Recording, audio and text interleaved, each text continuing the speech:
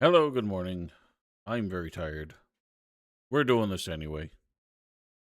Welcome back to Ace Attorney. We should be at the final day of this horrible situation. Which one? Eh? What does it still say? Oh, I always forget that the investigations happen same day after the trial. Always messes me up. So sorry, Mr. Wright. So sorry for what my sister said. Drastic crimes require drastic measures. It's just the way it is. Did what we had to in order to get him the verdict he deserved. Damn dirty prosecutors. I didn't know. I never knew what the SL9 incident was just another name for. The Joe Dark killings. I was like, everyone's heard about these killings but me. Lana wanted Dark convicted so badly. That's why she used me. That's why she used what happened to me. What? That's horrible. Exploitation? What do you mean, what happened to you? All there in the file. Joe Dark's last victim was Prosecutor Neil Marshall. When he murdered Officer Marshall's brother, he left behind an incriminating piece of evidence. What did you have to do with those killings, Emma? On the night Prosecutor Neil Marshall was murdered, Joe Dark tried to kill me. What? He tried to kill you?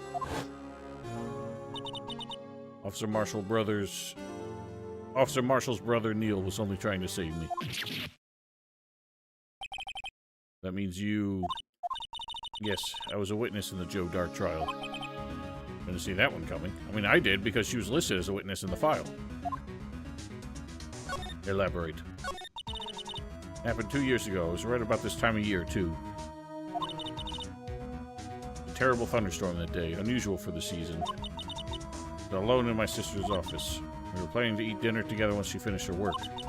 Then suddenly, this terrifying man came bursting into the office. Joe Dark.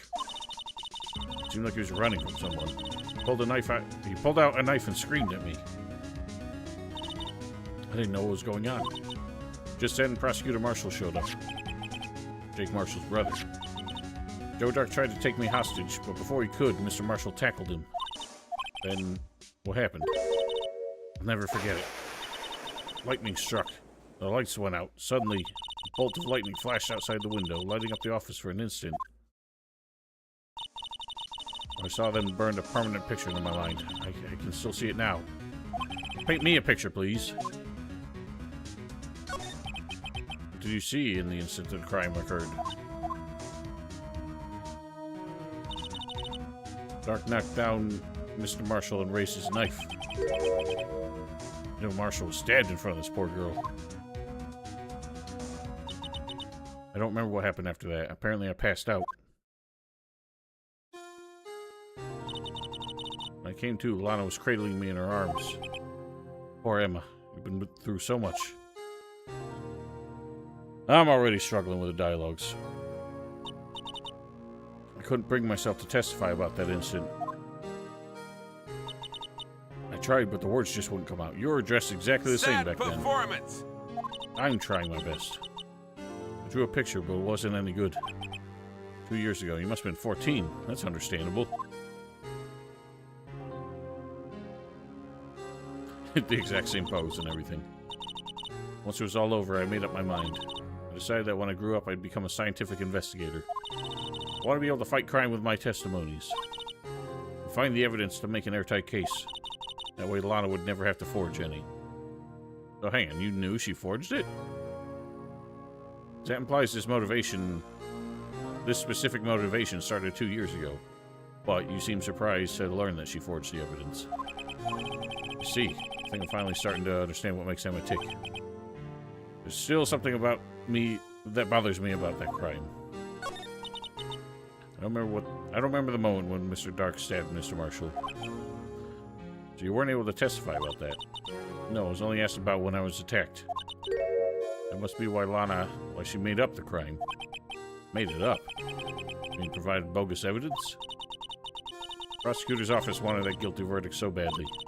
Lana forged the evidence and Mr. Edgeworth used it. Edgeworth? Yes, but I'm sure he didn't know anything about it. He couldn't have known he was being given false evidence. Even so, it's when it all started. The rumors about Mr. Edgeworth, I mean. It's all my fault. If I could have just testified properly, none of this would have happened. It's true, even though he may not have known it. Edgeworth really was involved in falsifying evidence. After that case ended, Alana was never the same. She became cold like she is today. Must not have been able to face up to what she did, especially not to Emma. Something that's puzzling me, Emma. What is it? You said you were in Lana's office at that time, right? That's right. Why then would a serial killer come running in there? Not only that, but he was being chased by a prosecutor? There's no mystery there. Joe Dark had been taken in for questioning that day. Taken in for questioning? You mean by the police? Of course, this happened at the police department. Tried to run away halfway through the interview and fled into my sister's office. Why did he run all the way to your sister's office? The detective offices in the questioning room are right across from the elevator. Across from the elevator? Lana was the chief prosecutor, wasn't she? No, silly. Didn't I tell you? 2 years ago, Lana was a detective.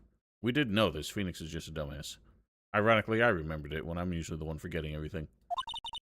She was the best in the entire force.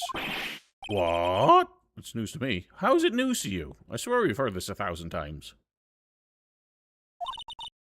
After the Joe Dark case, she was transferred to the prosecutor's office and made chief prosecutor. Lana used to be a detective. Again, am I insane or did we already know this?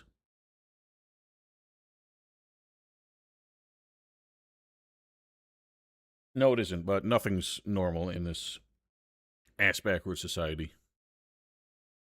That's what I keep saying. I mean, the prosecutors keep threatening the employment and salaries of police officers, which makes no sense. They work together, but they are not at all in the same hierarchy. Better have another talk with her. Why is this...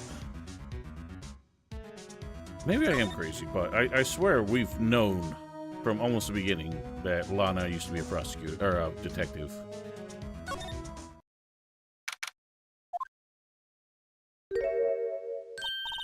So why does she have military regalia as a prosecutor? It makes no sense. And I'm pretty sure she was wearing it back when, in the flashbacks when she was a detective, too. Lana! Mr. Wright, it seems I keep causing you trouble. Falsifying evidence, I didn't think you were the type. Criminals don't mind playing foul, why should we? Well, Lana, if you're wrong, an innocent person might be found guilty. Believe me, I understand the risks. Lana, Emma told me about you. Oh? About how you were a detective 2 years ago.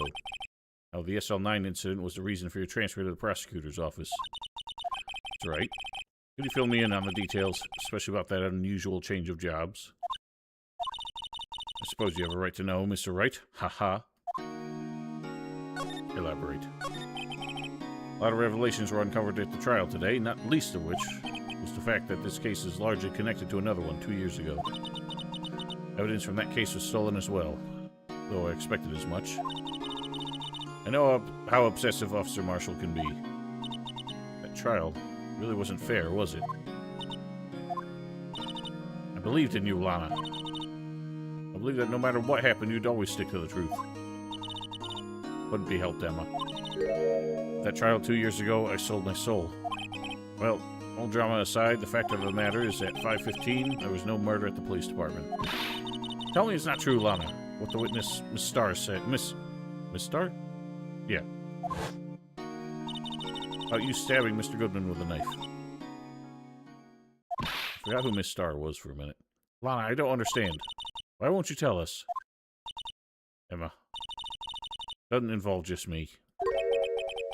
I don't think I've ever seen Lana so phased before. So, she's taking the fall to protect somebody else, is what I'm gathering right now. Wonder who it could be. It's true. I was a member of the police force 2 years ago. She was amazing. Maybe it's Gant. She's trying to protect Gant. They still talk about all the cases she and Chief Gant cracked together. He was a deputy chief of police back then, but he still worked the crime scenes. Damon Gant. He was everything I aspired to be. They're the best team ever. They solved crimes before the reports could even be filed. I don't really idolize her big sister. Oh, she doesn't. I didn't even notice. Now you're chief prosecutor. What happened? I always planned on becoming a prosecutor. The reason I became a detective was to gain experience investigating crime scenes, so you could use that experience in court, right? Gant's help in the SL9 case was crucial to its resolution. After that, he became chief of police and arranged my transfer to the prosecutor's office. Maybe I should ask more about this investigation of theirs 2 years ago.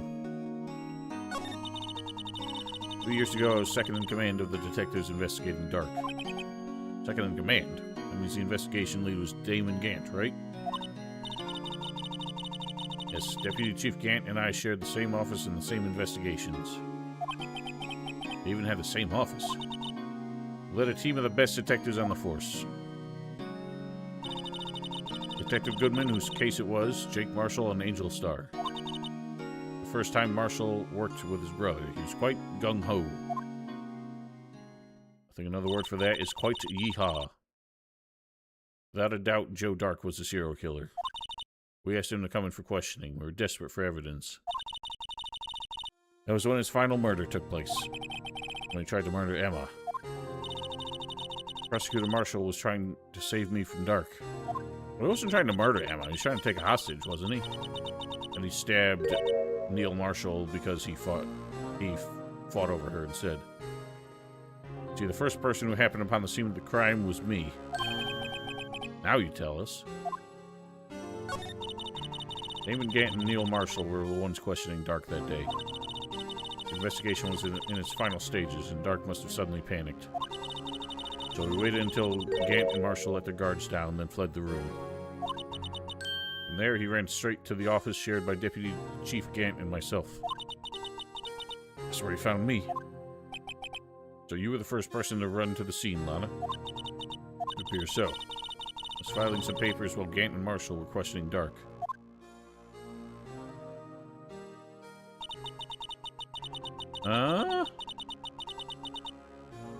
So Dark stabbed him in the back, and yet Neil still fell on top of him? When I returned to my office, I saw 3 bodies on the floor and smelled blood. 3 bodies. Prosecutor Marshall, the victim, Emma, who had passed out, and the suspect, Joe Dark. During the struggle, it seemed Mr. Marshall struck a final blow before he died. Joe Dark had incurred a minor concussion and lay unconscious. What did you do? To be honest, I panicked. Yeah, she's got the shoulder pads now, but she doesn't have the medal. Picked up Emma and carried her out of the room and just held her. Can't blame her, after all her sister must have gone through. After that, I placed Dark under immediate arrest. Let me get this straight. You were all involved in the SL9 incident. That's right, quite a coincidence, I don't buy it. What are you saying? There's no way everyone involved in this trial was also involved in that incident, just by chance. That case was solved 2 years ago. At least one person went to extremes because they didn't believe it was truly solved. Officer Marshall. Yes, his actions came as a surprise to me as well. Ever since his brother died, he's changed completely. Guess he wasn't convinced with the ruling against Joe Dark. Life doesn't end with the closing of a case. Everyone has to live the rest of their lives with their memories. Are they going to go with the same thing as Sissel from Ghost Trick? Was this like Rev 1 of that story concept? Where the man they pressed on the murder wasn't actually the murderer. And then they basically harassed him until he got killed. Well, he killed somebody else in this case. That case just might not be over yet. Emma was assaulted by Dark. I'm so tired. Emma was assaulted by Dark at the police department, right? Yes, in the office that Damon Gant and I shared. The office that Mr. Gant now occupies by himself, the chief's office. Maybe we should have a look at the chief's office, the site of the SL9 murder. The final SL9 murder. I mean, that was 2 years ago. I doubt there's any evidence left. That would be quite a surprise.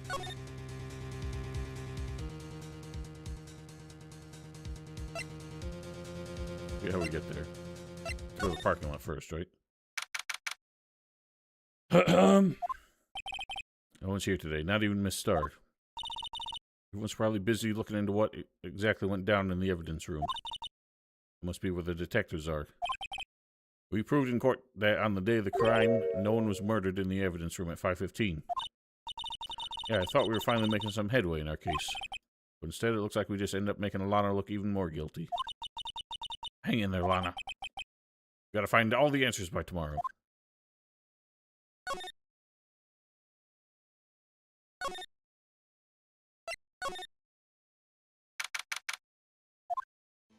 This man. Howdy, Bambina. Why are you not in jail? You admitted to assaulting a police officer, breaking into an evidence room, and stealing evidence. Oh, Mr. Marshall. Never thought things turned out this way when I woke up this morning. Que sera, sera. You never know where life will lead you, eh, Bambina? Should have known my luck would run out when old Billy dried up this morning. Billy? His pet cactus. Aw, poor thing. Hey, where are you headed? It's over to the prosecutor's office for a little interrogation. A voluntary appearance, but we all know I won't be coming back. Sorry, but you can't go in the evidence room today, partner. Well, at least he's not, like, hostile after what we just did to him. But yeah, I guess he hasn't been formally arraigned yet. He's kind of been given, like, trusted with the honor system. Also, I just noticed that police car looks like shit. Look how small the back door is. That is an AI-generated car. Well, Mr. Marshall, why did you do it? Why do prospectors head west? If ever there was a case I needed to know the truth about, it was that one. I'm surprised you managed to say that whole line while chugging whiskey the whole time. Yeah, I know. I'm not actually accusing this of being AI-generated. I'm just saying some of these art assets are garbage. Or you turn yourself in, Mr. Marshall. You mind telling us exactly what happened? Looks like I won't be getting a steak lunch today.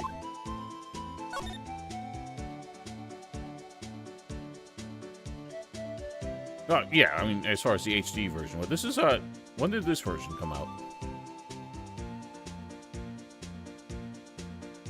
I need so much water to play this game. 2019. Yeah, there could have been some wonky upscaling then, but, like, I don't think upscaling would have completely changed the art asset of that car. It's just, clearly you can't get anybody in that back door. It's right over the wheel. Yeah, I know, it was,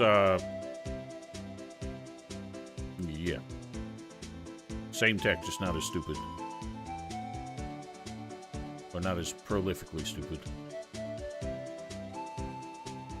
Dark trial.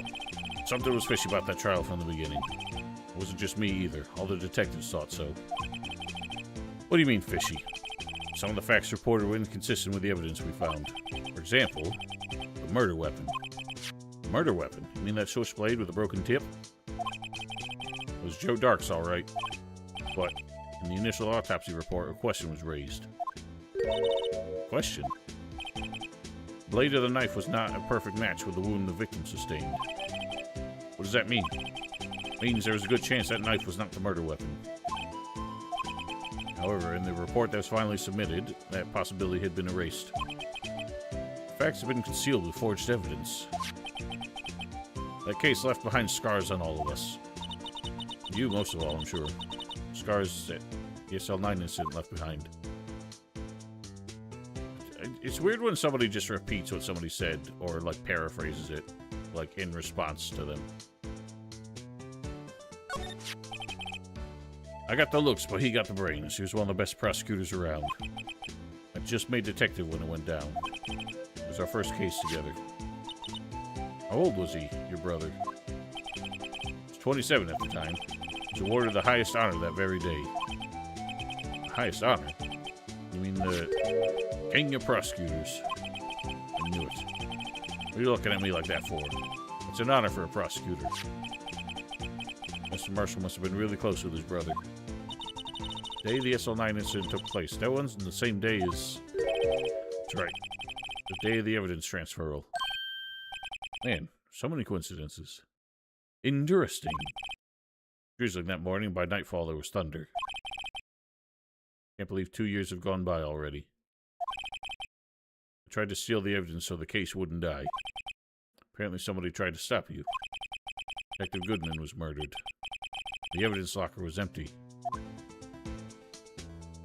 This is definitely, like... I haven't fully sussed this case out. I don't feel like I'm anywhere close. Because obviously, someone's trying to keep the SL9 incident covered up. Lana's taking the fall for it.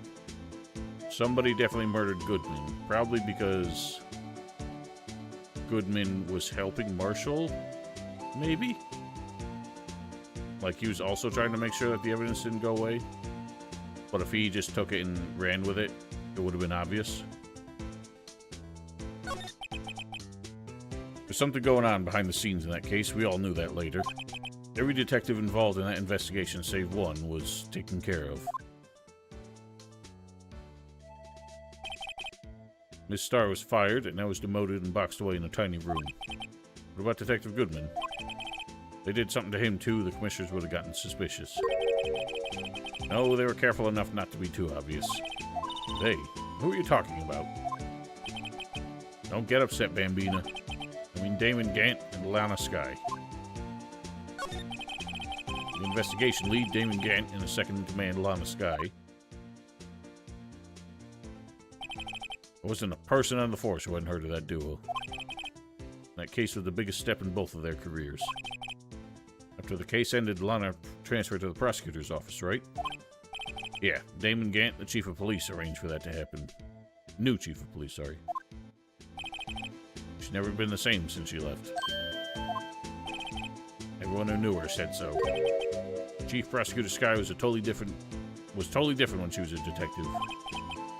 Now that he mentions it, Emma said something like that too. Tell me, what happened to my sister? Sorry, Bambina, but her secret's too well guarded. I never found out. On a secret. It all started 2 years ago. There you have it. That's my story. Did you enjoy it, partner? Certainly enlightening. One thing for sure I found out in court today. That boy Edgeworth isn't my enemy. He's the one who used falsified evidence to get a guilty verdict. But someone else was the one who gave him that evidence and planned everything. That someone is Damon Gant. Don't believe me? Well, I don't blame you. I won't even be a patrolman after today. What the fuck? That's the first time I've ever seen him pop the cork on his flask. I thought, like, he glitched out for a second. Too bad I won't be around to work with you. When you become a real scientific investigator. Adios, Bambina. Well, that guy sucks a lot less than I thought. We need to see Gant's office, right? Well, hang on. You can't get in. Where's Gant's office? I think it more than hints it. Like, everyone's just saying it.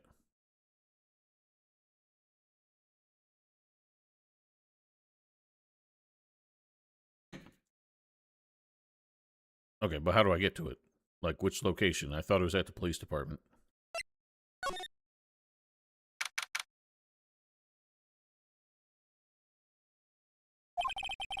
This place is always pretty empty, but today's deserted. Must mean everyone's busy solving crimes. Well, if you're looking for the others, they're all in the conference room. Okay. Thanks. Well, he actually talked to us. The chief prosecutor saying what she did in this decision about what to do about Mr. Edgeworth. What? Not to mention our statement to the media in tomorrow's trial. More chaos going on than Thanksgiving and Christmas put together. I think festive is usually the word used for those. Oh, I should have made a second coffee. Sir, we'd like to have a look around Chief Gant's office. Just use the connecting hallway to the other building and take the elevator to the top floor.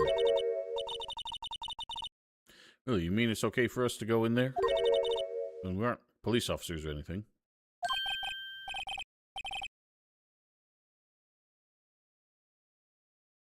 Hey, you're right. You can't go in there. It's off limits. I was going to say that. I see where Detective Gumshoe gets his unique charm. Well, what are we waiting for? Let's head to the chief's office. Well, yeah, but, like, the fact that, Joe Dark was his first case, right? The first one he prosecuted. And if there was suspicion of forged evidence in that one, that would obviously follow him throughout his whole career. People would just assume that's how this man does.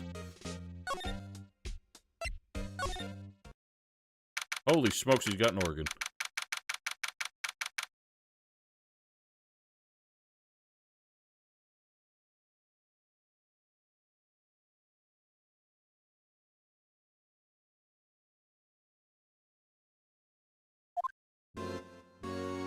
Oh boy. Explains his theme song. Oh, where am I? In the chief's office, silly. At least that's what it said on the door. This place is monstrous. Check out that pipe organ. That's real, isn't it? I used to take organ lessons in kindergarten. Used to call me Little Miss Bach. How could a child play an organ? Those things are massive. Holy smokes. Never could remember where C was.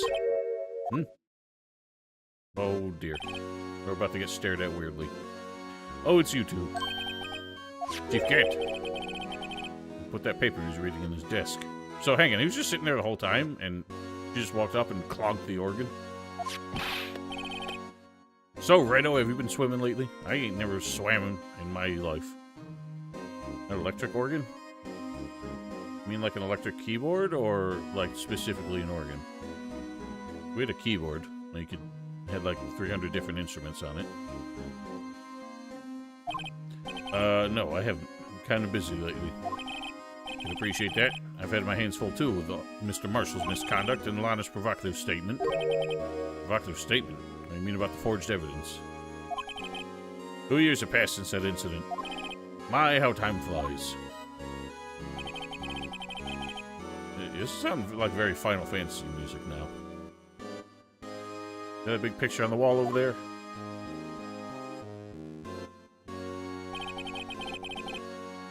A picture of Lana, Neil, and me. This is Mr. Marshall's brother.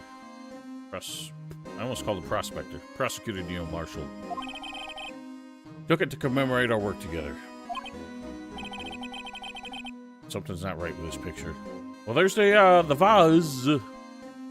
I can't quite seem to put my finger on it. I just put my finger on it. Inget. Also, that King of Prosecutors Award looks different than... He's not staring, but he's smirking annoyingly. Anyway, I like to reminisce all day, but there are matters that need my attention.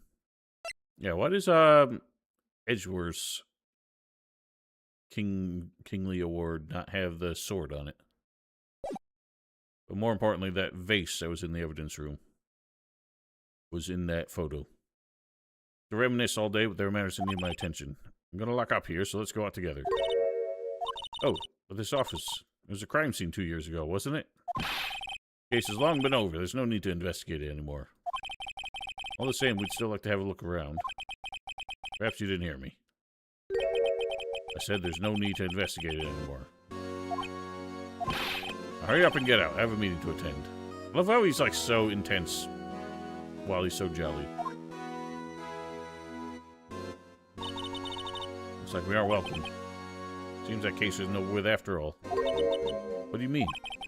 Chief can't deny the request to search the crime scene. Means there must be a reason he doesn't want us looking around in there. I mean, the reason could be as simple as he's put the case to bed, doesn't want you snooping around his office. Like, that seems completely reasonable. I mean, like a clue? There's gotta be a way we can get inside the chief's office. Well...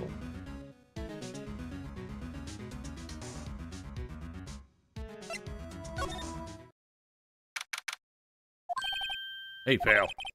Detective Gumshoe, aren't you supposed to be in a meeting?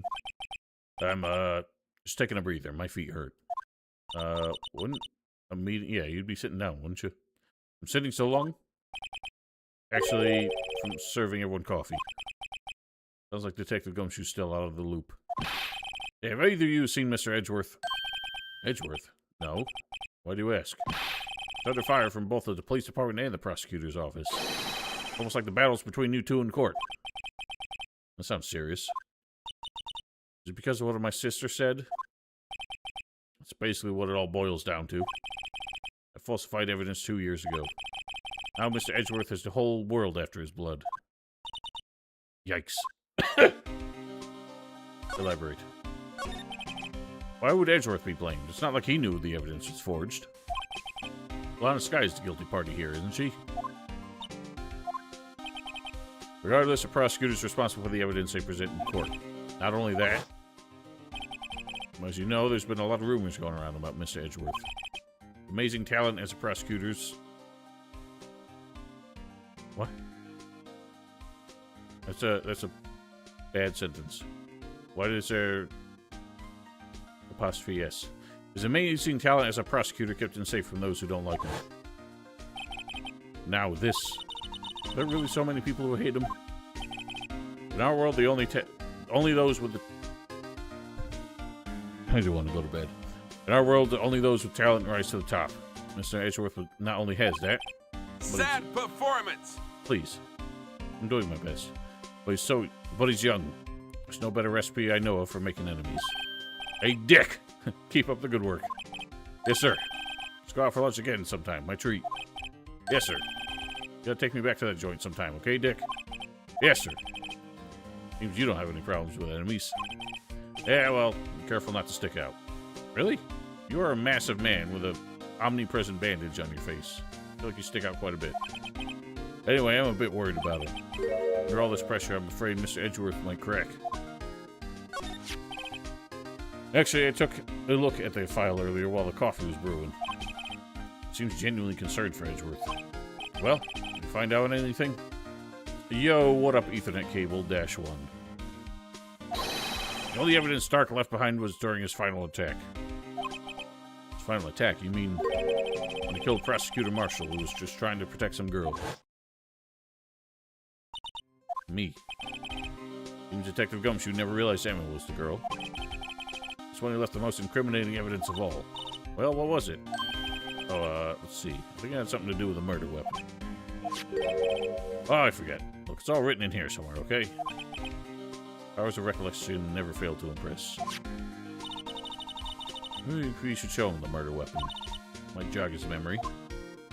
The supposed murder weapon. Joe Dark was 42 at the time of the crime. He was just your run-of-the-mill businessman. Businessman? What made him take the serial killing? One day on his way home from work, he hit someone with his car. With his car? So it was an accident?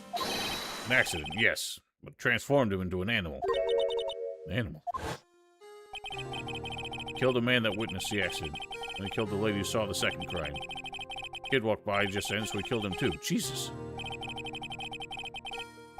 That's not serial killing, that's a mass murder. He turned himself in. Seems like he was a pretty careless animal. Of course, this is all conjecture. There wasn't a single shred of evidence. So he turned himself in. Yes, but in the middle of his questioning, he fled and murdered his final victim. Prosecutor Marshall.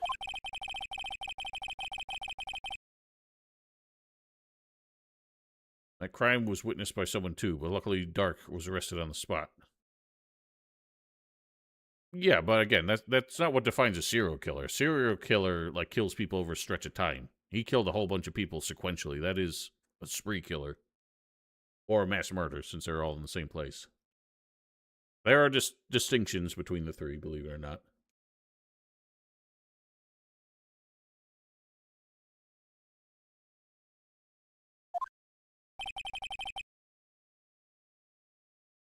Well, spree killer usually implies that they kill people in multiple places. Like, what's a good example? I'm speaking as somebody who listens to podcasts. Yeah, like a spree killer would be... There's a case I always try to remember. Some guy who, like, murdered his mother and then went on to massacre a bunch of people somewhere else. That would be considered a spree killer, because he started the murder in one place and finished them in another.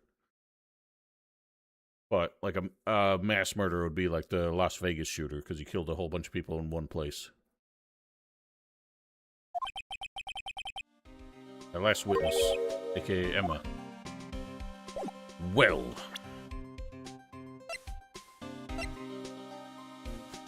Eh? Oh, I always forget to present is a different menu. Hey, is that... There's a tag attached to it with the label SL9 incident on it. I believe this would be the broken murder weapon you were speaking of. What are you doing with that? Ever since that case was closed, the knife's been locked away in a locker. On the day Detective Goodman was murdered, this suddenly disappeared from the locker. It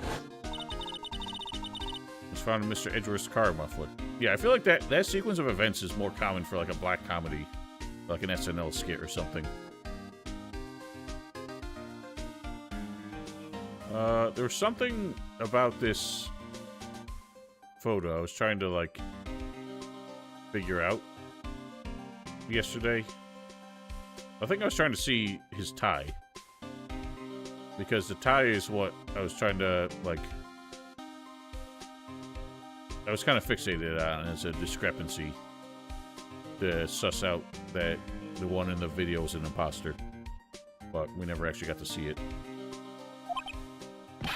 That's it. I remember what that incriminating piece of evidence was. They showed me that knife. It all came back to me. Well, what is it, Detective? Quick, before you forget again. Oh, I always forget. He just doesn't keep talking. That's what I mean.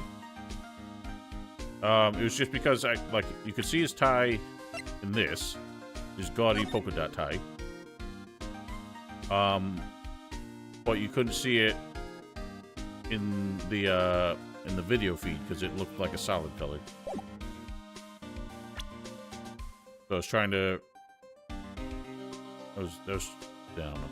You know what I mean? I thought if the body and the trunk had the polka dot tie, then that would be the discrepancy.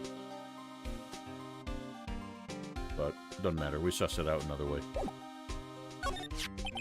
This knife, it was Joe Dark's, wasn't it? That's right. Traced it back to the store he bought it at. Plus it had his fingerprints on it, too. No one actually witnessed him using it to murder anyone, right? That's where his luck ran out. When you take a good look at that knife, see it's broken. You don't have to take a good look to notice that. Yeah, well, anyway. Take a guess where the broken off tip of the knife was found. That's what did him in. Where was it? The victim, Neil Marshall, was carrying it inside his own body. Found deep inside the stab wound. Did it match Dark's knife? You bet. Down to the last fiber. I don't think they make knives out of fibers. Well, unless it's a carbon fiber knife. That's pretty conclusive. Stabbed in the back, died from a punctured heart and lung. Knife tip was in the wound.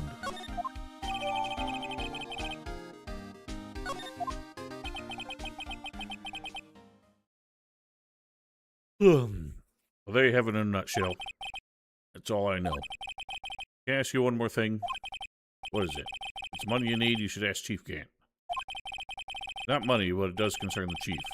His office is a crime scene, right? I mean, the switchblades are not the most, like, well-crafted knives.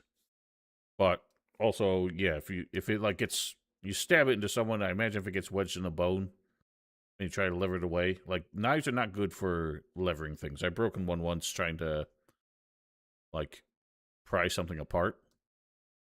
Actually, I still remember this. I broke a knife trying to open a wine bottle during the Gothic Playable teaser stream. Trying to pry the cork out. So knives are not good for, like, prying and bending. So if you, like, stab it into someone and you, like, yoink it the wrong direction, I can imagine it snaps off.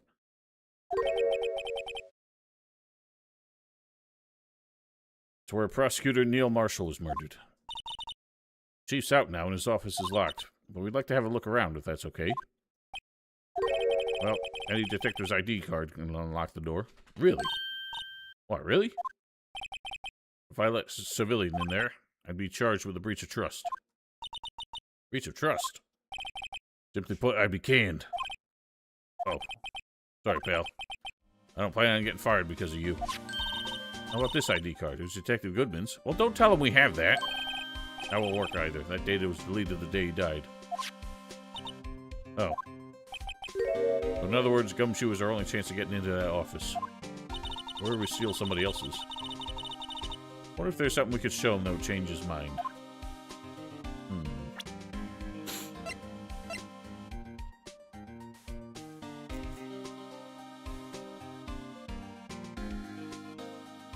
Picture? Keep forgetting the other menu.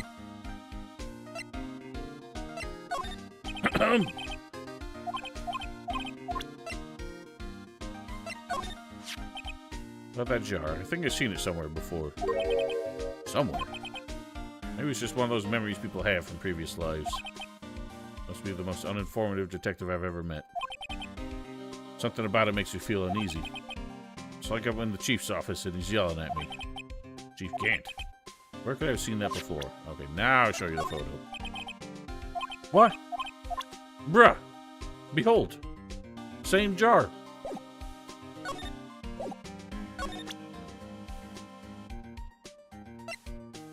What do I do instead?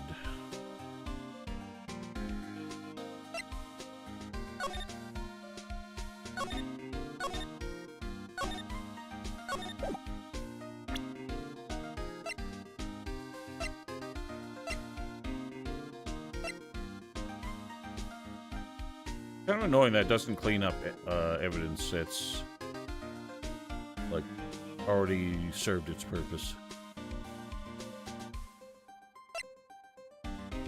What would I show him? Hey, that's it. It's a King of Prosecutors Award that was given to Mr. Edgeworth got the other day. I had a horrible run-on sentence there. Were you at the award ceremony, Detective Gumshoe? Of course, pal. I got an award for diligence myself. Ah, congratulations. I was wondering, why is the award a shield? And why is it broken? Oh, there's a reason. Tell you what it is later. Apparently he's forgotten. I feel like we've had that conversation already.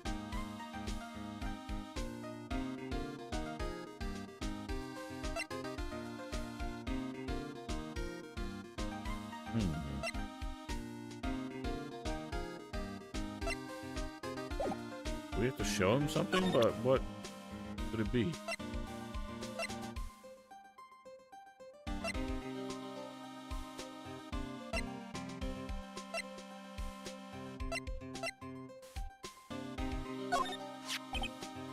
The ID card record, isn't it? Correct. Yes, there's only one number left to investigate at 4:20 p.m. The victim, Detective Goodman, must have entered the evidence room along with someone else. The one with an executive office number. All sevens. That's 1 7 too many, Detective. Same joke as a damn judge. Executive officer. Just might have a hunch. Okay, so Gant probably finagled the Goodman's evidence locker so that Marshall could sneak in there.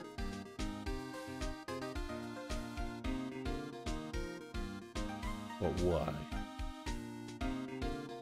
Is he also trying to, like...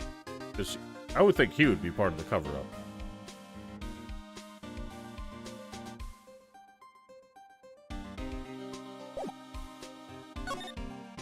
So, what?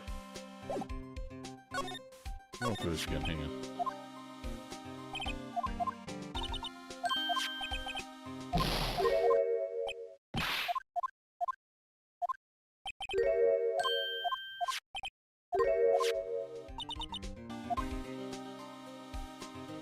I'm so confused.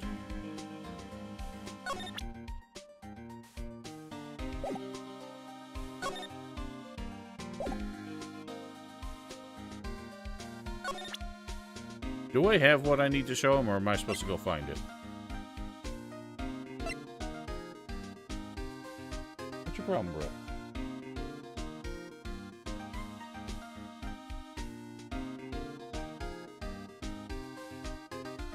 I don't have it. Okay. Then I shan't waste any more time.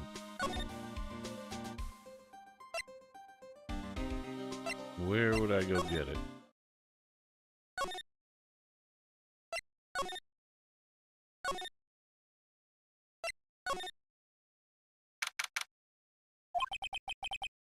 Wonder if Edgeworth is back yet. There he is. Looks like he's writing something. What are you doing here? Sure was quick to throw that paper on the floor. Tough day in court, huh? Been to his office before playing this game? What do you mean? You're obviously memeing, but I don't understand it yet.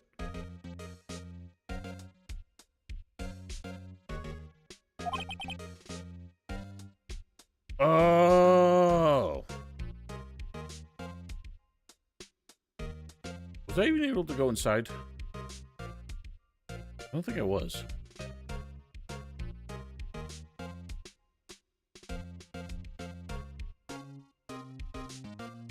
I've had to live the past 2 years with rumors flying around. What's another allegation to me? Cheer up, Mr. Edgeworth. I'm rooting for you. It's Edgeworth for you. Always trying to hide his real feelings. Doing a terrible job with that scowl. What do you want? Unlike some people, I don't have all day. There's no excuse for what I've done. 2 years ago, I used false evidence to obtain a guilty verdict. That's what it all breaks down to, and nothing I can do can erase that fact. Well, you didn't know, did you? I mean, that the evidence was falsified. Police department and the prosecutor's office share a bond of trust. If bond is broken, we stand to lose everything. Police department's error is my error. My responsibility as the chief prosecutor in charge. That fact remains the same no matter what excuses I might have. I take pride in my work. So tell me why. Why does it all come to this? Even Edgeworth can't keep this kind of emotion bottled up. You up for the trial tomorrow?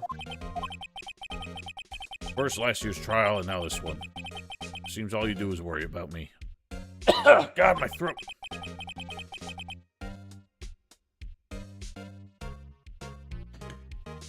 To be honest, you're getting on my nerves. Mr. Edgeworth, you can't just walk out on the trial. Tomorrow's the last day. It's too late to change prosecutors. But that's what my superiors are banking on. Never thought this case would come back to haunt me like this. What do you mean? List of evidence seems too short. Most lists are run twice as long. Only half as long as most lists? That's odd. After Neil Marshall was murdered, I became a prosecutor for that case. I may not have been part of the investigation, but I knew what I had to do. Used the evidence I was given to prove the suspect guilty. It was really the only thing on my mind at the time. Say, we just saw a picture taken around that time. That picture, something seems strange about it. Well, let's finish talking and then I'll show it to him. Can you tell us again about what happened that day? The day Detective Goodman was murdered. You were participating in a ceremony over at the station. Oh, Jesus Christ. Over at the station, right? Never cared for ceremonies, but I had to attend that one. Because you were awarded this. Those receiving awards can't exactly skip out on the ceremony. Well, people skip the Oscars and shit all the time. Finished up at the office that morning and then drove over to the police department. You finished up at the office? Yeah, just odds and ends, clerical stuff. Didn't plan on returning to the office that day. That is, until I was asked to take something back. Take something back? This. Oh yeah, Chief Gant asked you to hold on to that, didn't he? AI-16. Yes, it was a piece of evidence in a case that was closed half a year ago. He asked me to bring it back to the prosecutor's office. It's a story we heard yesterday. We came back here to the prosecutor's office because the chief asked you to? That's right. Okay. Why did he need you to hold on to that, I wonder? Can you elaborate?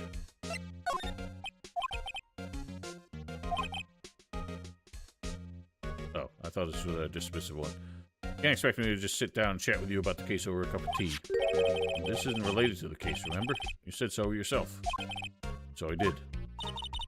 Chief Kent gave this to you that day, didn't he? He asked you to bring it here from the police department. Chief is a very competent man. Sometimes he does things that don't make any sense. At least it's better than being incompetent and doing things that don't be... I'm so tired of talking. At least it's better than being incompetent and doing things that don't... Being incompetent. I'm trying to get the emphasis right. At least it's better than being incompetent and doing things that don't make sense. Turn detective comes to mind. This picture is hanging on the wall in Chief Gant's office. Nice suit of armor there, too. That looks like a Power Ranger or something. Like Prosecutor Neil Marshall. He had just started making a name for himself. Looks like this was taken when he received the King of Prosecutors trophy. Speaking of that, there's something that bothers me. Yes? The trophy Mr. Marshall's holding. It's a little different than yours. Yes, you're right. I remember now. Remember what? It was what the official prosecutor's trophy looked like 2 years ago. The story behind its design. Story? Sounds interesting. Would you mind telling us? Simple, really. Contradiction. That's what the award's based on. Eh? The award originates from an ancient Chinese tale. Chinese, the word contradiction is written with two characters. The first meaning halberd, and the second meaning shield. Heard the story? Not at all. Sure, everyone knows that. Why don't you tell it, though, for Emma's sake? Why?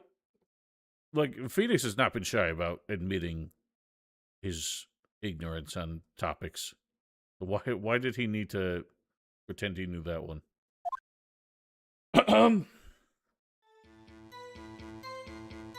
Cecile Samurai. Long ago in the kingdom of Chu, there was an arms merchant. One day he presented the king with 2 items. First was a halberd he claimed could slice through any shield or armor. Second was a shield he claimed could withstand any weapon. Wait a minute. Objection! Objection? Those claims contradict each other. Why is this so intense? Obviously for comedy's sake, but that's the point of the trophy. Then again, you've heard the story before, right? Anyway, as you mentioned, the very descriptions of these items discredit them both. When the king pointed this out, the merchant was left speechless. Unless the Chinese word for contradiction was born. Really? Is that the real story? The chipped shield and broken knife symbolize... Precisely so. Symbolize the merchant's items. Is that really a knife? The handle looks weird. It doesn't... I don't know. It looks weird. Unstoppable force and immovable object. Yeah. Ancient tale ends with the merchant at a loss for words.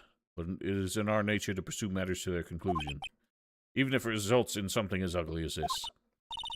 Oh, thanks, Mr. Edgeworth. I learned something new today. That's funny. If that's so, then why were you only given a shield? I have to ask Chief Gant. 2 years ago, he had the halberd part of the war abolished. Chief Gant. Well, that's just silly.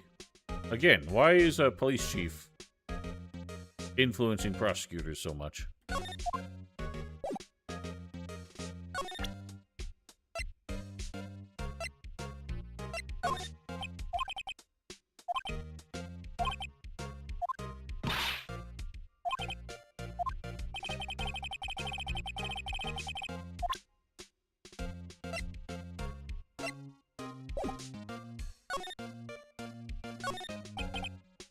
Wonder what he was writing before. Come on, Mr. Wright, let's take a look. You crazy? Edgeworth is sitting right there. Let's distract him. I'll check it out. Hey, Edgeworth. Detective Gumshoe out the window? Oh no, he's fallen to the ground. Hold on. First, let me see what this girl's doing crawling around my feet. Oh, he snatched it. Letter of... If you're having trouble reading, I'll read it for you. It says letter of resignation. I knew it. Resignation? Edgeworth, you don't mean... I'm tired, right? Feels as if something inside me has died. Mr. Edgeworth, none of it's your fault. I know the path I walked. You don't need to tell me. The path I walked hasn't been a just one. Can't forgive myself for what I've done.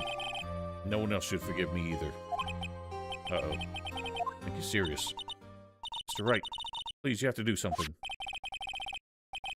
Letter of resignation. I wonder if I can use it for anything. God, you are just a cold, mercenary son of a bitch.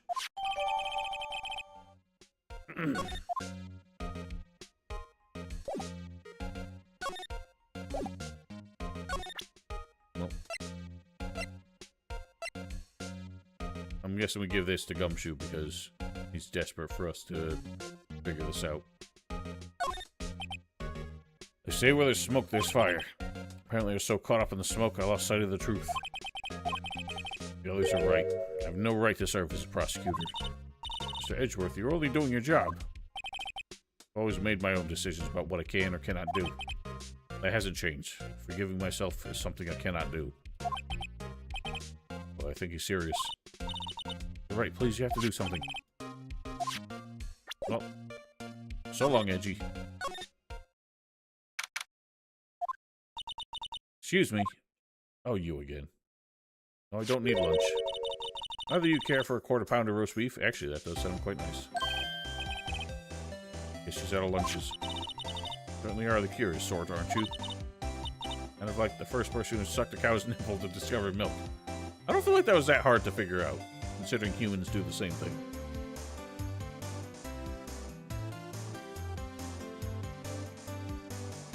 First person to make cheese was more bizarre fellow, I think.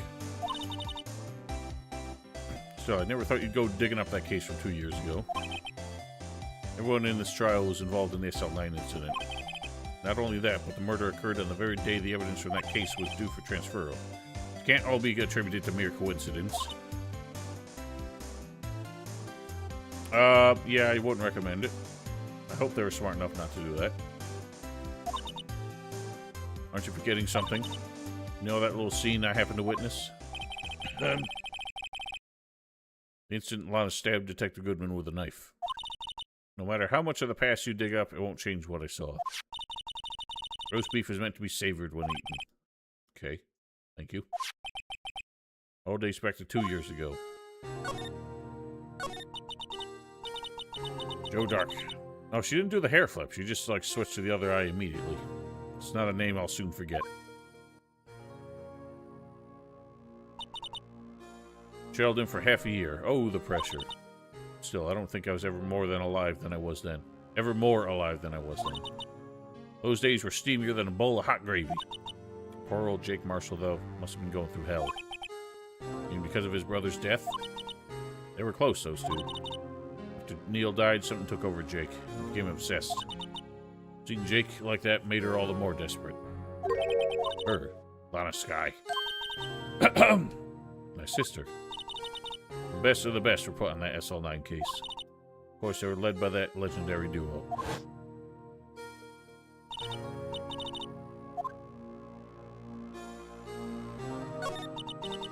That legendary pair was the reason we were able to keep up our investigation.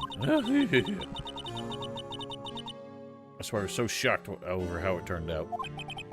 I mean, with the forging of evidence? Don't get me wrong, Joe Dark got what he deserved. Still, it was obvious the evidence produced was being manipulated. Items our team never found would suddenly appear, while other items were kept secret. You don't have any proof anything illegal was done. I am proof enough what happened. Elaborate. After that case, all of us, save Goodman, were relieved of our duties. Most without even so much as an explanation. But Lana Skye transferred to the prosecutor's office and became chief prosecutor. Lana always wanted to be a prosecutor. Nothing's quite as simple as it appears. Lana Skye was merely being used as a pawn. That's my take on the matter. Being used? David Gant and Lana Skye. That's their names. Gant led the investigation with Lana second in command. They were the best. Yes. Damon Gant's magnetism in particular was almost unreal. Magnetism? By that, I mean his ability to attract evidence.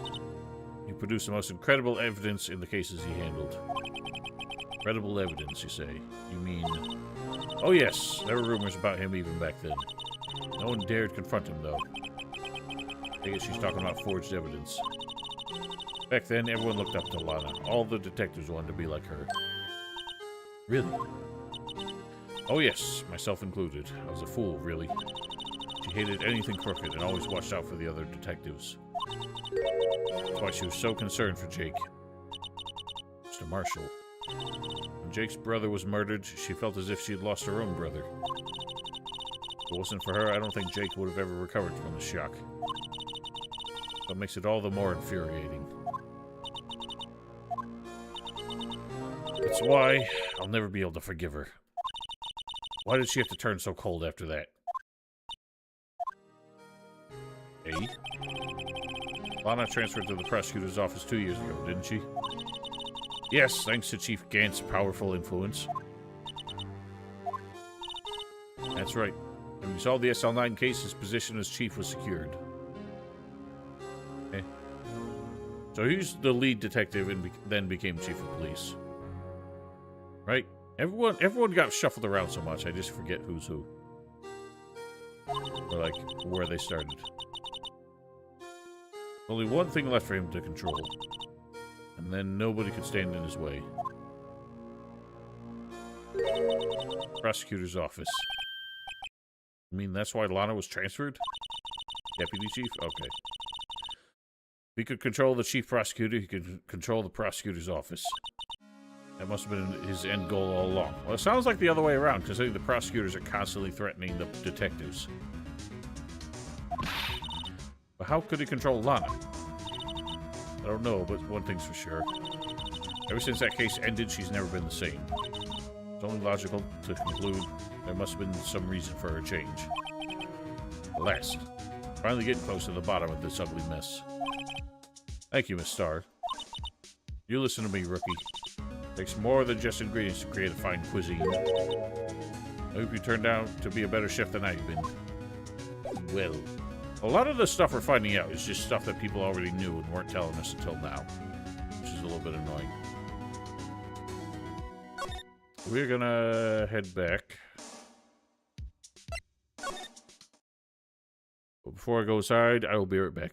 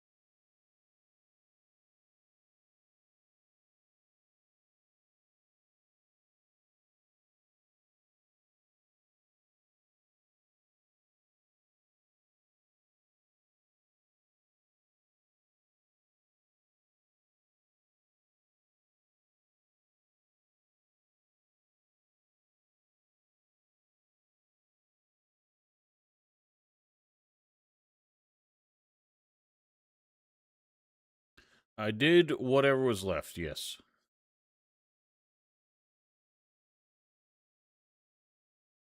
And whatever I didn't have archived, like, somewhere else. So tired. What? You're lying. No, it's still here. You're full of shit. I wouldn't have even humored it with a check if I didn't always have the tab open.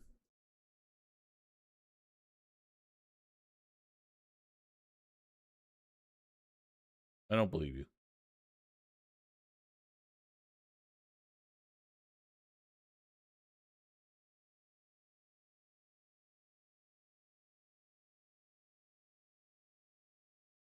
Yeah, I can open it even in incognito mode. So,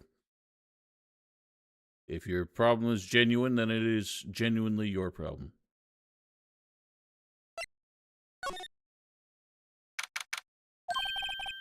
Oh, you're back. Still here? Gotta make 150 copies of these files. Brewing coffee, copying files, and turn into a regular DJ. What? A DJ as well? If I'm not mistaken, I think it means desk jockey. Oh, that DJ. I admire your persistency, but my answer is still no. I probably did. I'm not letting you in the chief's office, period. Be my neck on the line. The office is the last crime scene in the SL9 incident. I have to take a look in there. There'll be something we can do to make the detective change his mind. Well, I think I have something in mind. I'll just double check. I don't think I banned anybody with this channel. I don't know how I can check.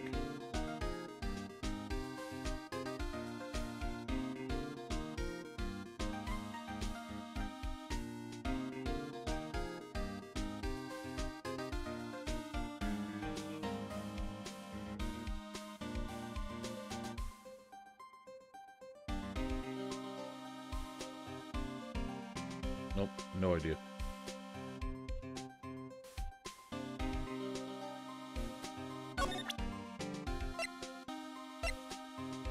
Witness. What's this crumpled up piece of paper? No way! Mr. Edgeworth can't be serious. Is he ever not serious? I can't believe they pushed him this far. Mr. Edgeworth really feels responsible. When I first met him, I thought he was cold as ice, too. I know different now. He trusted us detectives to provide him with sound evidence. But we betrayed him. Detective. That's it. I made up my mind. What? Here, take my ID card. We can't do that. If someone found out, they wouldn't let you off the hook without another lost item report. Or with another lost item report. Look at me. It's no secret I'm already out of the loop. After all, I'm friends with Mr. Edgeworth. Depending on how this case turns out, it may already be as good as terminated.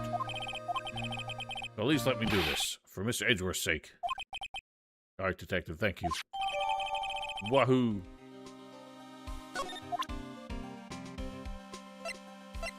Bet it has a really dorky photo. Whoops.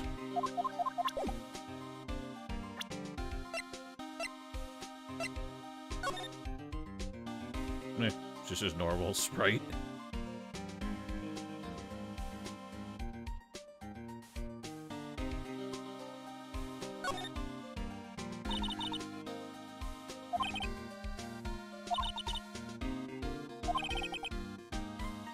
Neither of those things are true.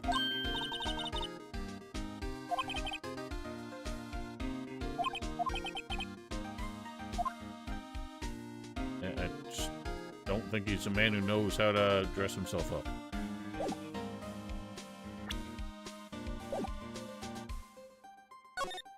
It's the exact same expression he has right now. Which is funny. Away. Here goes, Mr. Wright. I'm a little confused why every detective would be able to get into the chief of police office.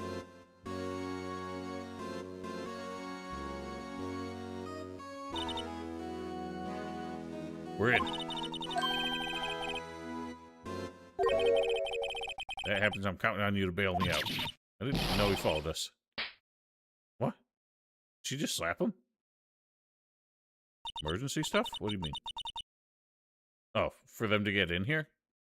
I still don't think they'd allow any detective to get into the chief's office. I don't know. I don't know police chain of custody or anything. I didn't know you could slap a ghost. Detective Gumshoe, what are you doing sneaking up on us like that? Wasn't sneaking, I'm just worried something might go wrong. So I came too. You're here, then what's the point in giving us your ID card? Rushed and rendered unusable. What? You don't do that to my card. What? Why did I do that? Hardly ever get a chance to come in here, so I figured I'd have a look around myself. Besides, we're all in this together now. Can you animals chill out? Really do want to get fired, don't you? Not if we're lucky. Now come on, let's see what we can find out.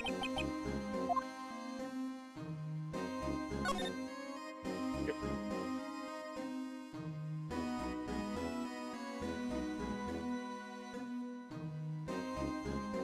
I swear the animals are like wrestling on the stairs. Look at this silly phone he's got.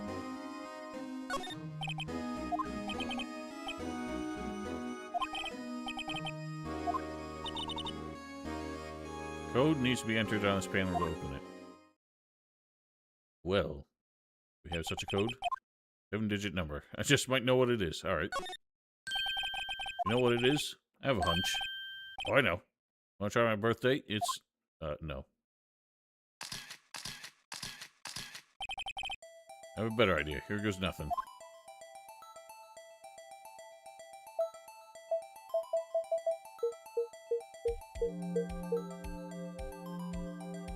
What a dork.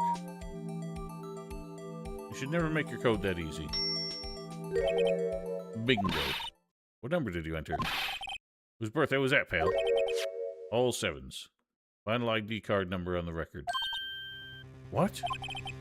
Number the mysterious executive officer who entered the room that day. You mean... Yes, that ID number. I mean one thing, that's Detective... or Chief Gant's ID number. Hey, anyone care to look inside? Eh. Whatever. Any money in there? How much does he have stashed away? Look, it's a shard from a broken cup. Somehow looks familiar. Where have I seen this before? It's literally been in our massive weight in our pocket this whole time. A handprint. Piece of leather cloth. Like the Shroud of Turin, except for Jesus' hand and not his face. I saw someone wearing a shirt like that once. Think the chief made up the design? Don't think so. Oh, well, it's just a thought.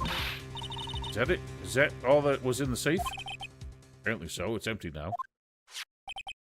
Piece of cloth with a handprint and a broken shard from a cup. Look like pieces of evidence. Yeah, but unless you can prove they have something to do with the case, I'm afraid I can't just let you take them. After all, it's my neck on the line here. Wait, now I have to prove their relevancy to get them. This is pretty easy.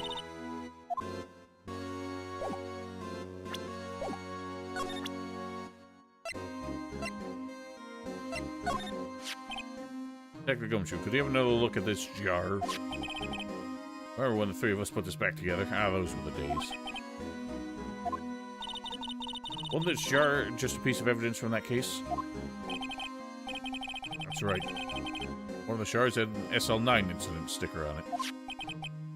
Doesn't this ring any bells? You know that fragment we just found? And this one that was in the safe?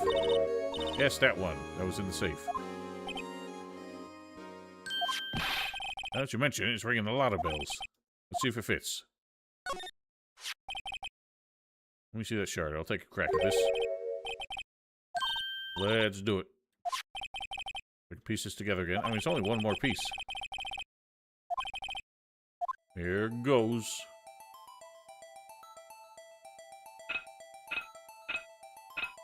mean, that seemed pretty straightforward. It's just the way it was. It's like a charm. You can't willingly and knowingly hit a piece of the jar in a safe. In other words, he concealed a piece of evidence from the SL9 incident. But, hey guys, get a load of this. What is it? Piece of evidence you just attached. It's different from the others. Okay?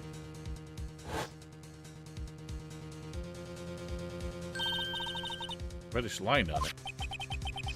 It's blood. I don't get it. Why don't Chief Gant hide this in a safe? Did this kill Neil? They had a tussle, and this fell on Neil, and that's what actually killed him. That would be interesting.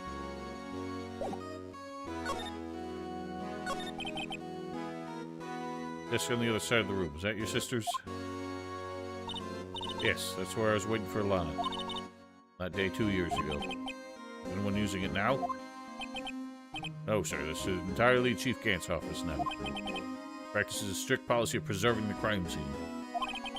A strange reason to leave it there. Especially since he continues using it. And considers the case wrapped up. He leaves it as a warning to everyone else. He wants us to always be alert. Told us so himself at a New Year's party. She was pretty intoxicated at the time. See. Ever since Lana left, nobody ever touches that desk. No one except Chief Gant and the cleaning lady who's here each morning. Still, 2 years have passed since that incident. Can't possibly be any clues remaining. Can I ask you something? Sure. You only came here to look around, right? Because it's one of the SL9 crime scenes. That's your only reason for coming here, isn't it? Why do you ask? You don't think... Nah, you wouldn't be... Nah. There's no way. Never mind. Don't worry about it. Okay. Let's look around a bit more. Hey, hold on. Not so fast, buddy. Huh? What is it? Someone tells you don't worry about it. It's supposed to start bothering you, pal. Fair enough. That is the trope. We'll just let it go at that. Sorry. Okay, so what's bothering you? You two don't think Chief Gant might be a suspect, do you? What? He's right, Mr. Wright. What do we think of him? Chief Gant. So it's finally come to this. What do I think of him? Perhaps it's best I don't divulge my feelings yet. There you go, ignoring me again. Poor guy. This is the suit of armor that's in the photo, right? Real deal, isn't it? It's armor and these weapons. What is the weapon he has? Looks like he's just holding a spear tip.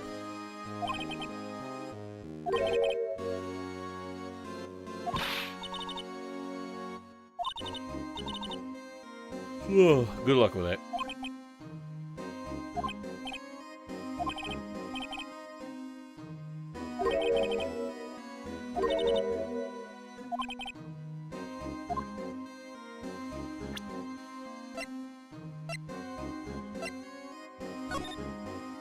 Yeah, it's the same suit of armor. With the spear tip quite ominously overlapping Lana here. Wonder what that's about.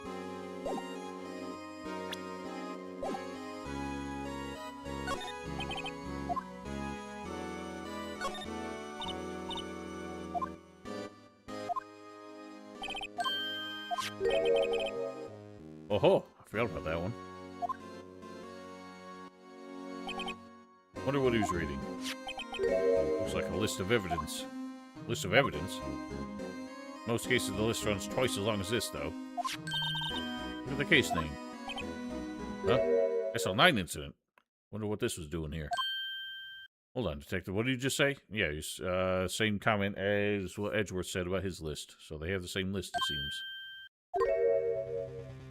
Oh, about evidence list. Normally they're twice as long. That's right. Guess there wasn't a lot of evidence. Half-size list of evidence.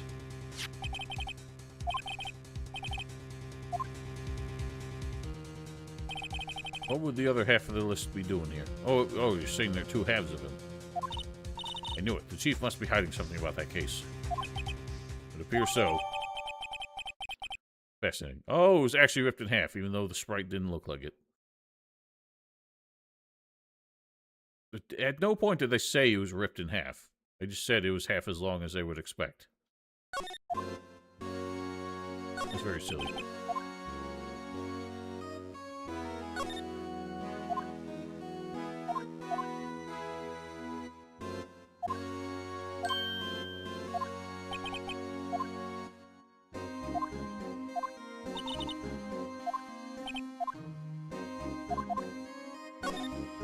Funny. Alright, now I'm getting impatient. I'm exploring just to make sure I don't miss anything. I don't really care what they're saying if it's not relevant.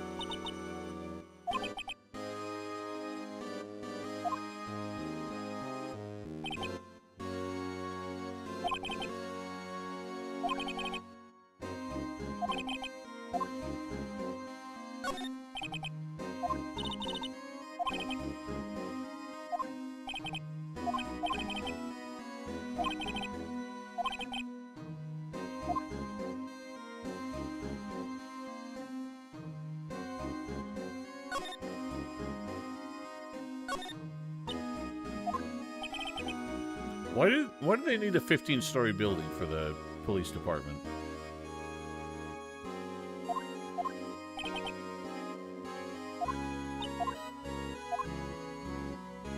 Anyway, I think we're done.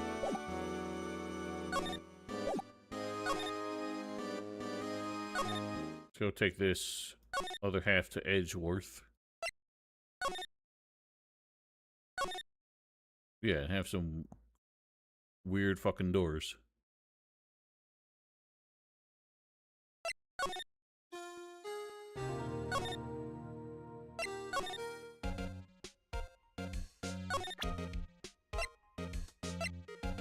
Behold. Right, please. Oh. Huh? What the hell? I thought you'd be interested. Well, let's look at it. Maybe I should have done that while we were still with...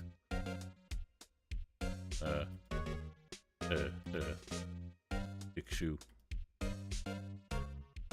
Oh, what? Ooh, yee? Why is he doing a charcoal drawing on the back? I wonder what this is. If someone drew some kind of sketch here. You find something? Can't make it out. Better be quiet about it for now. Why are your eyes moving around like that, Mr. Wright? Better not forget about this picture. Eh? What do I do with it? How would I know?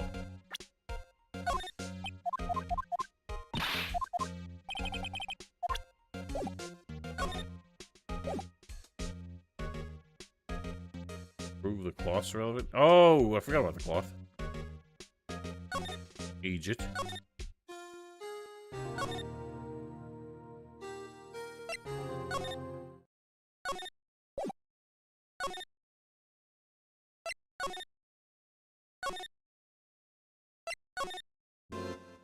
He's just been kindly waiting here. I love when you can move the scene around and I just forget that they're off screen. I think he like jump scared me in, I think, the second trial by just being in the panning shot.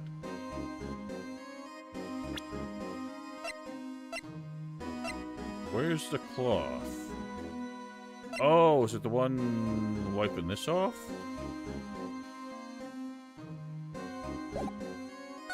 I don't think so.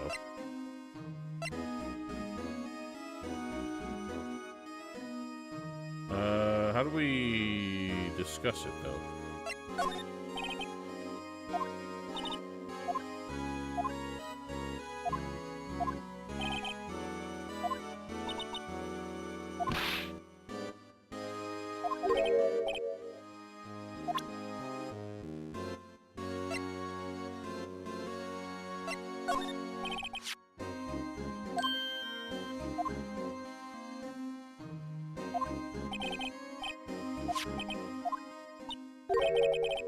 What are you doing? Why are you sticking out your hand like that?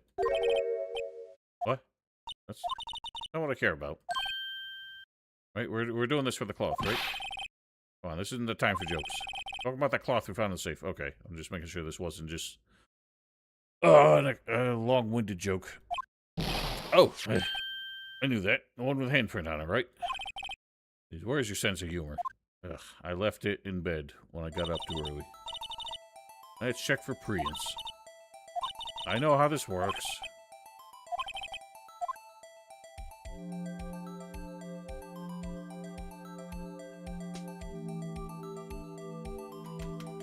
All the dust. For Bluey. That's way too smudged. Give it my best shot. And the result won't be any good for matching prints, will it? Doesn't look like we'll get a clearer result from this print. Try a different finger then. So be it.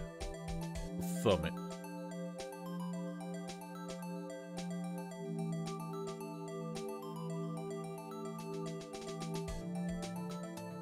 The Bluey. That's partial.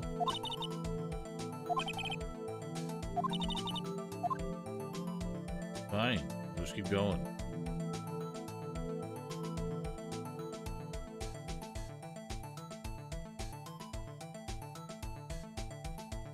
That one ain't bad.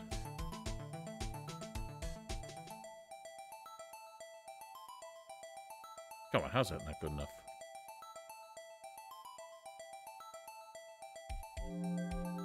Bruh.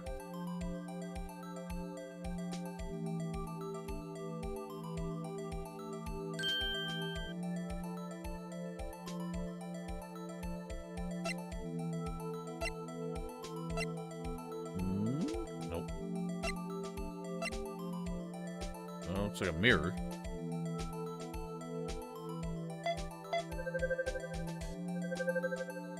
Oh, never mind. It's wrong.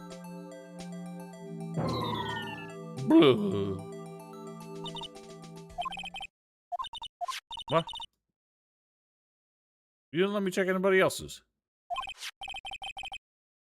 It was in a safe along with that shard. So that means it's got to have something to do with that incident. The one that happened right here in this room. Oh, was it from his shirt? Perhaps. Check the fingerprints of everyone who was in here that day. Well, I see it. There's a higher power at work here. You just gotta have faith. Oh, it's yours. Emma, what have you done?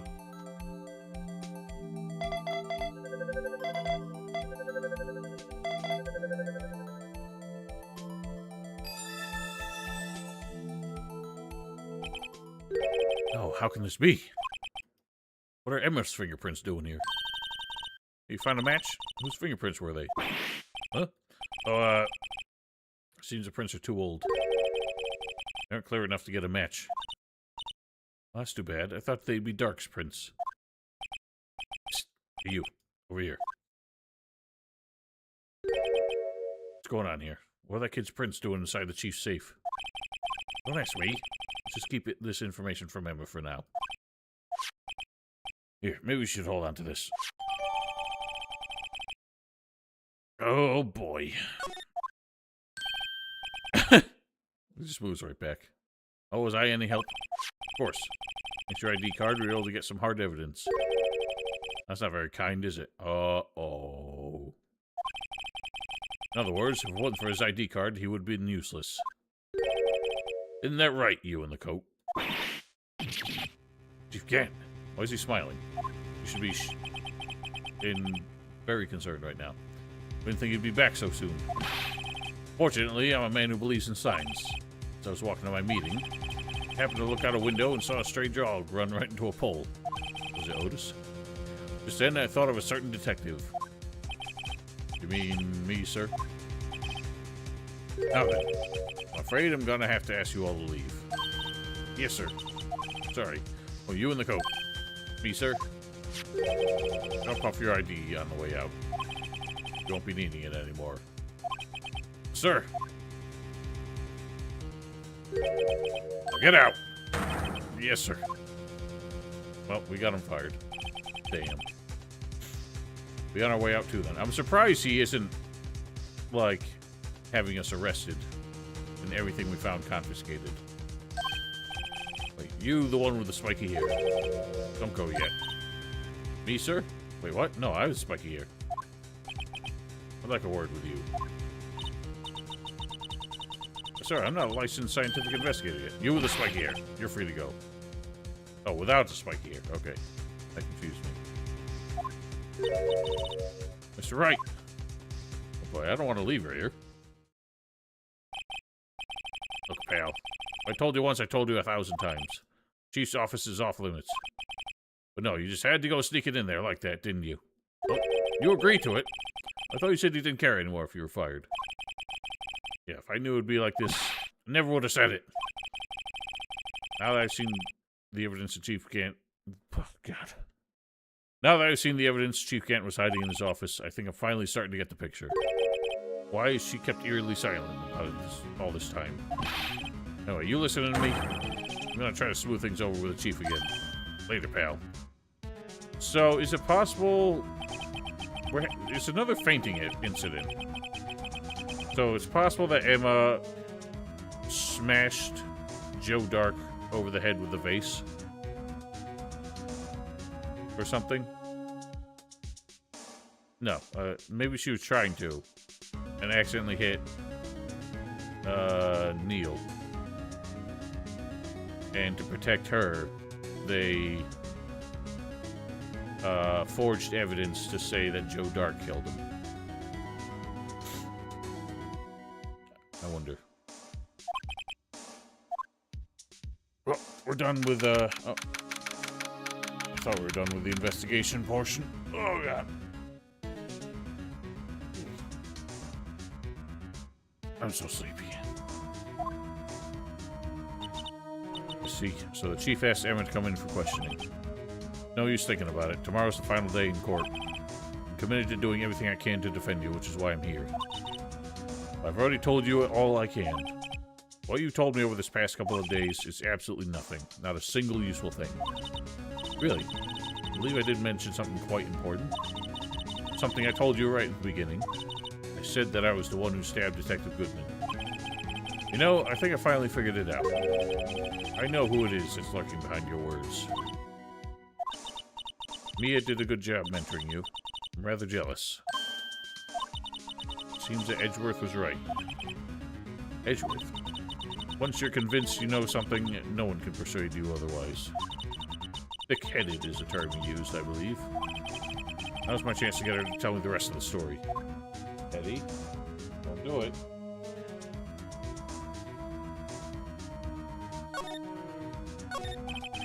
I have to admit, I was more than a little perplexed at first. You insisted you did it, and yet there was no incriminating evidence. That's when it hit me. It's not that you're unwilling to tell the truth. That you're incapable of doing so because of a certain individual. One intriguing notion. A certain individual, you say. Do you think I'm protecting this person? Protecting? No. I think afraid of is more like it. If not mistaken, the person in question may have persuaded you to silence. For argument's sake, Mr. Wright, who, may I ask, is this person you're speaking of? One I am supposedly so frightened of. What is this person's name? Well, it's pretty damn obvious. The only person with more power than you. Take that! Take that. Oh, Miss Sky. Mr. Wright, you're addressing the Chief Prosecutor. Do not forget your place. I guess she's still not ready to spill the beans. My apologies. Could you please tell me a bit more about what you think you know?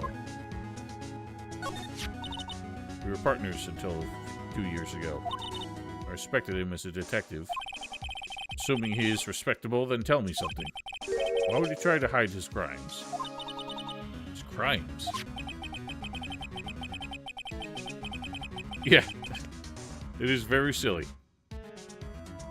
I should have just not included the chair in the shop, but obviously it's because they use the same background for every other case.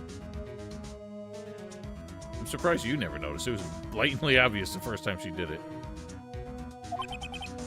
Specifically, hiding and forging evidence. Of course, these are serious offenses. Why is it, though, that Chief Gant's name was never mentioned? Chief Gant. Edgeworth didn't know the truth behind the forgery. The only party who could have possibly tampered with the evidence was me. I had access because I was second in command of that investigation. Yes, you, but also one other, Damon Gant.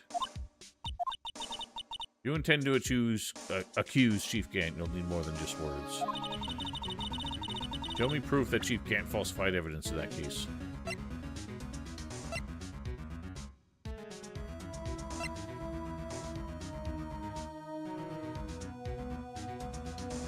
What is proof? It's either this or this. This was proof he was hiding evidence, at least. Take that! Just found this in a safe in the chief's office. This jar piece and this piece of cloth. You know what these are? Pieces of evidence from the SL9 incident. The person concealing evidence was none other than Chief Gant himself.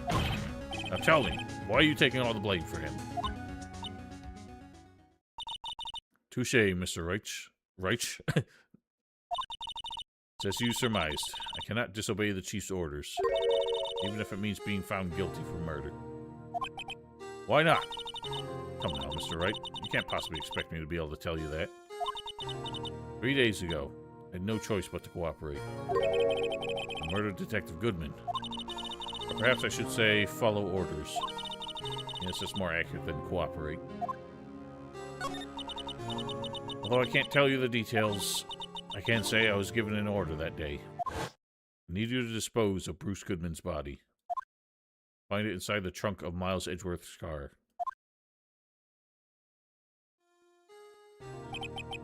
Just as I suspected. Despite what everyone believes, you were not the one who murdered Detective Goodman. Correct. I was trying to take the body out of Edgeworth's car. The trunk's lock was broken. I discovered the murder weapon while inspecting the body. Murder weapon? You mean Edgeworth's knife? No. I found the body. This knife was stuck in it. Knife from the SL9 incident. Joe Dark's knife. Wouldn't just leave that knife in him. Or took it out and stabbed him with another knife. The Edgeworth's knife. That's right. Even though he was already dead, my hands were shaking at the thought of stabbing him. I ended up cutting my hand. That's the reason for the bandage on your right hand. Yes, it seems I got blood on the victim's shoes as well. And then she saw me just as I plunged the knife in. A star, huh? So, the way that photo's framed, it looked like he was standing up. Did she, like, pull him out of the trunk, held him upright, and then stabbed him again? And he died... Hang on. I'm starting to see some holes in this. One knife wound, so she would have had to stab him in exactly the same place. Because otherwise it would be a second knife wound. I feel like she wouldn't just be able to just, like, fucking psycho stab the way that picture was framed. Because she would not get exactly she would not get it in the exact same wound. The other thing that weirds me out is the photo. She looks mad chill right here. There's like no expression. So it doesn't seem like she was that shaken by it. Why do you need to hide Dark's knife so badly? Eddie?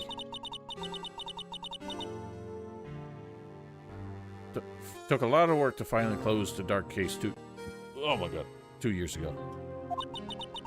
It was over with. I didn't ever want it to be opened again. The intent was to prevent that by whatever means possible. So you hid Dark's knife. The weapon used to stab the detective was evidence in the Joe Dark case. Word got out, which it would. The reporters would have a field day with that. So you wrapped the knife in your scarf and hid it. Edgeworth's exhaust pipe. Right, then I called my sister. Tell her what happened. I asked her to hide the knife that was inside my muffler. So it wasn't your... Oh. I got mixed up on the muffler again. I was gonna say it was not her muffler, it was Edgeworth's muffler. Yes, Emma. I didn't want anyone on the force to know about this. Or explain why Emma is so confident about Lana's innocence. Speaking of phone calls, I had a bad feeling about one of them that day. Bad feeling? Truth is, after I received those orders from Chief Gant, the first thing I did was make a phone call. Phone call to Patrolman Jake Marshall. Marshall? Why on earth would you call him? The lead investigator for the SL9 incident had been murdered. Wanted that fact to be kept hidden, and I needed help. He was the only other person I could trust. At least I thought I could trust him at the time. However, it seems that after I spoke with him, he went off on an escapade of his own. Oh, you mean, not wanting the case to die, he decided to take things into his own hands. Disguised himself as Detective Goodman and tried to steal the evidence. He'd already stolen the ID card. It seemed he hadn't made up his mind to break into the evidence room. After my phone call, any remaining doubts he had must have disappeared. The phone call caused the incident in the evidence room.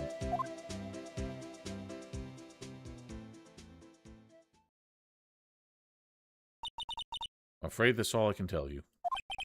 Well, Lana, you've earned my respect, Mr. Wright, both as a defense attorney and an investigator. Now please, don't pursue this any further in court tomorrow. Tomorrow's trial. There's only one way to drive off Lana's demons. Gotta get to the bottom of everything. Detective Goodman's real murder.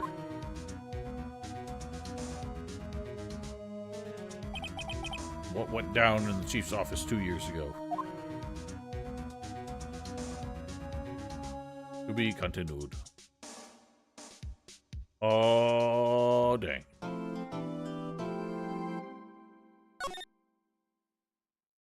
Alright. This is the final trial.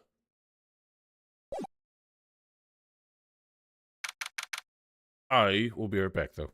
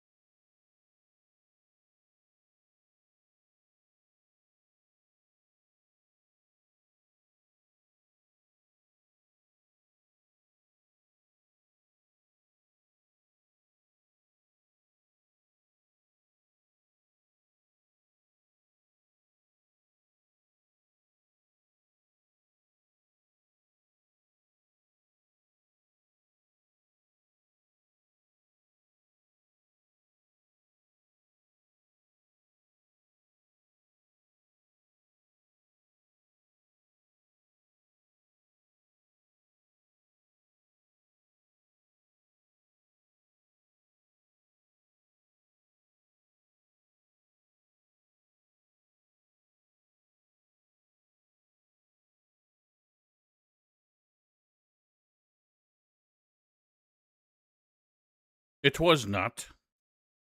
Oh, get the show on the road. No defendant. I'm trying to reach Lana all morning. Where could she be?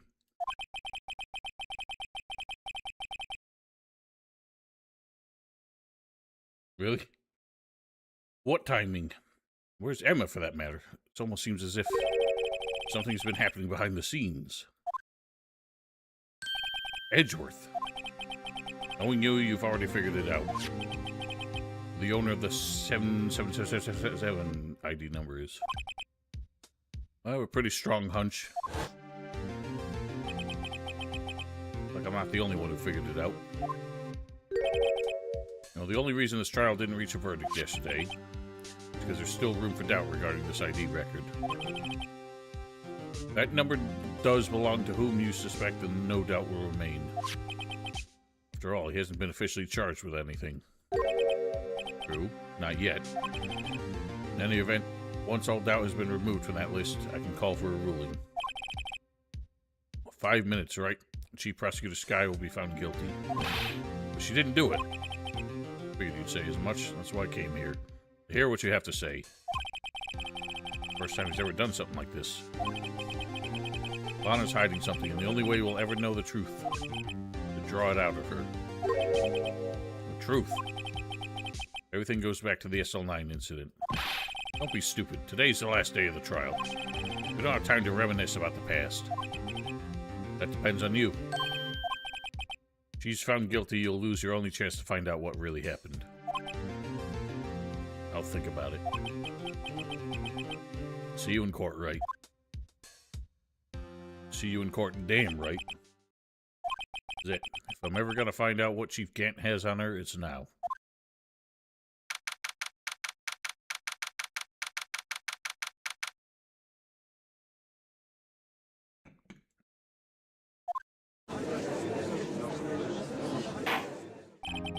Court is now in session for the trial of Miss Lana Skye. Defense is ready, Your Honor. Prosecution is ready, Your Honor. Normally, this is when the prosecution puts forth its opening statement. But before that, the police chief has a proposal to make. Chief Gant. I like the idea that he just materializes. Morning, folks. How's everyone doing? Hey, Udgy. Been back to the pool yet? We're so obsessed with pools. Oh, I've been drowning enough as it is in my work. 1 second, please.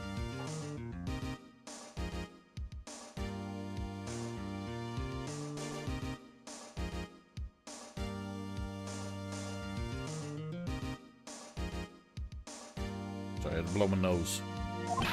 Oh, that's a good one. Don't think I can top that. If you don't mind me asking, Chief, what exactly is this proposal of yours? Pregnant pause. Lana, that is to say, the defendant, has asked me if she could speak directly to the court. Shouldn't she be able to ask the judge? The judge runs the show here. Having heard what she intends to say, I feel she should be granted her request. In the end, it should save everyone a lot of time and trouble. Guys, super sketch.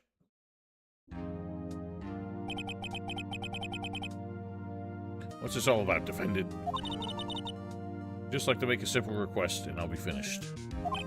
Yeah, clearly, even though he should. Well then, what's her request? Your Honor, I'd like to put an immediate end to this trial. Huh? I confess to all charges against me. February 21st of this year, I murdered Detective Bruce Goodman. In the underground parking lot of the prosecutor's office. Oh, Lana!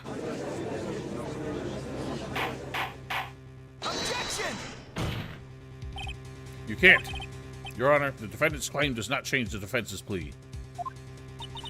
In that case, Mr. Wright, I no longer require your services.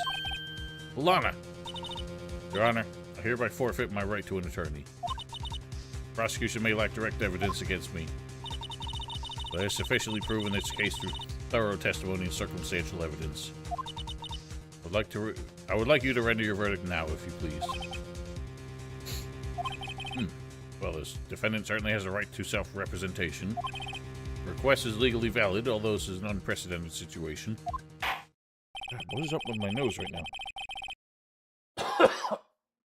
One second.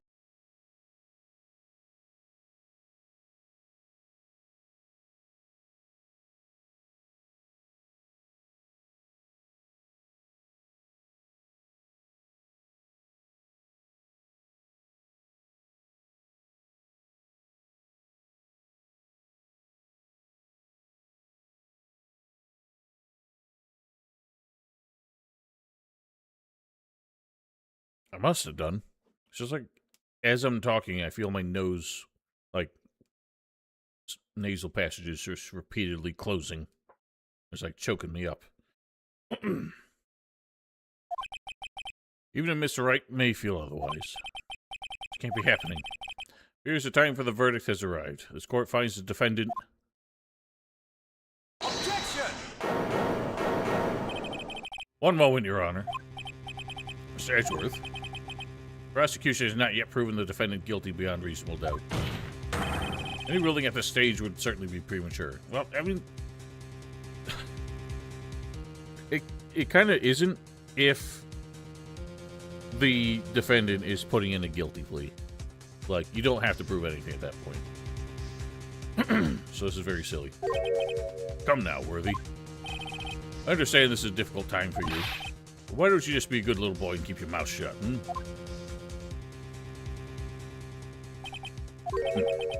I don't think I care for your tone, Chief Gant. What? Getting another fabrication to cover up your past mistakes? Sorry, but I'm no longer the naive little boy you would have me be. Damn. With this sudden confession for the defendant, it's obvious to me that some kind of deal was struck behind the scenes. Some kind of deal, Not everyone operates as you do, Worthy. Dare I say, unworthy. I thought so. Your Honor, the prosecution would like to change its first witness. Oh, to whom? As its first witness, the prosecution would like to call Miss Emma Skye. I request the court hears her testimony. Who's holding it? Mr. Edgeworth, I'm exercising my right to self-representation.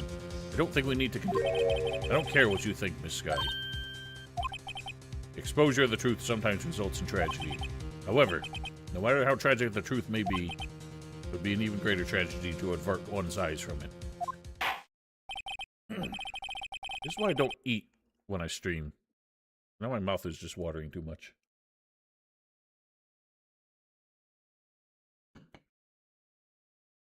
Very well. This court shall grant the prosecution's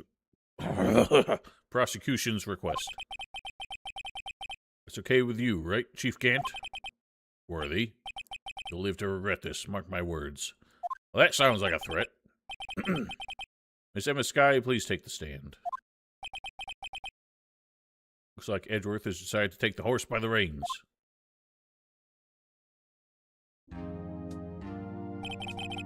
Now then, witness, please state your name and occupation. Yeah, I think he's meant to be a very off-putting looking guy.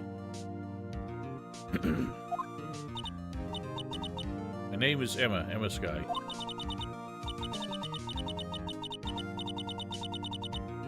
My occupation, I'm Lana's little sister, and I want to be a scientific investigator. God. 2 years ago, you encountered the serial killer Joe Dark of the Joe Dark killings. Was it pronounced Joe Darkhay? Is this correct? Yes. I'm trying my hardest to forget about that, though. I'm sorry, but I'm afraid I'm going to have to ask you to recall those events one more time. Mr. Edgeworth, please remember this trial concerns the murder of Detective Goodman. Is an incident that was resolved 2 years ago really all that relevant? Yes, it most certainly is. Well, okay then. Sure gave in fast.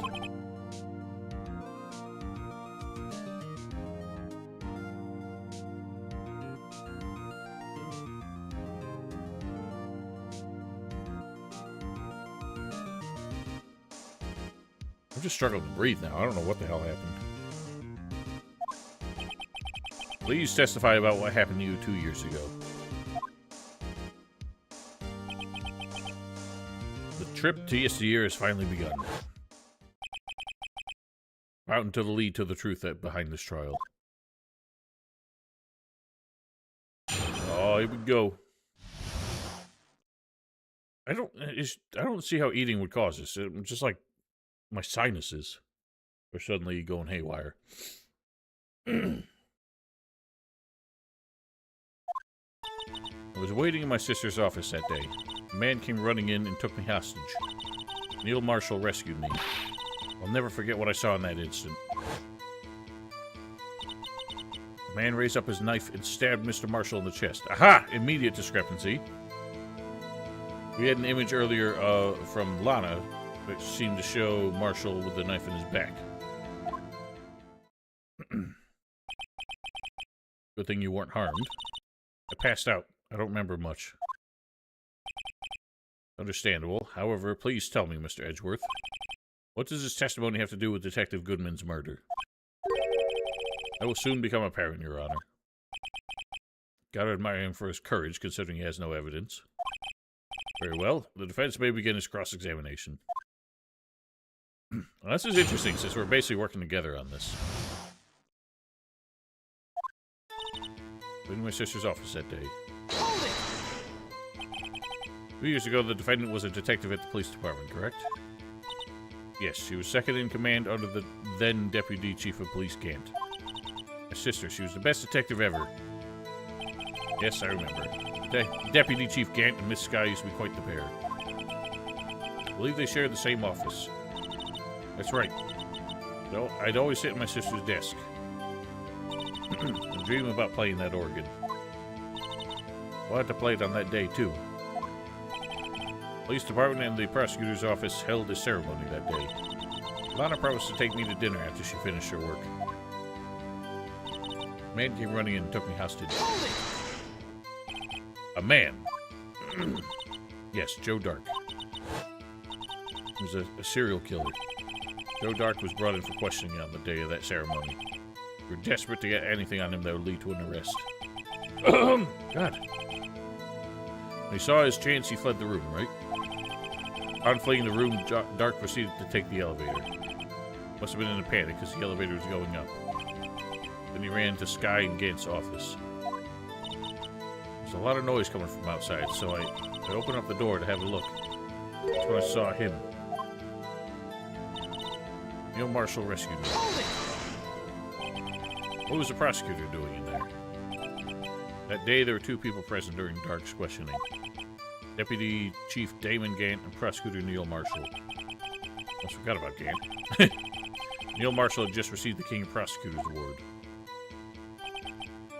Young and dedicated, he went straight to the questioning room after the ceremony. Assume that would also be why he was the first to run after Dark. Dark grabbed me. I thought I was as good as dead. That's when Prosecutor Marshall came running in. I don't clearly remember what happened then. But I'll never forget what I saw in that instant. You can tell us about that. Mr. Marshall jumped on Drake. I keep calling him Drake. On Dark. Then the lights went out. The lights? Just about this time of year. There was a terrible storm going on and lightning struck nearby. So the electricity went out. Wait a minute. It was pitch dark in that room. Shouldn't be able to see anything, right? Right, but just then lightning flashed outside. Sudden flash left an unforgettable image of the scene in my mind. I see. Told the detective about what I saw back then. The detective? Yes, Detective Goodman. He was in charge of the case. Bruce Goodman, the victim. We spoke with Detective Goodman about this 2 years ago. Yes, that's what's so scary about this trial. You told Detective Goodman about what you saw. Yes, but at the time, the words just wouldn't come out. That's why I drew a picture. Oh-ho! Yes, I think she mentioned that before.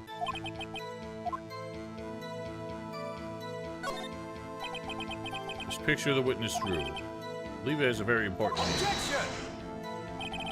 The list of evidence I was given 2 years ago didn't contain the picture.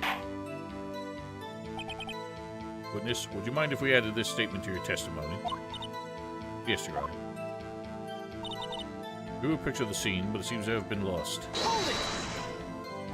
You drew a picture of the scene you witnessed, right? Yes, I wanted to do everything I could to help the investigation. I still see it now whenever I close my eyes. That's strange. Took over the case after Prosecutor Marshall died, yet I never received any picture. Perhaps the witness is mistaken. But I did draw it, I swear. I'm not just imagining it. This picture that Emma drew. It reminds me. Guess I should check the evidence again. Well, anyway, let's continue. Seeing that imprinted an image on your mind. Can you please describe it to us? The man. The man raised up his knife and stabbed Mr. Marshall in the chest. Hold it! Must have been a real shock. Even now when I close my eyes, I can still see it just as clearly.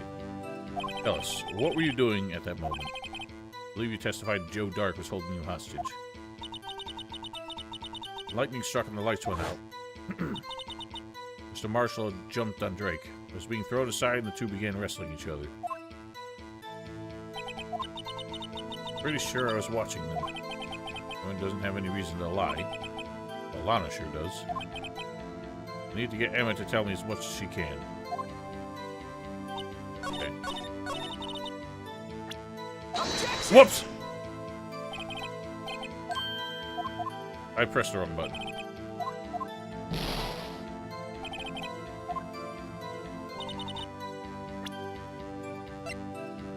For some reason I thought E and Q would, like, move the cursor. Or, like, tab between the menu sections. I have no idea why I thought that out of nowhere. It's on the back of this, right? Yours. Objection! Really? Well, there was my occasion, I guess. Mr. Edgeworth. This little girl put her heart in... Oh, God. I'm so sorry about doing that to Mike. Just... My fucking throat is going nuts right now.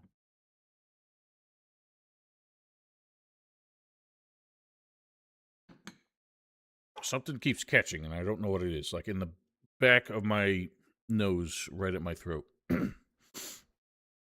Little girl put all her heart into that drawing. Into drawing that picture. And yet you would insist on denying its existence.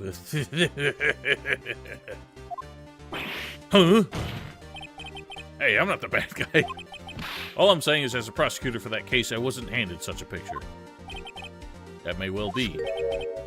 That doesn't mean it doesn't exist. Behold. This is the evidence list for the SL9 incident. Please turn it over, Your Honor. Ah, what's this? Yes, what is that? Hey, that's it. That's the picture I drew. She seems to have cheered up. Indeed, two men appear to be wrestling here. Objection! What's the meaning of this? What are you doing with that list? Me? Only the prosecutor in charge should have access to that list. Huh. These lists, they're different from each other. What? It would appear, Mr. Edgeworth, that the evidence you were handed 2 years ago was incomplete. These two lists fit together to form one.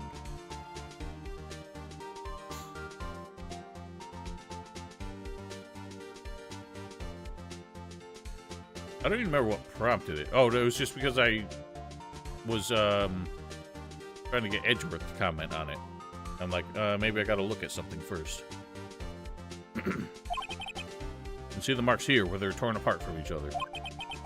You see, Mr. Edgeworth, it's quite obvious what happened. 2 years ago, only half the evidence in that case ever reached you. What? What? We're only, like, discrediting him more and more. But, in doing so, making it very clear that the police side of the trial was much more antagonistic towards the prosecution. And the truth. Well, Sky, why did you draw your picture on the back of such an important list? Because that's what Detective Goodman handed me in the questioning room, Your Honor. Wait a minute. If this list was torn in half, then that means... Your Honor, are you alright, Mr. Wright? Your eyes are bulging from your head. The evidence list was torn in half, and there might be more of the drawing on the back of Mr. Edgeworth's list. Yes, that's quite conceivable. Mr. Edgeworth? Possible. Let me see. M's. Something wrong? You wouldn't have to ask. Sorry, Your Honor. There's indeed something drawn on the back of my list. It's that thing. Ha!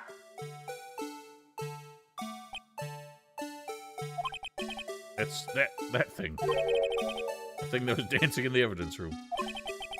Apparently, this act of vandalism was the work of a certain chief of detectives. I guess he was out of scrap paper. And his list restored and updated in court record. Nice. Very well. Witness, will you please testify about this picture you drew 2 years ago? So I like how it was like a red herring, the other one.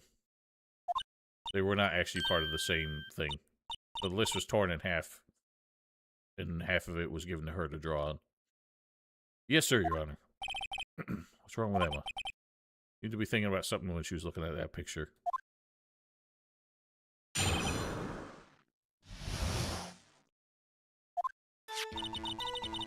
This is the picture I drew 2 years ago.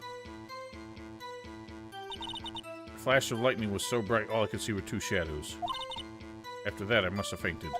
The picture shows exactly what I saw in that instant. Okay, that was a very brief testimony.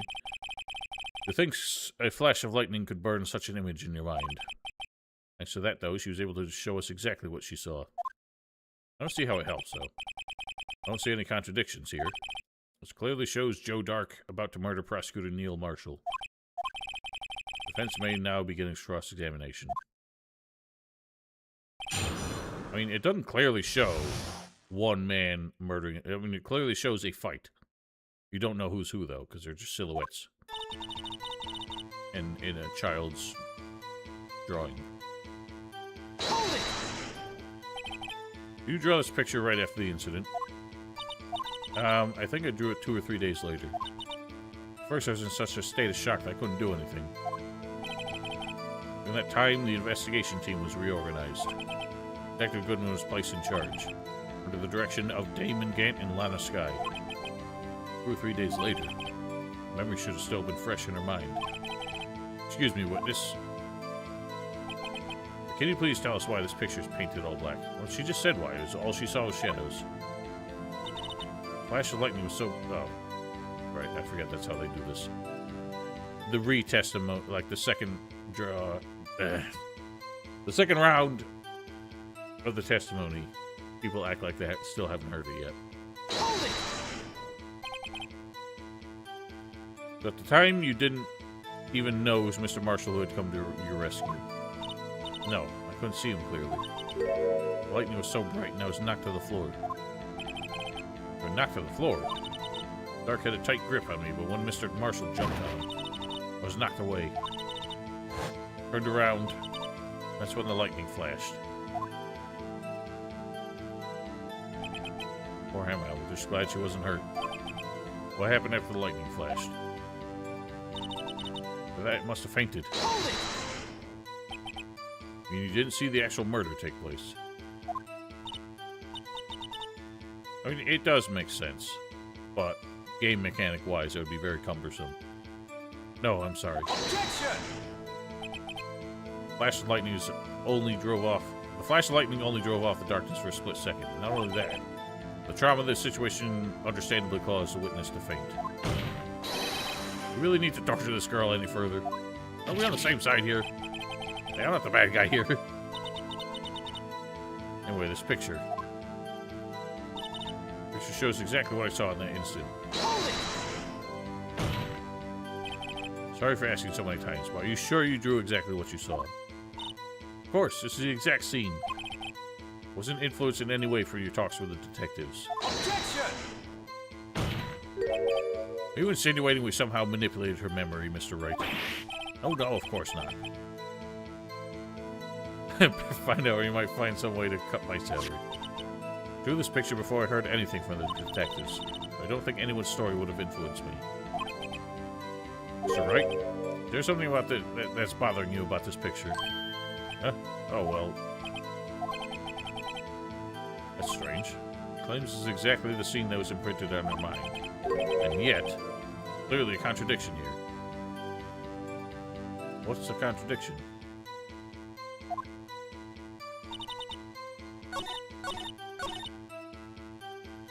What contradicts? Yeah, it's a joke.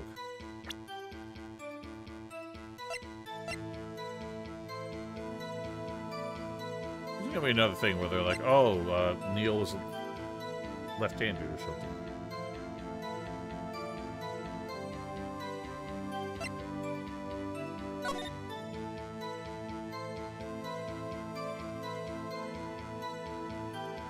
I feel like this isn't there just to be a joke. It has to be important somehow, but what could it be? Could it be the jar? Not the right shape.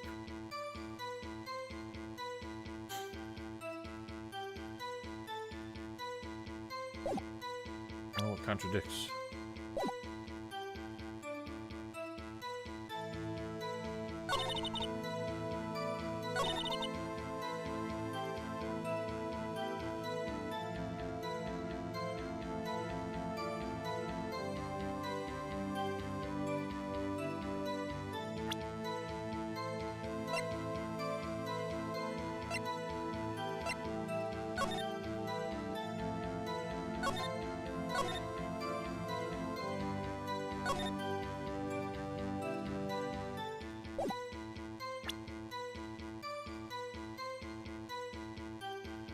Yeah, I don't necessarily want people coaching my thinking either. You know, I do want to figure this out on my own. When I'm asking questions, they're purely rhetorical, just to fill the silence. This is the obviously confusing bit, but I don't feel like any has come up in any relevant way yet.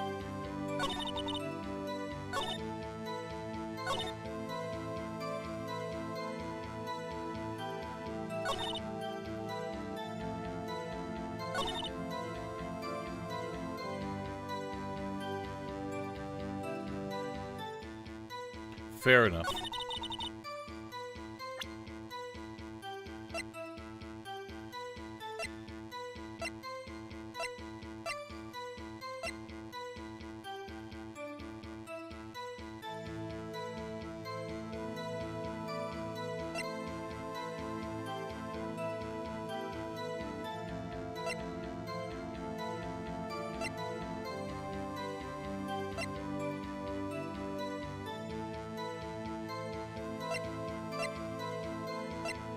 I'm just gonna run through this again.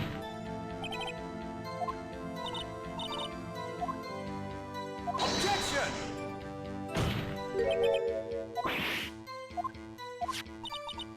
This picture before I heard anything from the detectives.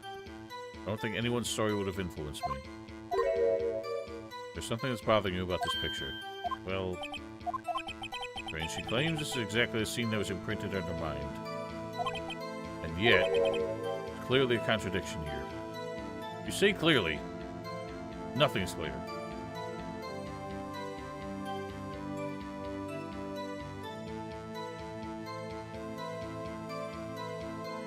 I don't understand what the problem is.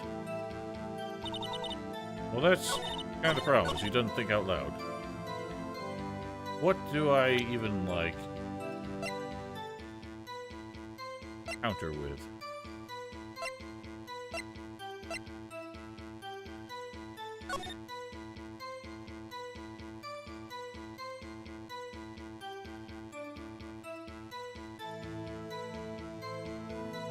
I guess there's something that's bothering me about the picture, so maybe I have to present the picture. And then they'll be like, well, point out the contradiction, and then I can just kind of try and hotspot it.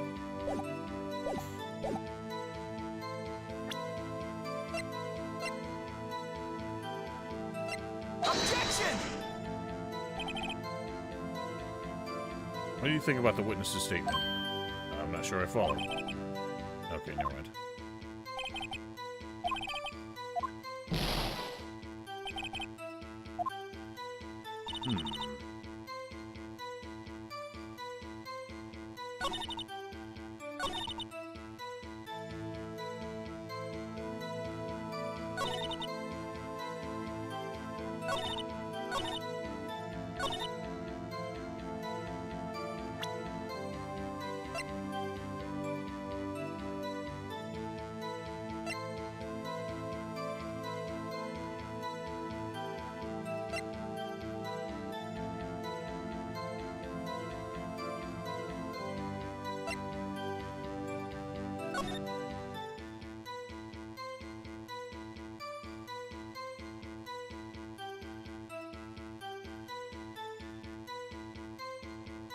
don't... I mean, the way he's holding the knife, I don't feel like he'd be able to stab him in the chest that way. That's the only thing that's tripping me up. And we saw the, like, snapshot from when Lana said she entered the room. He clearly had the knife in his back. He was clearly on top of him. That's what's confusing to me. I just, again, don't feel like this is the time to present that. I'll try it. Objection! I guess it was. I hate to be the bearer of bad news, but the picture this witness drew contains a blatant contradiction. What? But I still remember it like it was yesterday. Mr. Wright, perhaps it would be faster if you simply pointed out this contradiction for us. What part of this contradicts?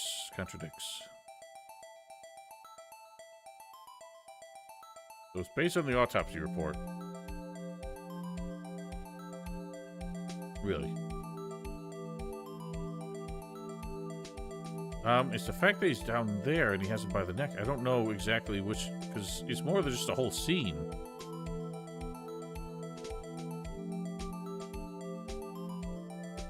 I don't know. Oh, I'm just gonna wing it. Take that!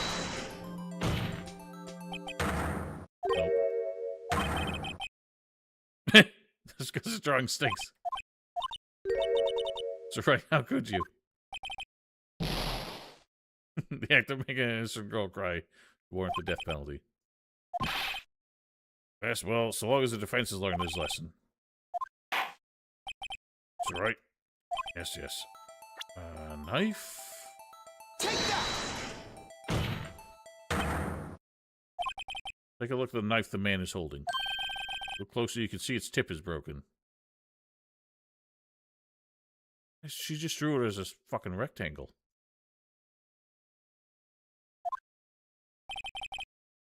Even I don't have to look closely to see that, Mr. Wright. Well, Mr. Wright, look at the evidence. See the murder weapon? Its tip is broken, too. I recall, the tip of the knife was found broken off in the victim's body. What? What assumption? Just that it was a very crude drawing? Yeah. She saw him hoisting something. I don't feel like she had to draw it so detailed as a knife. The fact that the drawing is so basic, I would not think that the flatness of the knife is significant in the drawing. Anything's wrong with Phoenix's ancestor and Ace Attorney is my favorite because they make his eyes dart around when he's unsure of what he's saying. That sounds funny.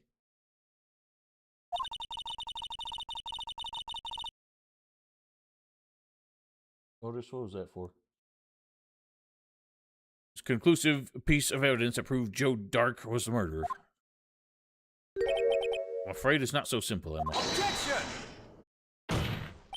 And where, pray tell, could you possibly see a problem? It's obvious, really. The victim suffered a single stab wound to the back. The victim was only stabbed once, and the murder weapon should not yet be broken. Ah! What's the meaning of this? Perhaps the knife was broken beforehand. Objection! I re-object. Sorry, but I'm afraid that's not possible. The tip of the knife was found inside the victim's body. If it was broken beforehand, it couldn't possibly wind up in there. That's right. Objection! Holy smokes. The tip of the knife was undeniably discovered within the victim's body. The only possible explanation is the witness's testimony is mistaken. Memory is mistaken. Objection! That's why I asked her so many times if she was sure she remembered correctly. I believe you were annoyed at the time. She was sure she remembered correctly. But there's no other way to explain this inconsistency. Objection! Jesus Christ. Not so fast, Mr. Edgeworth. There is another explanation. Have you forgotten already? A little something called falsified evidence. Treading on thin ice, right? All I'm saying, that this broken knife tip may be the piece of evidence that was forged. You can't deny the possibility. No. Ugh! Order, order, order. Are you saying this investigation really was corrupted? Your Honor, please allow me to once again go over the events that took place the day of the murder. Police Department and the prosecutor's office were holding ceremony that day. After receiving the King of Prosecutors Award at the ceremony... Oh, is this why he, This is why he removed the knife from the award, isn't it? Because it had a broken tip, and that reminded him too much of the case. It was, like, a little too on the nose for him. Neil Marshall questioned Joe Dark along with Damon Gant. I feel like prosecutors also typically do criminal interviews with the detectives. During his questioning, Joe Dark fled the room. Whoops. Prosecutor Marshall chased after him and was killed by Drake. Dark! I keep doing that. My belief that somewhere in the story there is a lie. I'm not lying. The man really was holding up a broken knife. I don't think they interview the criminal. They're not supposed to interview the criminal until the trial. Yeah, they're in parts of investigations, but I don't think they do criminal interviews or suspect interviews.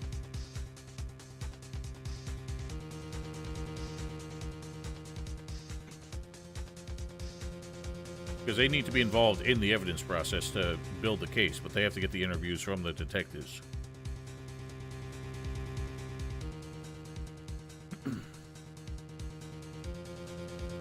It was him and Gant.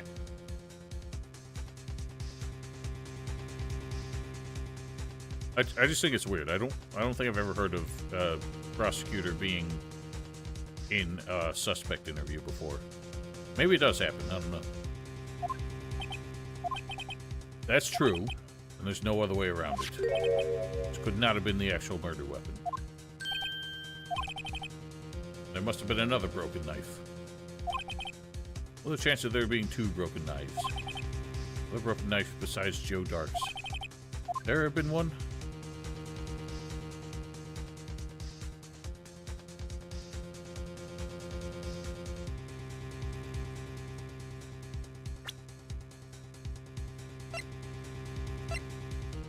Wait a minute.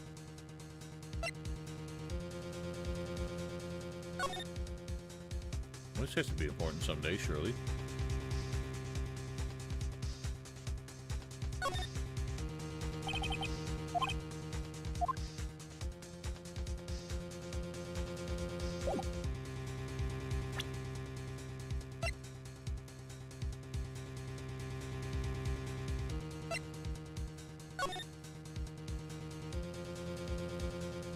Part of this pot is still broken. Nobody's commenting on it.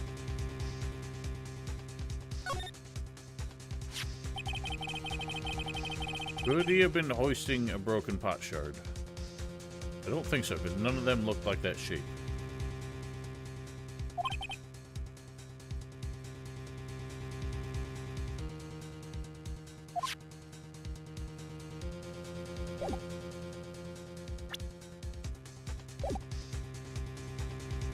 Not another knife, I don't think.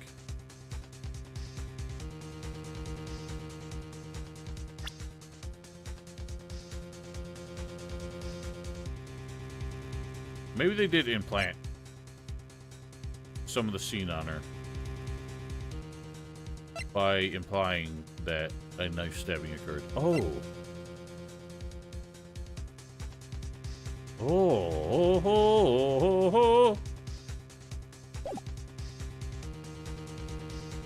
Oh, now I don't know which one it is, though. I think it's the one that came from the King of Prosecutors Award. He pulled it off of the trophy. But do I say there's another knife?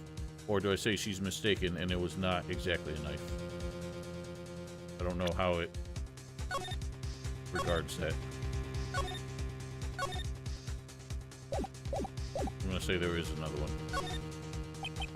The witness is adamant about the accuracy of what she saw. It can't just be explained away with a simple observational error. Mr. Wright. That instant, Emma really did see a broken knife. I assume then, they have some information about this other broken knife. So, please feel free to enlighten us. Murder weapon was already broken prior to the murder. There's only one way. Take a look at this. Here's the real murder weapon. Oh, damn. I'm gonna assume it's the picture because it has the knife in it. Take that! Answer lies in the past. 2 years in the past. Right here inside this picture. There's a picture of the award ceremony. Ah! What is it, Mr. Edgeworth? It's the broken murder weapon. Notice the award Prosecutor Marshall is holding. That's a broken knife. As we earlier concluded, the knife in the drawing was not Joe Dark's knife. Being the case, the knife the witness saw was in all likelihood from this award. Clunk, clunk, clunk. Order, order, order. Neil Marshall was awarded the King of Prosecutors that day. As an award, he was given this broken shield and knife. When he chased after Joe Dark, he pulled out this knife. Being a prosecutor, he did not carry a pistol. The broken knife was the only weapon he had in this dangerous situation. Objection! But that can't be. Oh, and why not, Mr. Edgeworth? The King of Prosecutors award knife was the murder weapon. And the murder and the victim would be reversed. What do you mean? I mean, this man raising a knife would have been prosecuting Neil Marshall. Not unless they wrestled and he got the knife away from him. That's not specifically true. Oh! But the prosecutor was the one who actually died. It's true. What's going on here? It seems Mr. Wright has been a bit too eager to jump to conclusions. Yeah. So, he came in with a knife. And Joe Dark was unarmed. I think the implication here is that Joe Dark would have killed Neil more or less in self-defense in that case. And that's what they're covering up. Who's holding it? Wait, I remember everything now. Witness, Mr. Edgeworth. What is it? Will you show me your evidence list again, please? List? One with that picture scribbled on the back?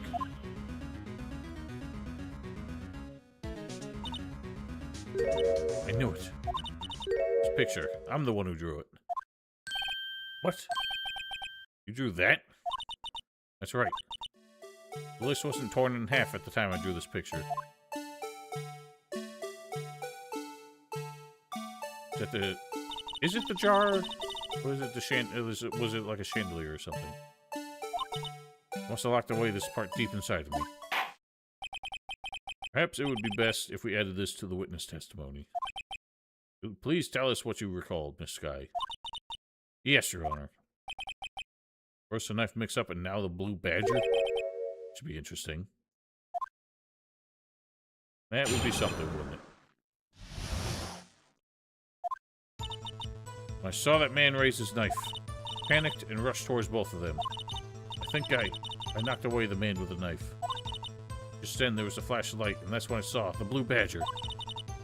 Wasn't in the room, but I'm sure I saw his shadow. They really are. I'm guessing they just really tried to stump you for this bonus mission. This is certainly most unusual. Objection!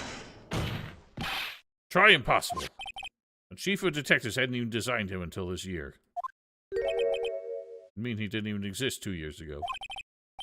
Yes, well, okay. Stop, please. Please don't pursue this any further. Lana. What's the meaning of this? Please remain seated in the defendant's chair. But you can't do this. I've already confessed to the crime. Why can't you just leave it at that? Chief Prosecutor Sky. We've already come this far. It's too late to turn back. Oh, too late for turnabouts. Silence! The defense will now begin its cross-examination. I really do feel like the judge could just accept her confession. I think you have that right as a... Well, I guess you don't.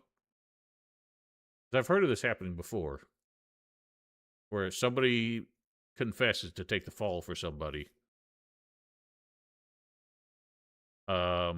But their confession gets, overturned in court. Despite the fact that they, You know, it would theoretically just end the trial there.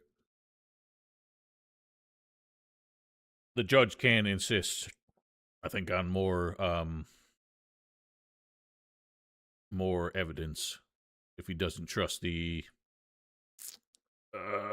defendant's confession.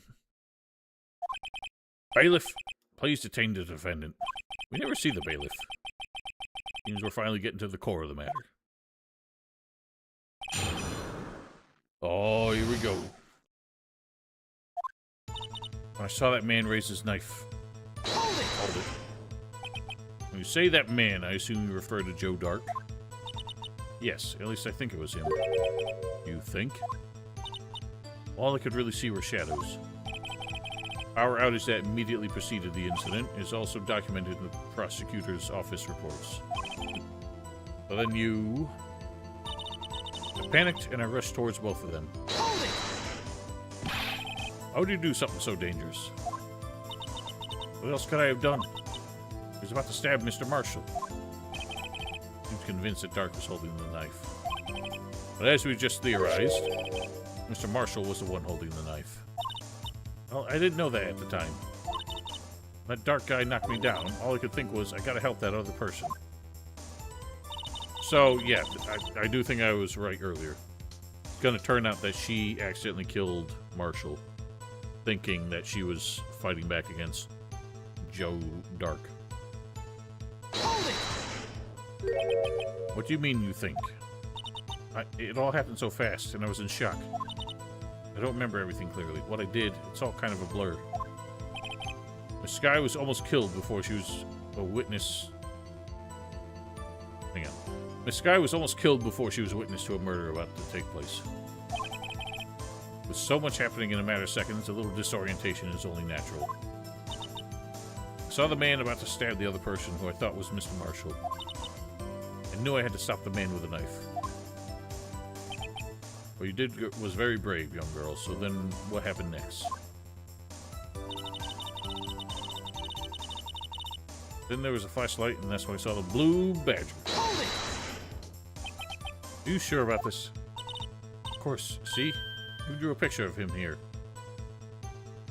I feel like that's gotta be the vase, because that kind of looks like the handles, but the shape doesn't make sense in any orientation of the vase.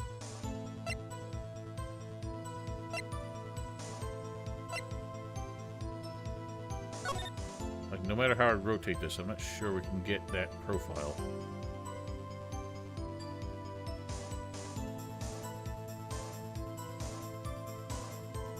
Yeah.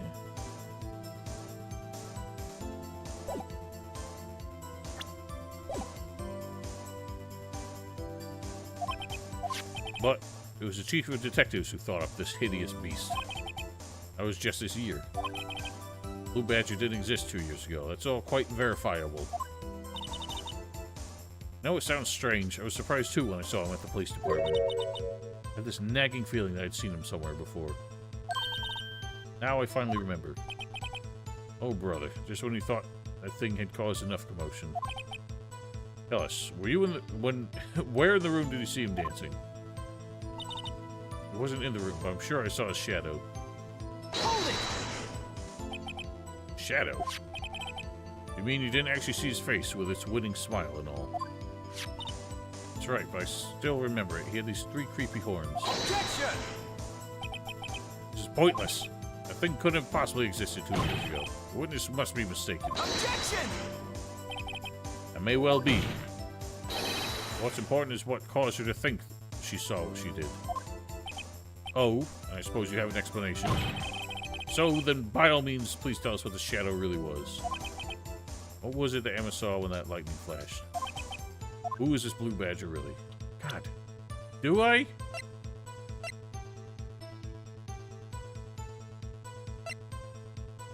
Could it have been this?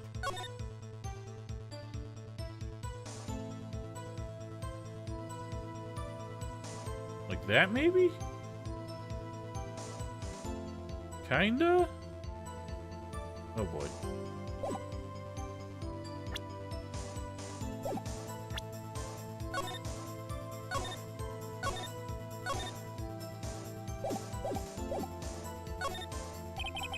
Blue Badger hadn't even been dreamt up when Emma drew that picture.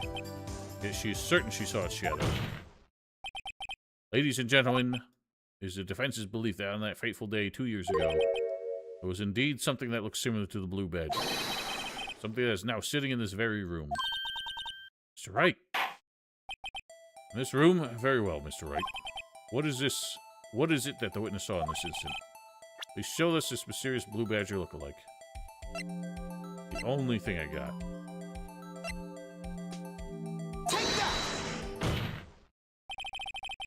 The mysterious Blue Badger was in fact this. That's, what exactly is that? I believe it's some sort of jar. Mr. Wright, that doesn't look anything like the Blue Badger. Indeed, it doesn't. As it stands now, it's just a plain jar. However, what if we were to change our viewpoint? Our viewpoint? Let's show them the correct angle to look at this from.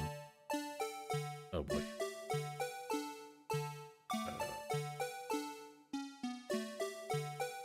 I think you just...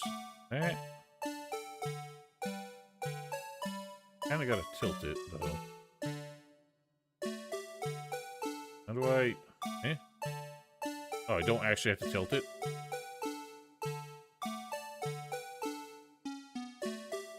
Do I? Why are there so many extra buttons? Okay, there we go.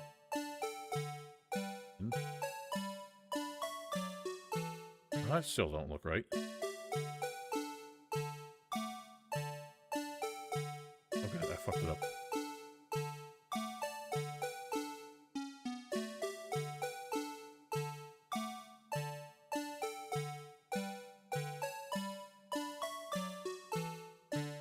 Ah! That was the wrong button. Objection!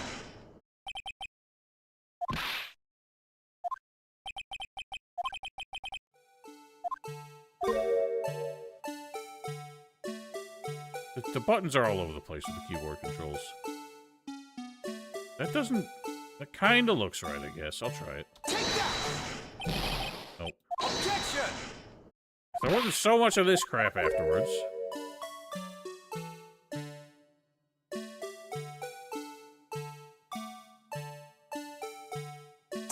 God damn it!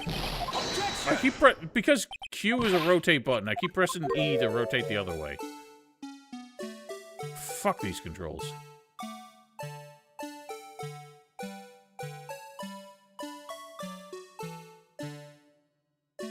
That seems about right. There we go.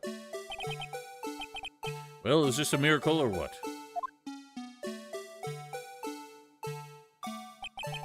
No one can possibly deny this jar's resemblance to the Blue Badger. God, I hate that thing. It can't be!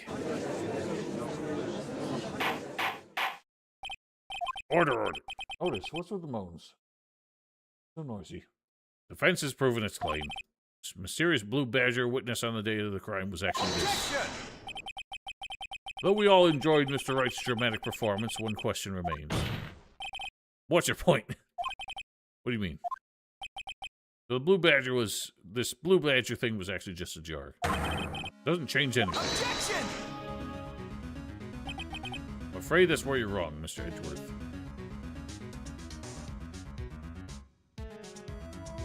It's probable that they did.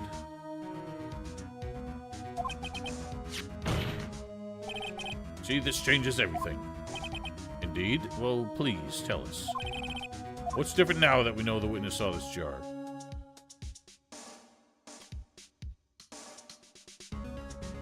What is different?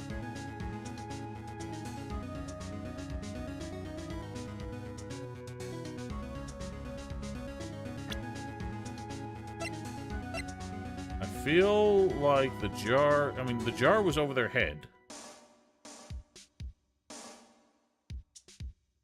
In the picture.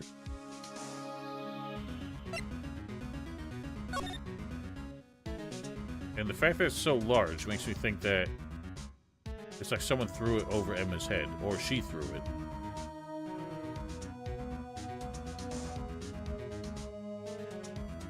And just forgot that she threw it.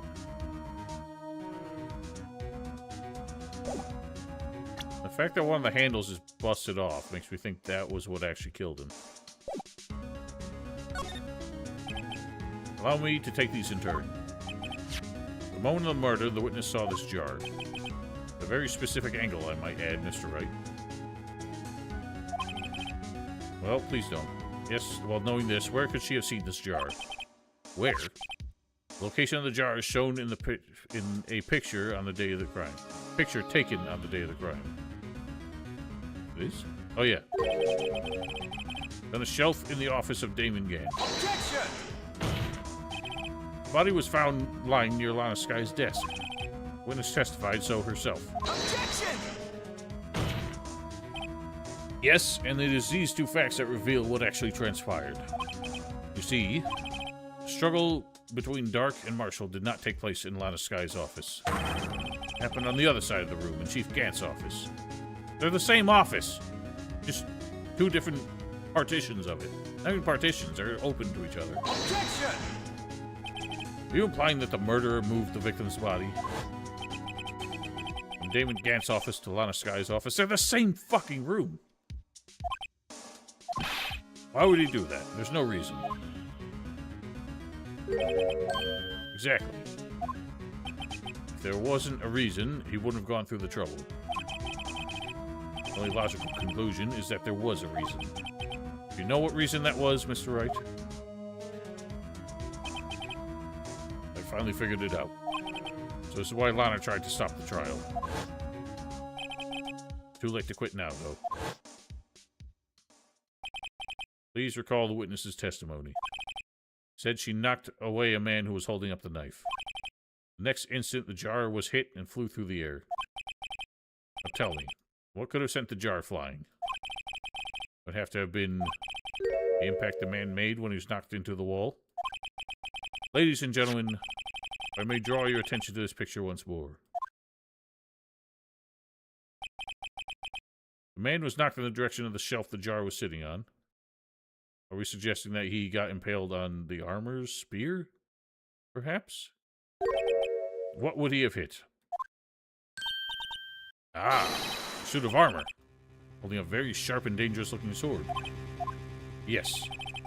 Since the man who was knocked into the armor was carrying a broken knife, it would have had to have been Neil Marshall wielding the King of Prosecutors trophy. No.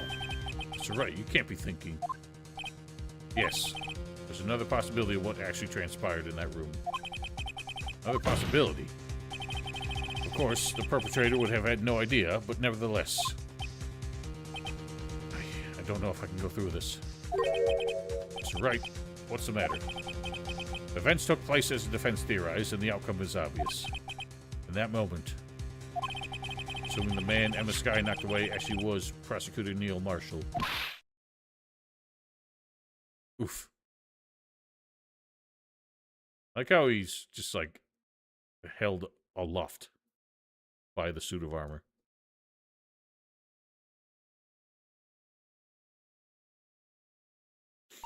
You mean Mr. Marshall died because of me? No! Oh, dang.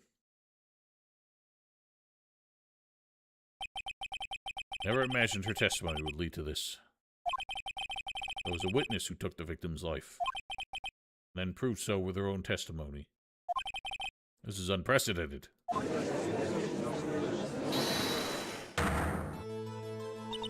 What? What are you saying?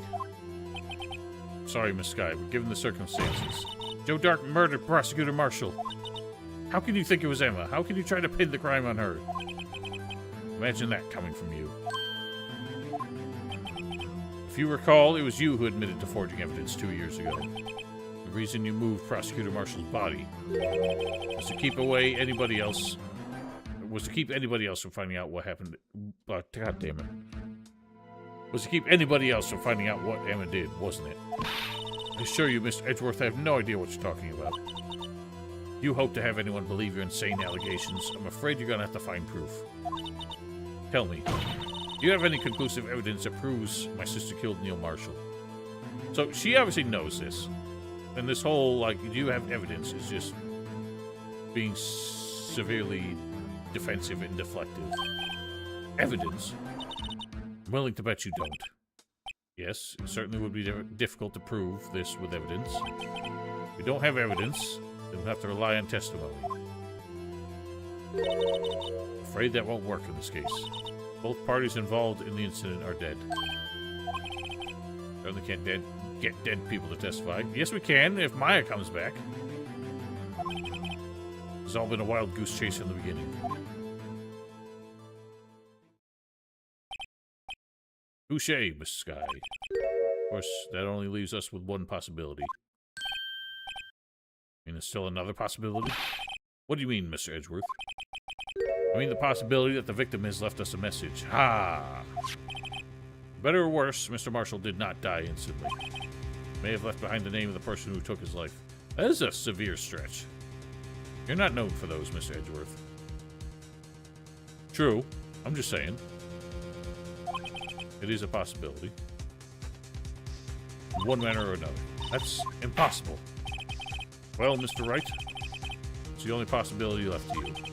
Message from the deceased. Does such a message exist? Now think back to the court record. The real murderer's name that the victim may have left behind. Every time he says court record, for some reason I think specifically of this file, and I realize it means the whole thing. But it's got to be what's written on here. I could maybe see an E, an M, and an A on there.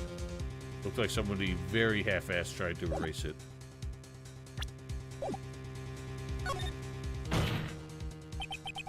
Message from the deceased is already in our possession. Mr. Wright, will you stop at nothing to prove my sister a murderer? Do not be mistaken, Miss Sky. Purpose is not to accuse Emma of any crime. There's only one thing we seek. Truth. No matter how painful it may be. This is very unusual that basically Edgeworth and Wright, the prosecution and defense, are now working together to try and prove the same outcome. Now then, Mr. Wright, please show us the evidence that conveys a message from the deceased. I am curious how he was able to write it, considering it was across multiple pieces. So, perhaps this thing didn't break when it hit the ground. It got shattered so that they could try and get rid of the evidence. Like, specifically, Gant wanted the piece that had the most blood on it, so he could hide it. Take that! This is the message left behind by the deceased. This is that blue badger from before, right? Was he going to speak the killer's name? That thing could, I'm sure it would. It's like everyone's forgotten this is just a jar. Message was left here on the surface of this jar. What do you mean? Look closer, you can see a faint trail of blood. Looks like someone wiped the blood away. Yes, but notice, for some reason, the blood on some of the fragments was not wiped away. Yes, there's a line here drawn in blood. What you're saying is the dots were once lines. Prosecutor Marshall did not die instantly. He used the few precious moments left to him to leave behind a message. One that someone apparently wiped away. The blood must have seeped into the jar where the lines changed directions. Precisely so. All we need to do is connect these points. The victim's message will become apparent. No. Mr. Wright, what kind of message did the victim leave for us? Your Honor, I believe these bloodstains will reveal us the answer. Gotta connect these dots to make letters. Why don't we use the luminol? Only one thing the victim would have written given the circumstances. His murderer's name. We are just physically connecting the dots. Do I trace it? How do I do this? Okay, I do trace it. Eh. Okay, the controls are really weird.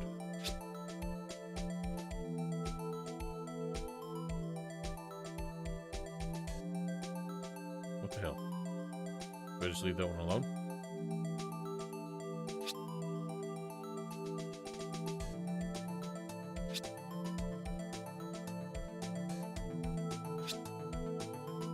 what, the trope of the victim leaving a message written in blood?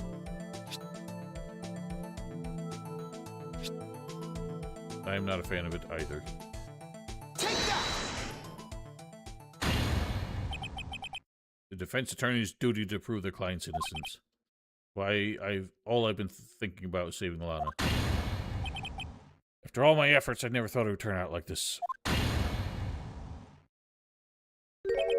Emma. So this is the final message Prosecutor Marshall left behind.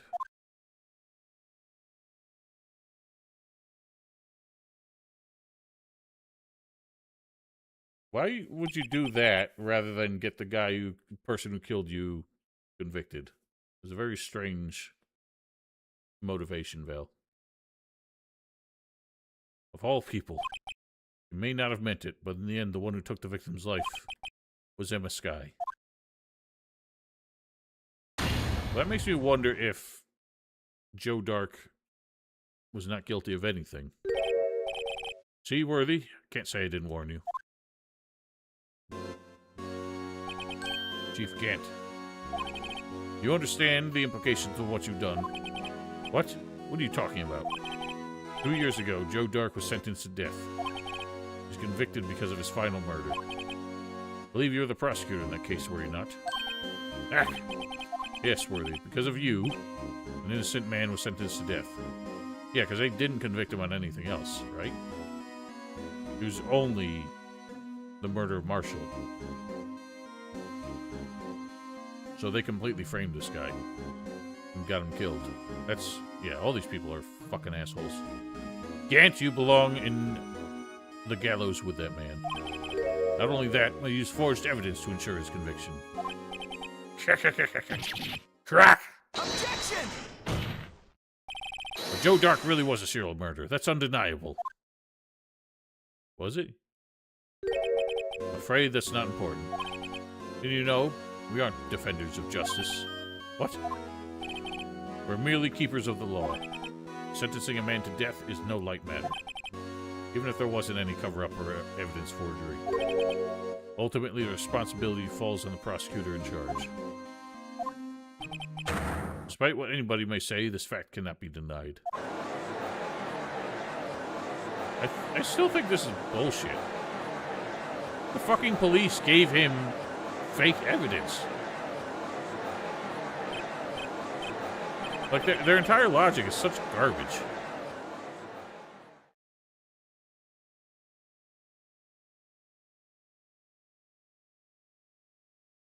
Like, imagine the guy who completely ruined your career telling you it was your fault for believing him, when your job depends on him giving you legitimate stuff.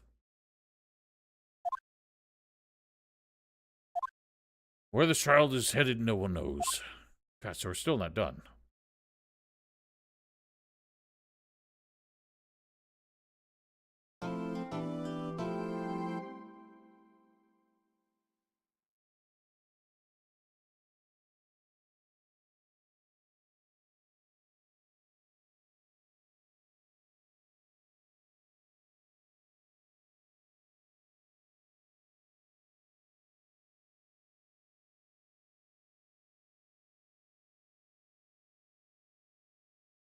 For 1 second.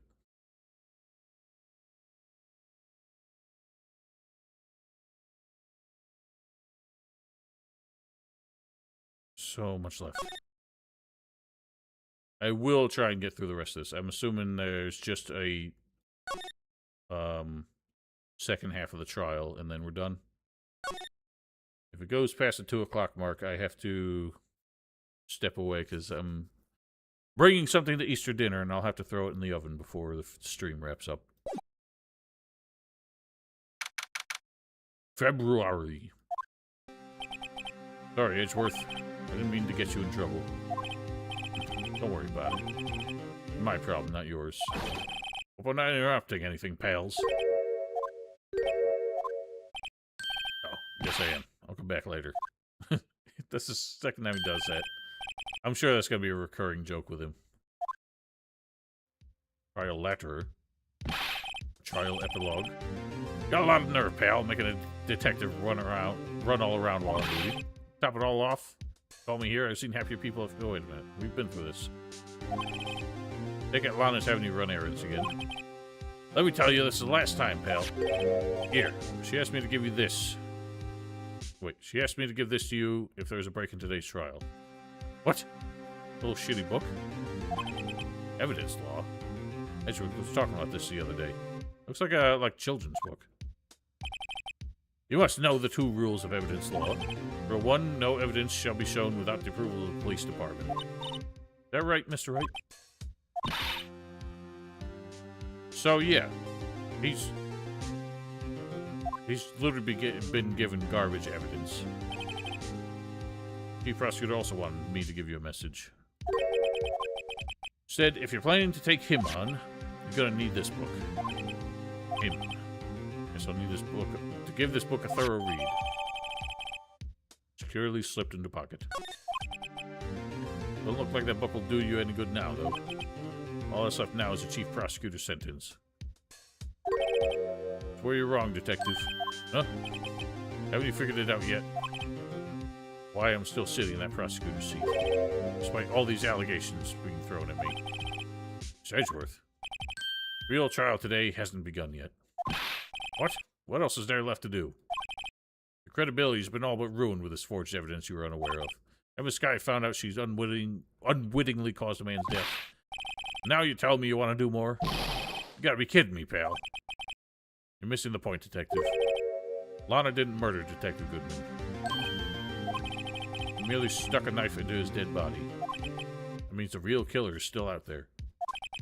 What? We're going to expose him, no matter what it takes. The case has been hurting too many people. It's time to bring it to an end. What are you doing, Otis? Probably should have read the book first.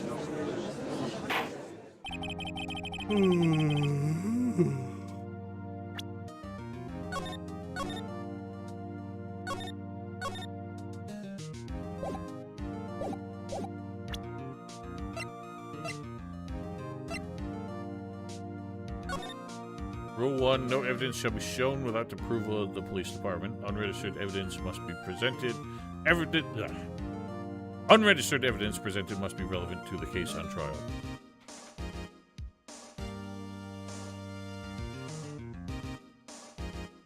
Right. I mean, as far as I'm concerned, this shouldn't apply to the defense, and it has happened more than once where we've presented evidence that nobody else had seen. But it doesn't make sense to say that the police need to approve the defense's evidence, because they'd obviously be biased if they're trying to get a conviction.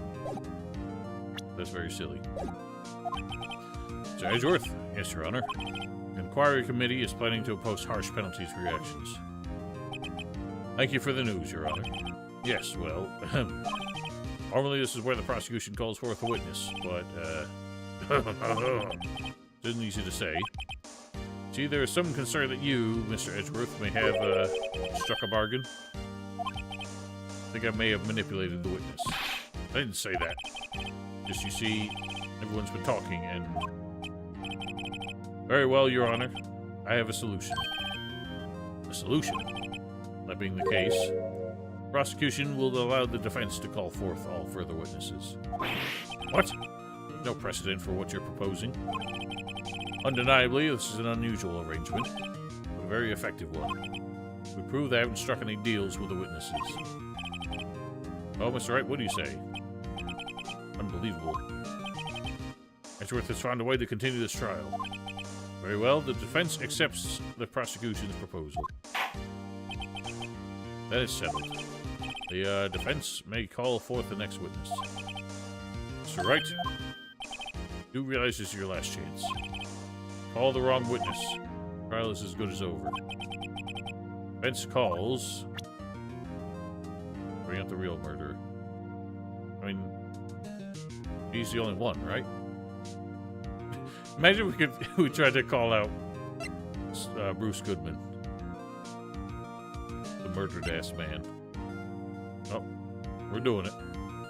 Take that! Damon Gant. The defense calls Damon Gant to the stand.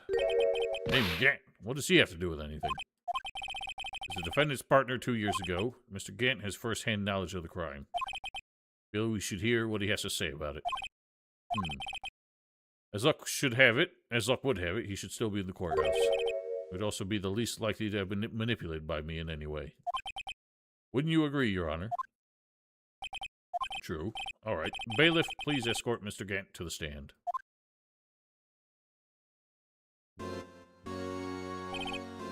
Witness, please state your name and occupation. What is this, some kind of practical joke? I was just on my way to lunch. Your name and occupation, sir. Worthy, are you sure you want to do this?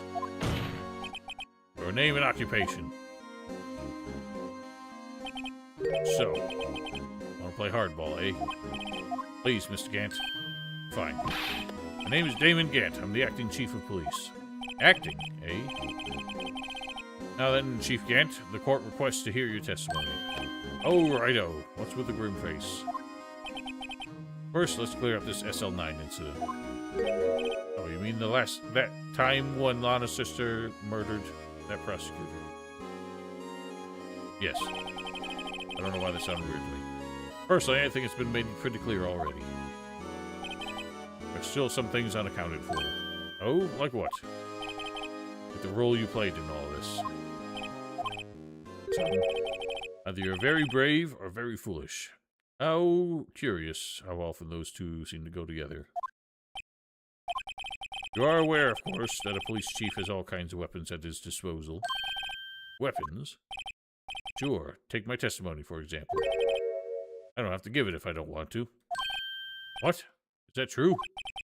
I'm afraid so. The police... chief of police has the right to refuse to testify. That is bullshit. Of course, such an action carries with it certain risks. Don't worry, I'm not here to hinder your trial. Just remember, if this turns out to be a big waste of time, don't say I didn't warn you. Very well, the witness may begin his testimony. As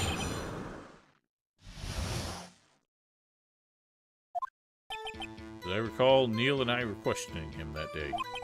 To make a long story short, we slipped up. The power outage didn't help either.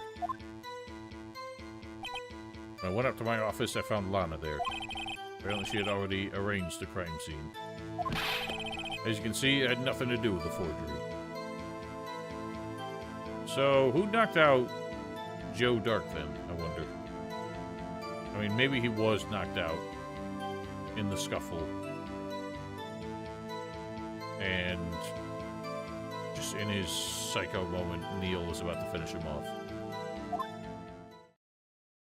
Well, we know that he was involved in the forgery because he was hiding part of the jar and the fingerprints. Is that when Dark was arrested? Him? He was lying on the floor unconscious.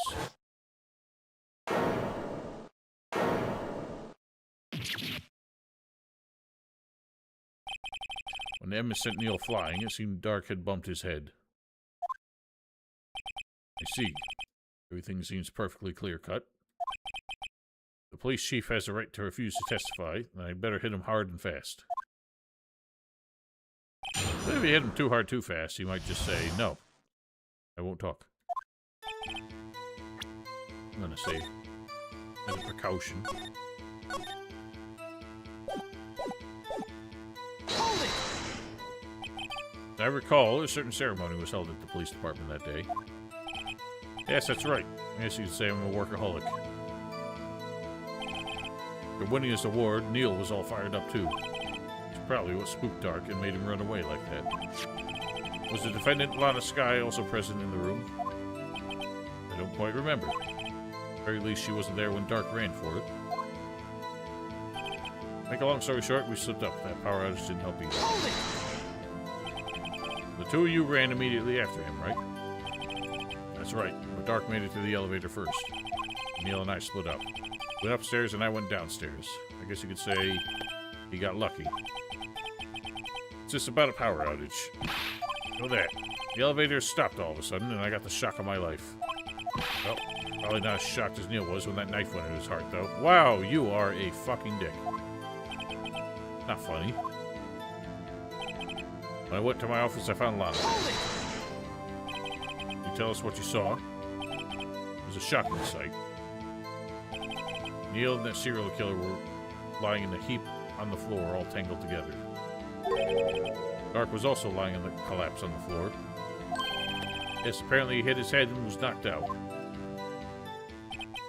Next to them were these two poor girls, Lana and Emma. Lana was cradling Emma in her arms. Looking back at it now, she must have already known what her sister had done. Apparently she had already arranged the crime scene. How can you know that? Because the victim's body had already been moved. That means found the body near Lana's desk. That's right. I think you said earlier it was my suit of armor that really stabbed the prosecutor. If that happened, there would be blood on that side of the room. So it would be weird that Lana would stage the scene so much when it clearly wouldn't fool anybody who was going to see the crime scene.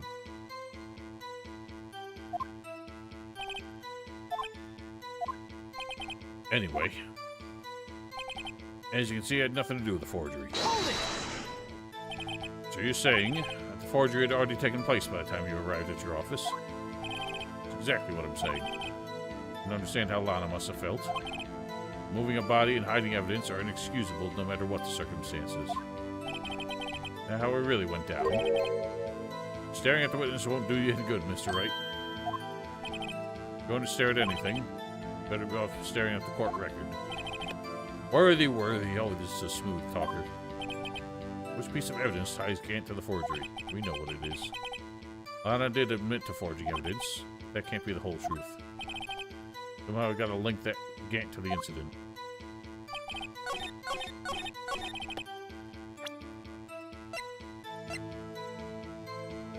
Objection! You claim you had nothing to do with the forgery, but I'm afraid there's a claim you cannot back up. Explain yourself. Several pieces of evidence were found in your office. Like this jar, for example. That's the blue badger you showed us earlier. A piece of this jar was discovered in your safe. Not only that, but the evidence list I presented earlier is actually found inside your desk. Found where? You see, Chief Gant, these articles of evidence uncovered in your office are both concrete proof that you also played a part in the illegal investigation. God. Chief Gant, what's the meaning of this? Ho! Here's a defense attorney who may even who may even rival Worthy. So you admit to it then? Are you involved in the forgery? Who, me? What do you mean you? Me? Why would I have anything to do with that? Well, you were the one who snuck into my office when you found this evidence. Prosecutors aren't the only ones capable of forging evidence, you know. Defense attorneys can do so too. Isn't that right, Righto? Objection! However, Detective Gumshoe was present during the investigation. Worthy, my boy, not even detectives are exempt from the law. Rest assured, Dick will receive his due punishment. What? Detective Gumshoe's salary drops any further, he'll end up paying for the work. I don't think it's his salary entirely on the line. It's his career. Yes, well, in the light of the detective's presence, please give us your testimony regarding these pieces of evidence found in your office and their relation to the forgery that took place at the crime scene. My. Kids these days should no longer know how to put two and two together. Well, I'm pretty sure the judge is as old as you are, at least. Let's see, what was it now? A jar fragment in the list? For all I know, you could have planted them in my office. Anyway, you can't prove when those pieces of evidence were discovered. If they were found after Dark was convicted, then they're worthless. No reason I'd participate in the forgery. Rearranging the crime scene wouldn't help me out in any way.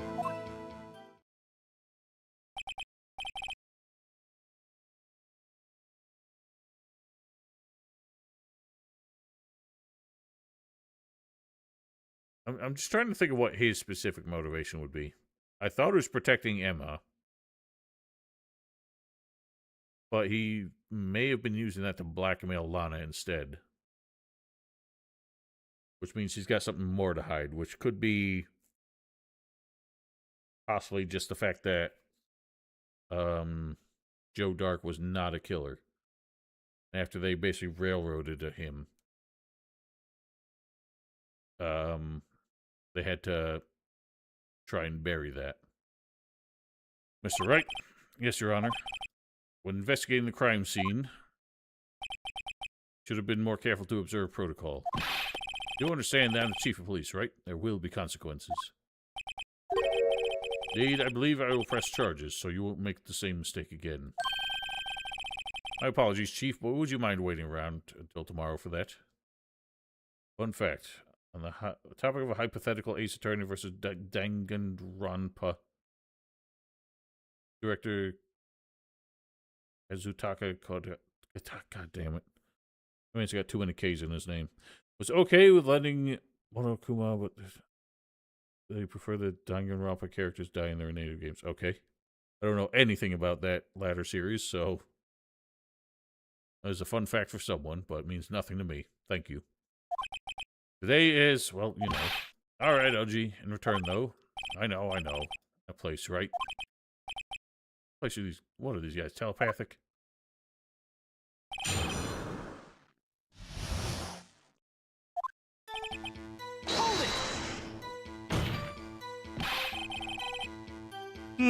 I'd appreciate it if you stopped making these ridiculous allegations. Yes, you do have a point. You wouldn't have the guts to do something like that. What? Well, if you know, back in the day, I once broke into a cattle ranch and tipped Mr. Wright. What are you saying? Anyway, you can't prove you didn't carry the evidence in, can you? It was not fail. If you have proof to the contrary, you're going to need it later. Later? What are you talking about? What else? Talking about when Righto's prints are found. Yes, if they're found inside my safe, they'll prove that this investigation was illegal. I'll never face anyone as slimy as this guy. What do you mean by that? This is all purely hypothetical, of course, but suppose I did place those items in my safe. Such an act wouldn't necessarily constitute forgery. Objection!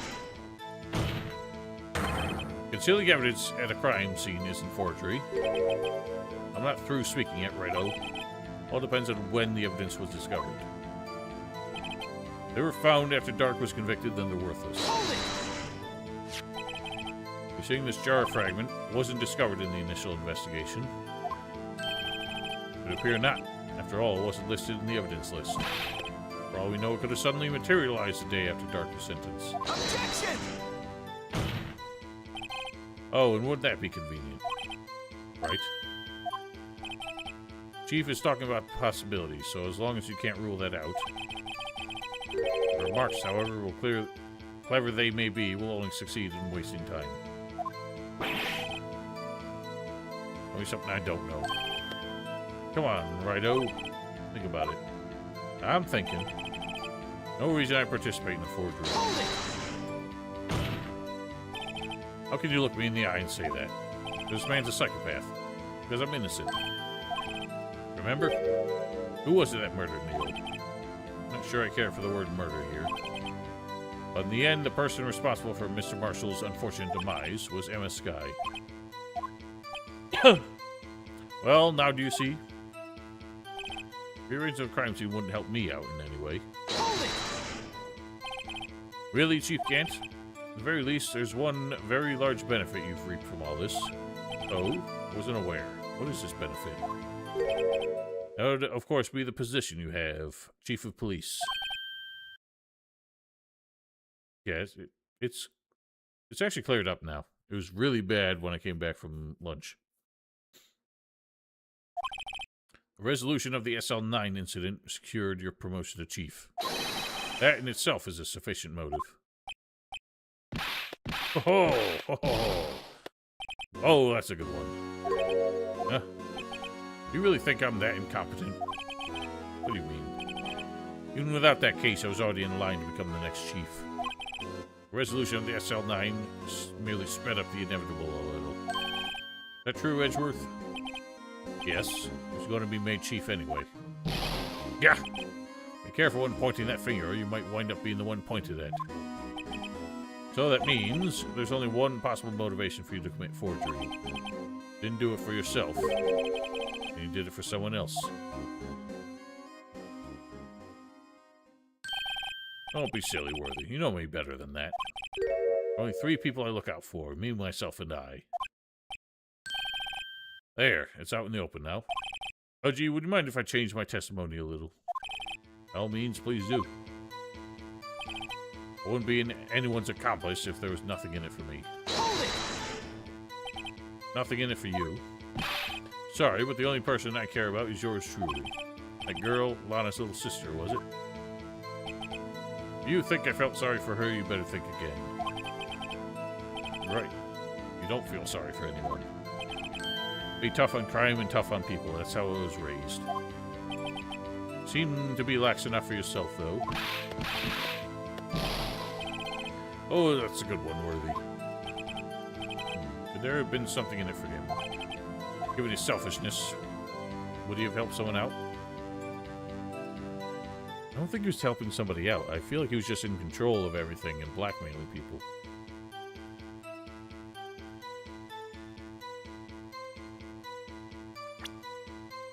Who could he have theoretically been helping out?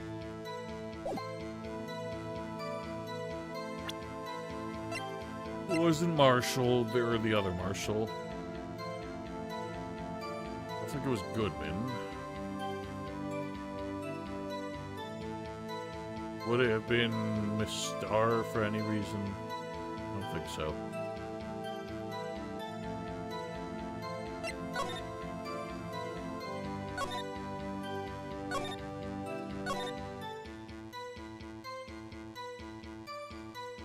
I feel like it's got to be somebody, though. There's never been a case where you move on from this kind of question. Just say there's nothing there. There has to be somebody. Ooh, you might not help out anyone for their sake. But if it would benefit you, you might decide to assist someone. Mr. Wright, appears you're positively determined to portray the chief as a nice man who likes to lend people a hand. It's not what I mean. Very well then. Who is this person you believe Chief Gant may have helped forge evidence? I don't think it was her. She would not have been chill with that. She hates prosecutors. It wouldn't be Marshall, because Marshall is trying to get this whole thing exposed. Could it have been Lana?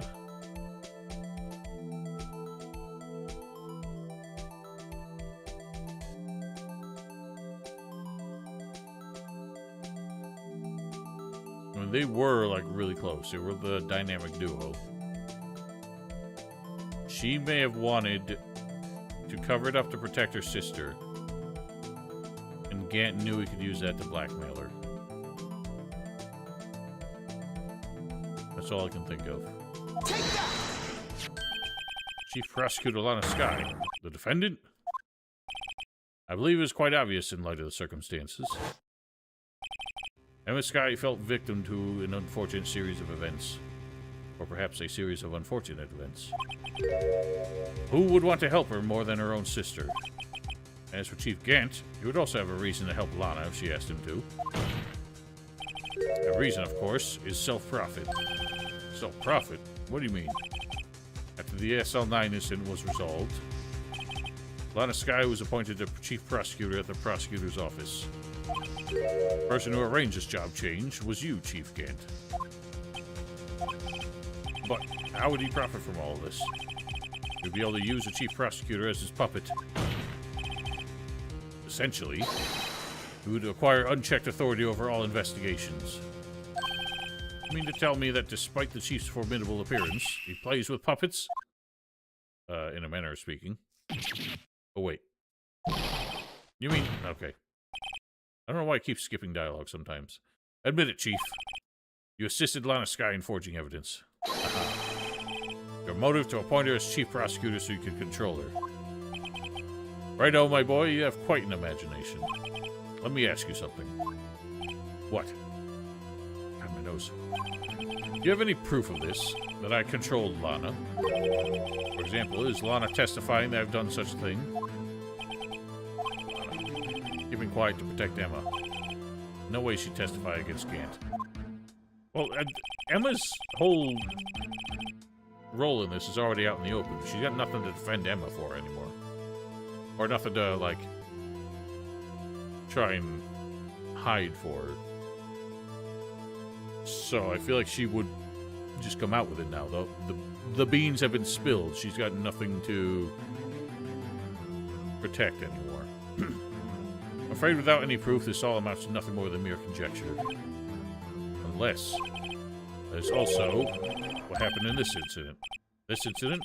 Which one would that be? Of course, I'm talking about the murder of Detective Bruce Goodman. Chief Prosecutor has been acting strange throughout this trial. Almost as if someone had been controlling her.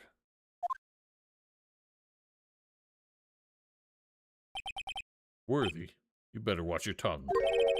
No one wants you getting hurt. Just what do you mean? What do you mean, Your Honor? Is that Chief Gant is also involved in the murder of Detective Goodman. Not only that, the Chief is now making Lana take the rap to cover up his involvement. What? What? What? Every time someone says a long what, I think of Ed Kelly from Neo. And that scene where it's just like, what? Mr. Wright, you can't be serious. This is an affront to the highest ranking officer in our law enforcement agency. To accuse the chief of police of blackmail and murder? That impossible.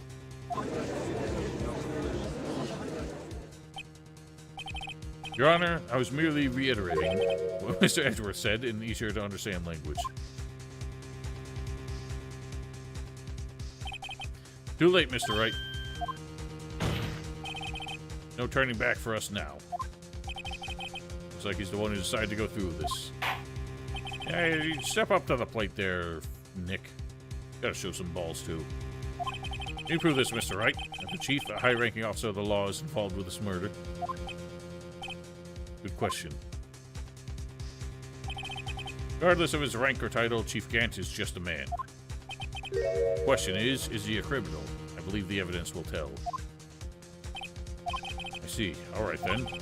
See what Mr. Wright's got, and this better be good. Show us this evidence that ties Chief Gant to the murder of Detective Goodman. I don't know what it is. And I can't save right now, so that sucks.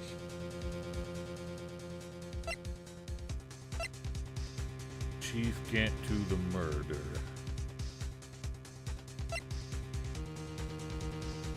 I do, but I don't want to.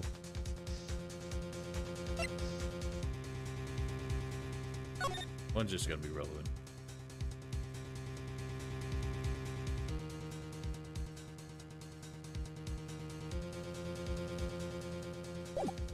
Yeah, fair enough. I didn't think of that. So...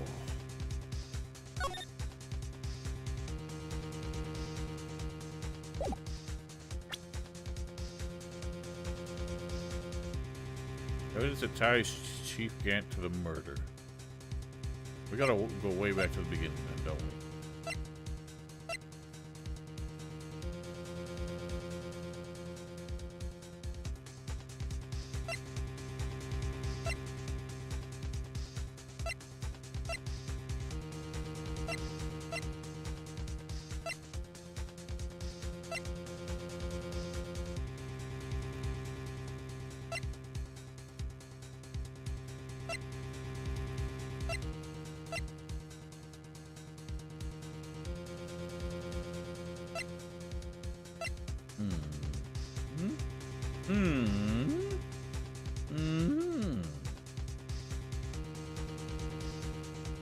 I don't know about this. It's proof that he went in there. But I don't know. That's relevant. I'll try it. Take that! This is the ID card list. Yes, the one that shows who entered the evidence room on the day of the crime. There's one ID on the list we couldn't determine the owner of yesterday. All 7s. Sorry, but there's no way you can prove that's my card number. It's your number. What? How do you know that? The safe in Chief Gant's office requires a code to open. A 7-digit code? 7 digits, you don't mean... I'm afraid so, Your Honor. The code was all 7s. Same as the remaining ID card on that list. Chief Gant, you entered the evidence room on the day of the crime. Oh, you're making him angry now. Chief Gant, what do you have to say? Nothing. The defense's search of my office was in violation of regulations. And I will demand Mr. Wright be punished to the maximum extent of the law. Right now, this court demands an explanation from you about the use of this ID card. You can't, so you admit it. You entered the evidence room on the day of the crime. What about it? I'm chief of police. Whether it's the evidence room or the bathroom, what's the difference? I can go anywhere I want. Tell me, when you entered the room, were you alone? I always go to the bathroom alone, as I do with the evidence room. Detective Goodman wouldn't have happened to be with you that day, would he? Of course not. Why would he be? I hadn't seen him in days. Objection! You hadn't seen him in days, Chief Gant. I'm afraid you just undone yourself. On that day, you had to have met with Detective Goodman. What do you mean? The trial's purpose is to determine Alana Sky's guilt. Objection! No, it isn't, Your Honor. The trial's purpose is to determine the truth. Chief Gant met with the victim on the day of the crime, and we need to determine one thing. What transpired during that meeting? In that case, Mr. Wright, I'm going to have to ask you for evidence. Show us proof that that happened. What is our proof?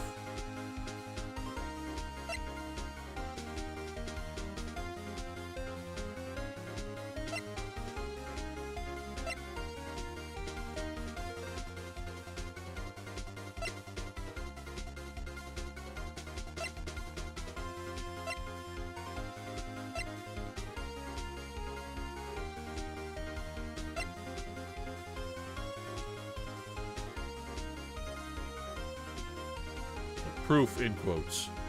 Anything to give the shadow of a doubt.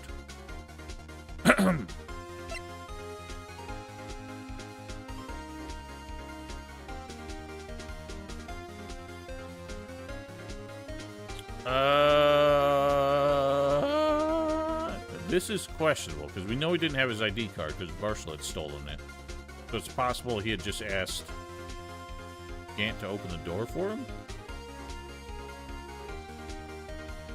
But Gant was trying to lure him in there, so that doesn't really make sense that he would just wait for him on the contingency that he happened to not have his ID card. I don't think Gant would have known that Marshall stole it, and he didn't tell Marshall to steal it. So that's too flaky.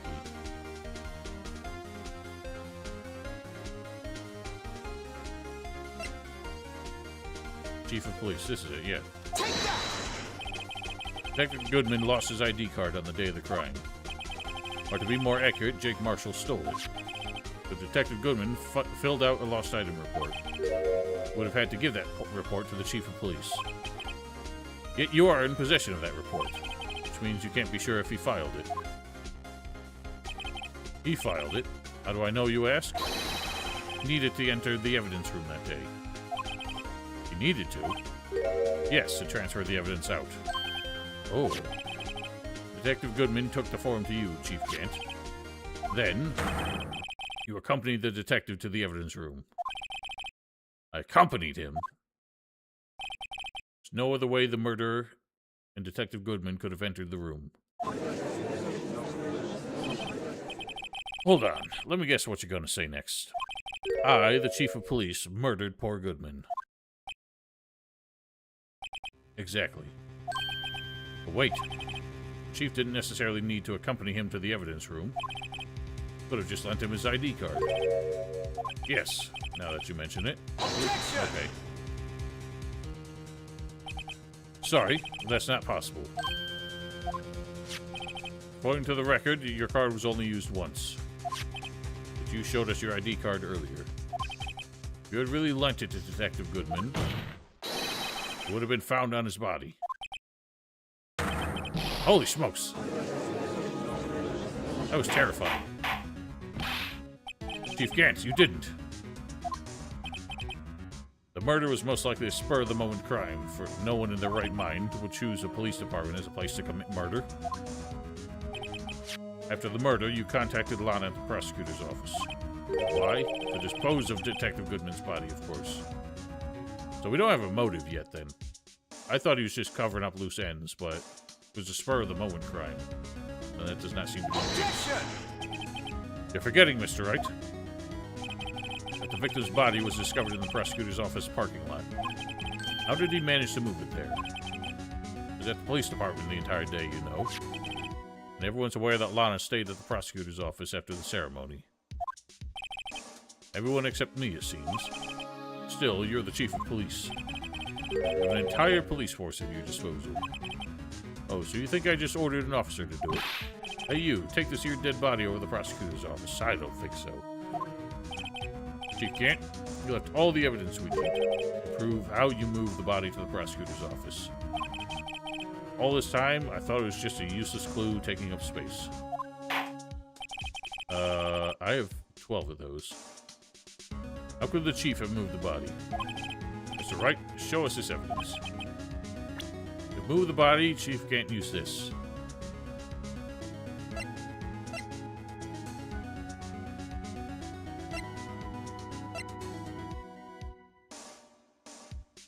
Wait a minute. Was it this? He got Edgeworth to come to the police department to pick this up, right? Was that what happened? Brought back to his office by Gant's request. So he picked it up there and brought it back to his office. I think that's right.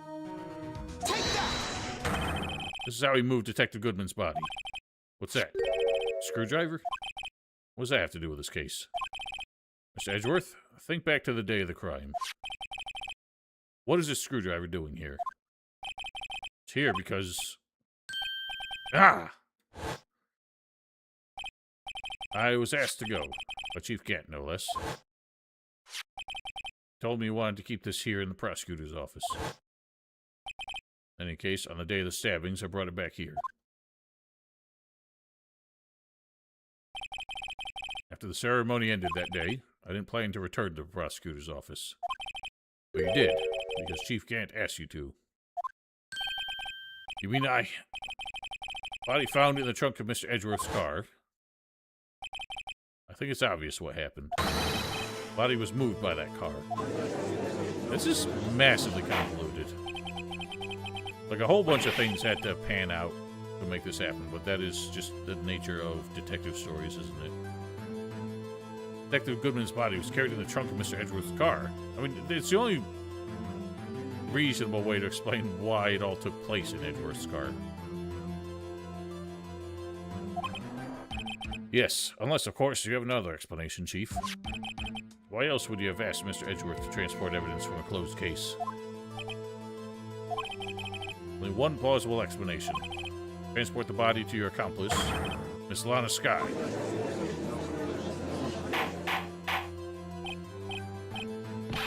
What's going on here? Is there no room for rebuttal to the defense's outrageous accusations?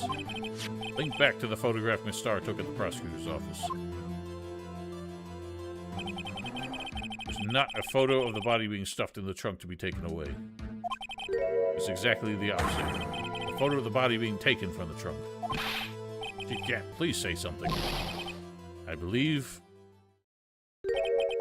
your time's up. My time's up. Sorry, Righto, but I'm having lunch with the District Attorney General after this. Have to get going if we're gonna make it in time for the early bird special. Objection! But the cross-examination isn't finished yet. Remember what I told you earlier? Police chief has all kinds of weapons at his disposal. Weapons? The right to refuse to testify. I'm invoking that right now. What? That is not a right to be casually invoked. There are certain risks to be considered. Objection! You're going to run away after all this? Run away? Don't make me laugh, Worthy. I stabbed old Goodman. That's what you're saying, right? If you had any conclusive evidence, you would have presented it by now. Well, you think I had Lana dispose of the body? If so, then show your proof and get it over with. Save me now. Every time it makes me open the court record menu, I can't save. I'll say it again, Mr. Wright. Damon Gant is the current chief of police. This court will not tolerate any accusations against him without concrete proof. Well, Mr. Wright, Your Honor, if you have any concrete proof. Proof that Chief Gant murdered Detective Goodman and made Miss Sky dispose of his body. Any concrete proof? I don't feel like anything's concrete, but it never has been.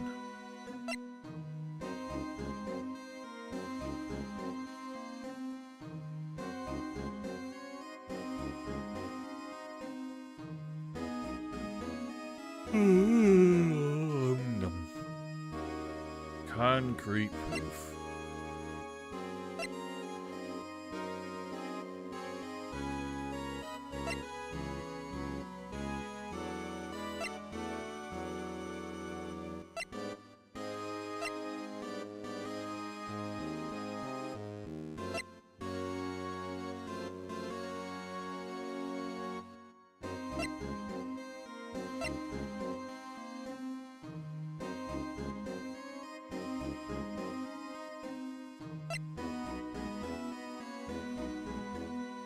But I don't see a health bar, so I feel like I'm not liable to fail here.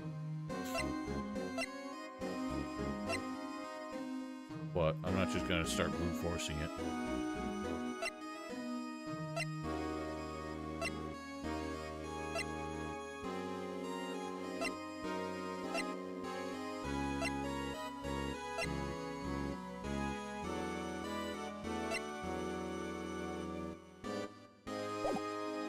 Yeah, I know, but I need to have the evidence.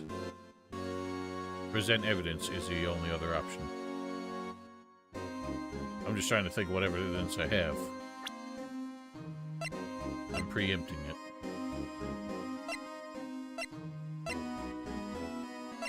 Whatever. Let's go.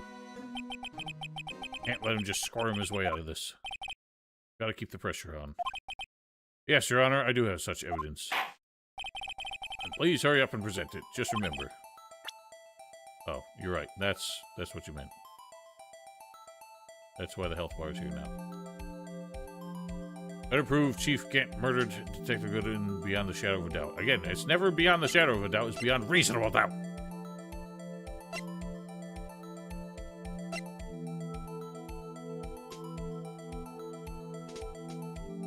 It's a piece of leather with Emma Sky's prints.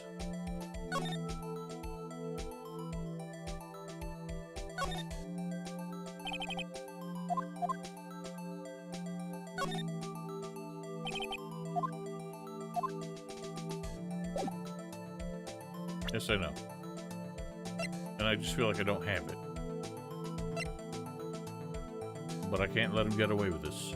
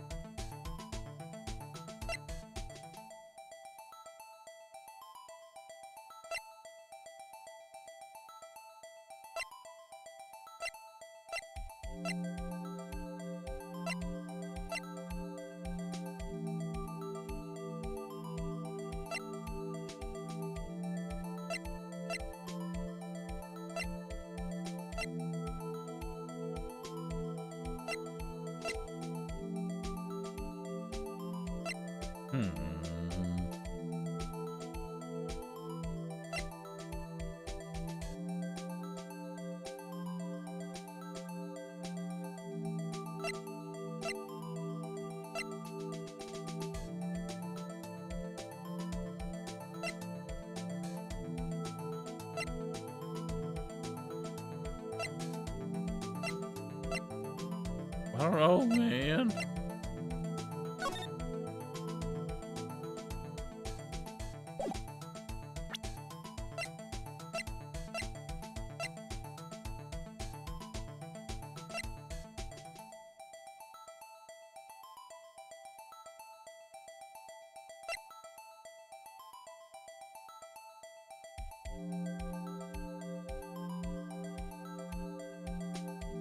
I know, but it's because whenever, like, the option to say, no, I don't have anything, has never been the right option.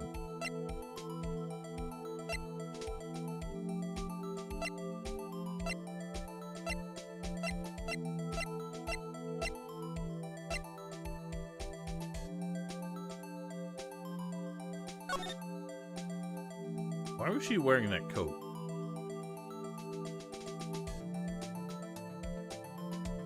Never seen her wear a coat otherwise, and it doesn't look like she was wearing it intentionally.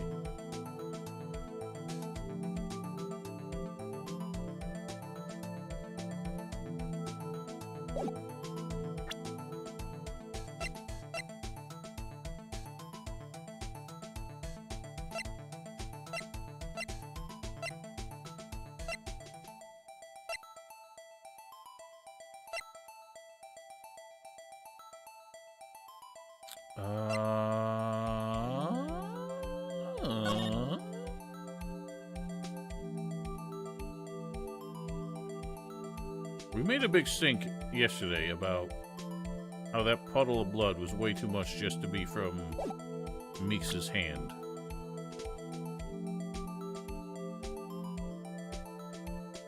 That's the only thing I got. So, what exactly is this evidence? It's proof as to whether or not it's enough to demonstrate the chief's guilt. I'll let you be the judge. Ha ha! But I am the judge. All right. Well, what do you think, Your Honor? Ah. Well, I think Mr. Wright is I'm going to be late for lunch. I guess it wasn't enough. You're right, Val. I'm going to not burn some eggs, but put something in the oven. I'll be right back.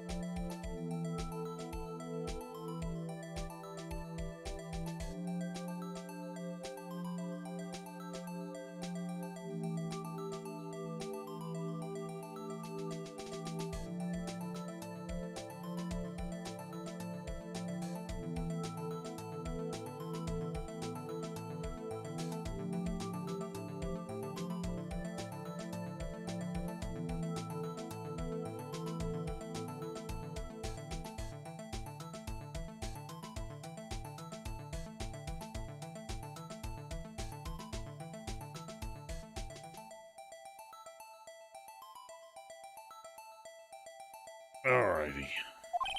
Please, Your Honor, give me just a little longer to consider.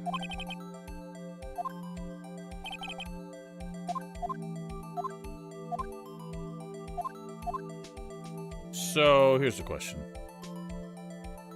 I have no proof yet. Do I just go with that? And make a force save. The only time I've ever selected the option to not move forward with something, I feel like it has never been the correct move. No use showing evidence I'm not even sure of myself. No, Your Honor, at present I have no conclusive evidence. Humph, CLG. In that case, this court is forced to penalize you for your allegations against the chief. What? Here's a tip. Never gamble what you can't afford to lose, righto. Seems that Lady Luck was on my side again today. Okay, LG, I'd leave the rest to you. Damn. Still feel like that was the wrong move. Warned you earlier, Mr. Wright. This is an affront to our senior officers, to a senior officer in our nation's law enforcement agency. Wah! Okay, so Edgeworth bailed us out.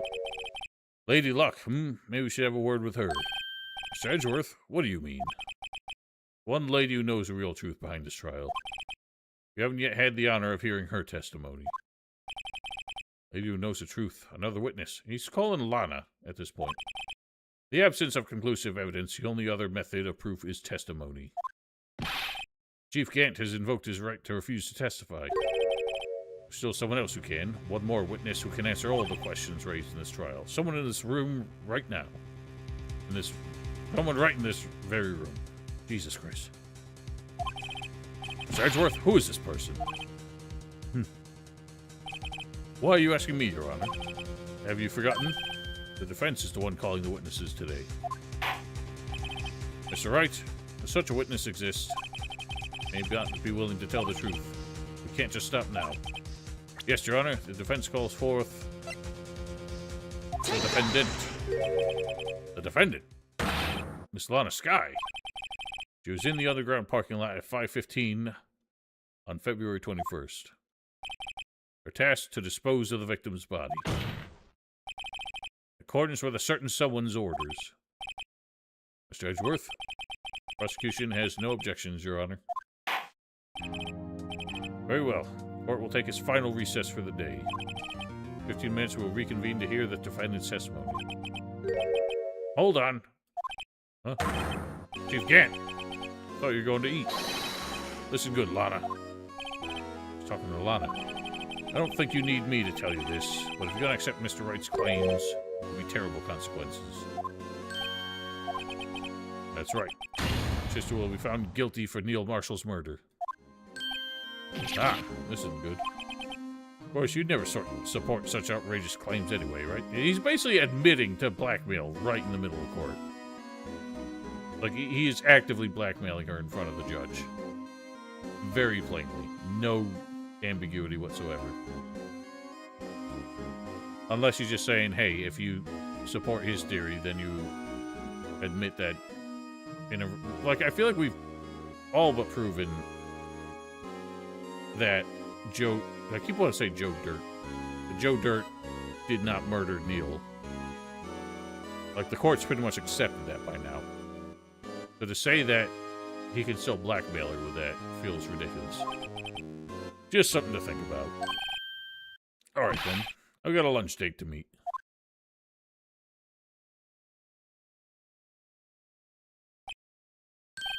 Okay. Any further objections? This court is now in recess.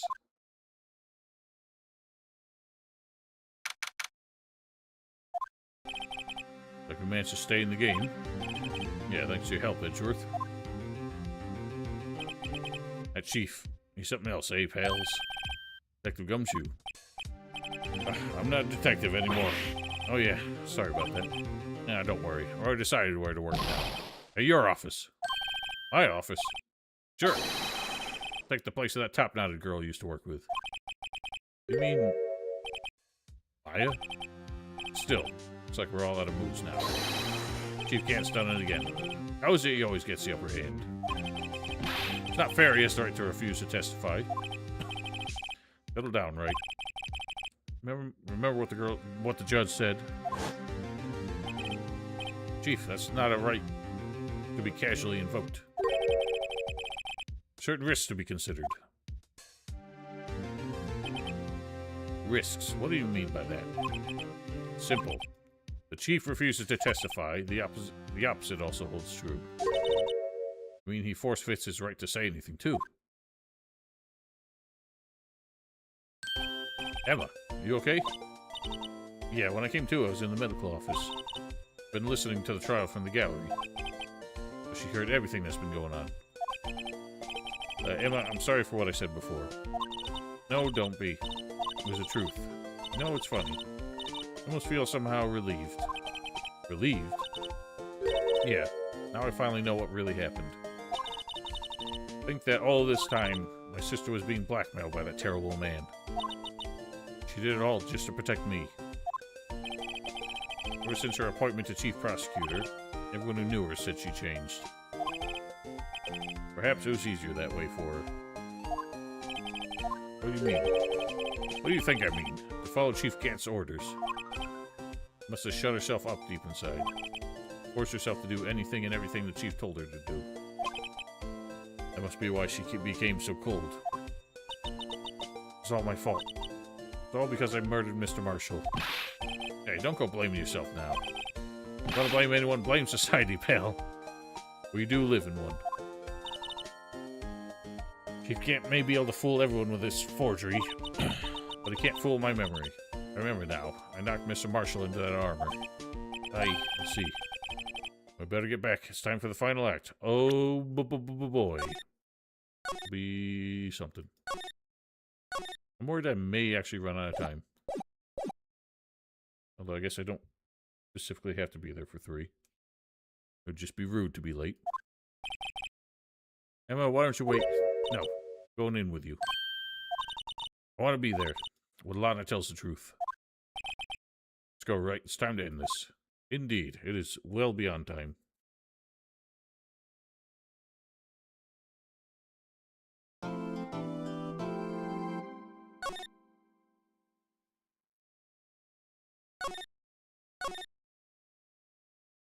There is a ladder, too. You were right, Belle. All this happened before lunch? And these trials happen quick. Oh, he said the early bird special for lunch. But he's eating after 2. I feel like that's a late lunch. Unless they just do happy hour between 2 and 5 or something.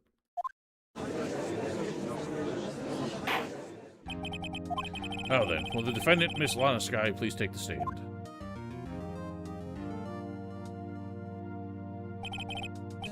Miss Lana Skye, you are the chief prosecutor. I'm sure you're aware of what is required of you. Mr. Edgeworth, you already know everything. You know all that I've done these past 2 years.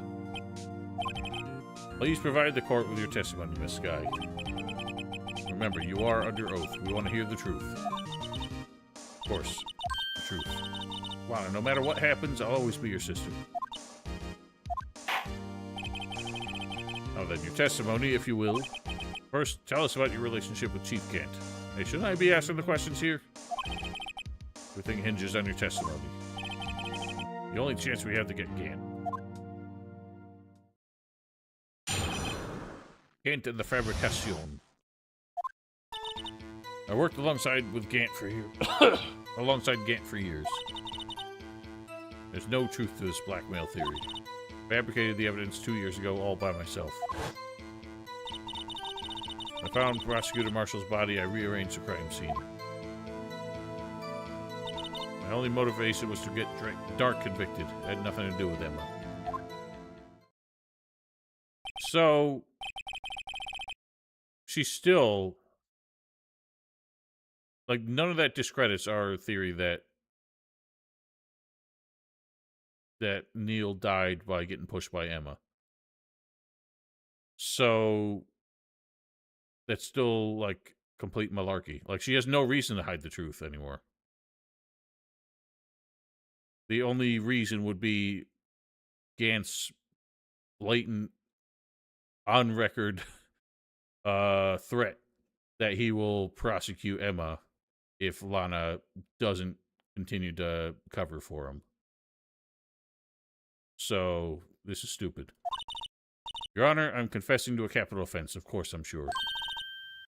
But Lana. This is true, and that means Chief Gant has nothing to do with this. That's what I've been telling you from the beginning.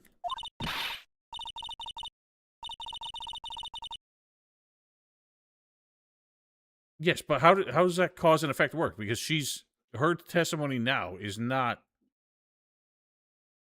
like covering for Emma. She admitted it still happened and said that the only reason she staged the scene was for her own sake, not for Emma's sake. But she's not denying that what Emma did actually happened.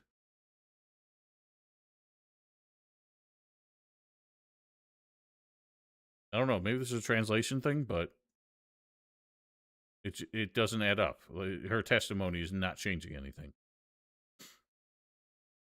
She's sacrificing herself because of me. What if she's telling the truth? She's not. I know my own sister. Whenever she speaks stiffly like that, she's hiding something. Deep down, she's really screaming in agony. There's no time to start second-guessing myself. Events may now begin. Yes. Blank. Hold it!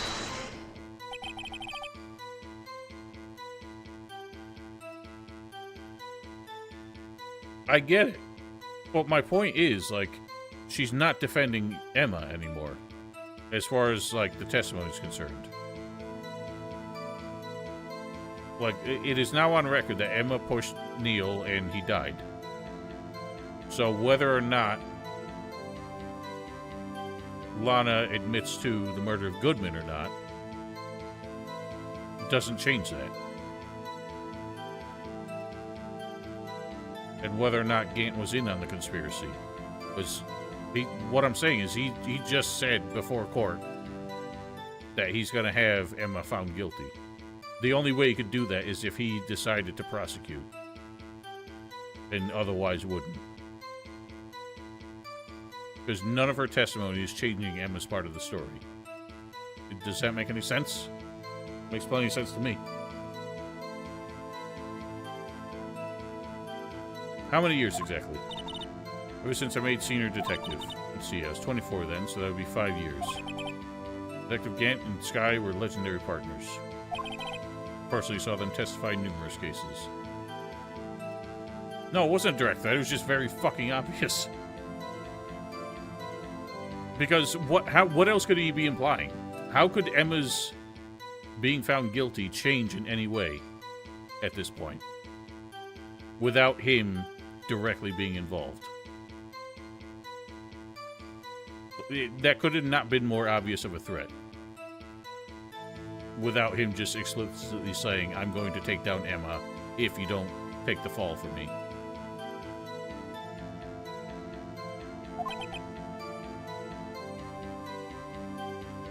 Must have been good coming from the same school as Mia. Damon Gant was a respectable detective. That's why there's no truth to this blackmail theory. think about it, Miss Scott. You didn't murder Detective Goodman. You told me as much yesterday in jail. Still don't get it, do you, Mr. Wright? Any testimony you cannot present in court is as useless as idle gossip.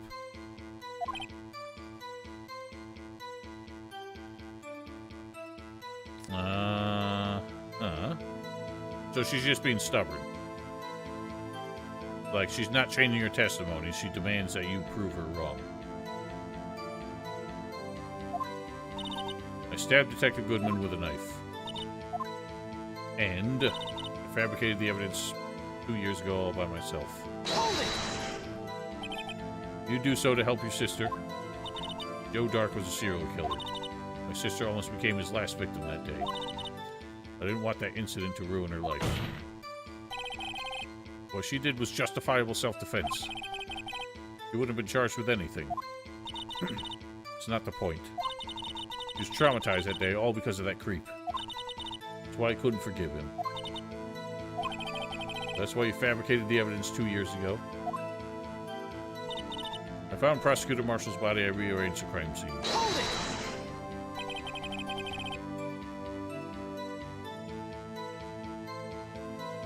Think you did all this by yourself? Yes. Would you mind telling us what you found when you arrived at the crime scene? Seems I was the first person who discovered the scene. Broken Prosecutor Ward knife was stuck in the victim's body. What? Prosecutor Marshall died from an unfortunate accident. Only a situation you dreamed was possible. Reality is, it wasn't my sister who took the prosecutor's life. Fantasize all you want, Mr. Wright, but I'll never change the statement. And Prosecutor Marshall wound up being killed by Dark. Something like that. If that is so, what happened to the other murder weapon? Dark was carrying a switchblade knife. Oh, that was lying on the floor a distance away. Probably knocked away in the struggle. It's not how it went down. She's trying to cover up her lies with more lies. You are under oath, madam! Yeah, this is kind of falling apart. She's doing...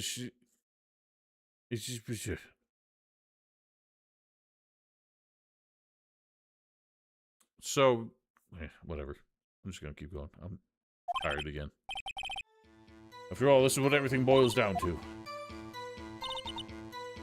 Broke off the tip of Dark's knife, planted it inside the wound, then moved the body. I'm so confused.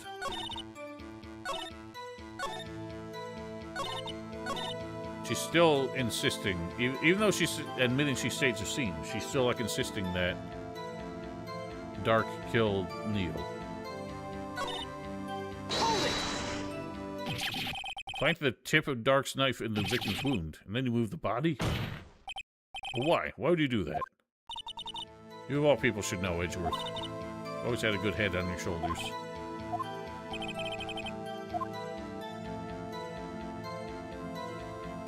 Why did you plant the knife? Why did you do that? Come now, Mr. Wright, even you should be able to figure it out. Very well, let's add this to witness testimony. Reason Miss Sky fabricated the knife. I knew the tip of the weapon found buried in his body would be all the proof we needed. According to your testimony, Prosecutor Marshall's broken knife was a murder weapon, right?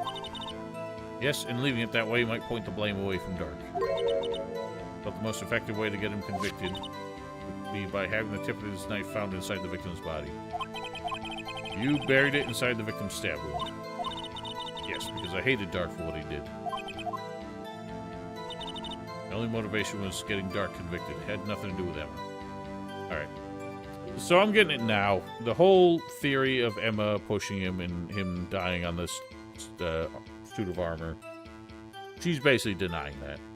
And saying, no, it happened. Joe Dark killed him. I just staged the scene to look better. To secure conviction. Okay. I was fixated on the idea that everyone believed in the Emma story at this point. So that's why I was saying it didn't make sense.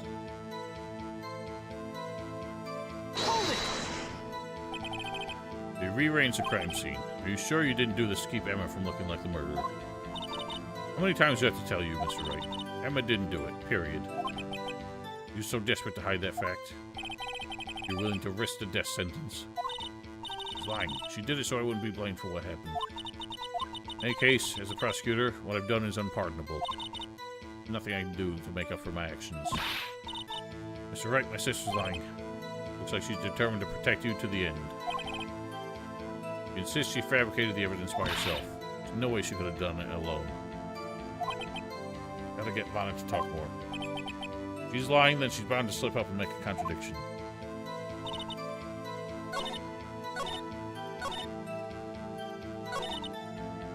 I push this one again. Can I get the other option?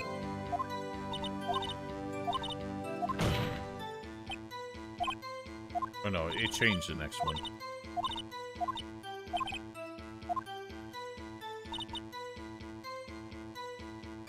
Wait a minute. Yeah. What? That was weird. There were only 5 dots here, and then it gave me another one when I went backwards.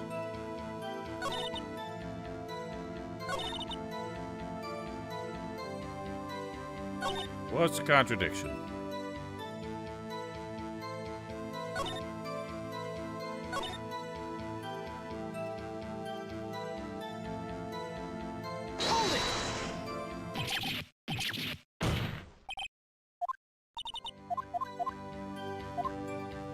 No, I do get the other one. When you showed up on the scene, where exactly was the victim's body? So where you deduced it was, by Chief Gant's desk. The body was found by your desk. Why did you move it there? The reason for that is simple. Let's have the witness explain this in more detail. The reason Miss Sky moved the body. Pieces of the jar that shattered during the events threatened my plan. Explain. Pieces of the jar, you mean... Yes, that wretched jar you showed us earlier. In order to show that Dark committed the crime, I felt it would be more expedient to move the body. So, when you first found the body, the jar was already, of course, had been shattered to pieces. You looked at the crime scene, it would have been clear right away what happened.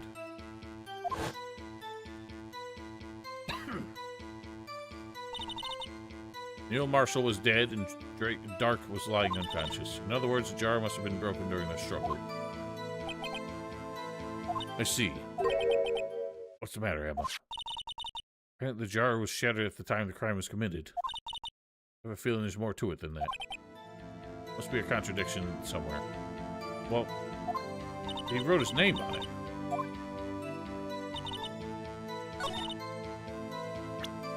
I mean, he wrote Emma's name on it. Objection! Miss Sky, I understand how you feel. You committed that crime 2 years ago to protect your sister. I mean, the forgery at the scene where Neil Marshall murdered? That truth were to be exposed now, the past 2 years of your life will have been in vain. Even so, I am compelled to bring everyone's attention a significant contradiction within your testimony. Contradiction in my testimony? You testified, and I quote, the pieces of the jar shattered during the events threatened my plan. That's right. You have a problem with that? A simple oversight, really. See, a message was written on this jar with the victim's blood. Yes, the prosecutor must have written it in his final moments. Exactly so. That's where the contradiction lies. In order for the victim to be able to write his message on the jar, it must not have yet been broken before he died. Couldn't have written Emma's name on a shattered jar.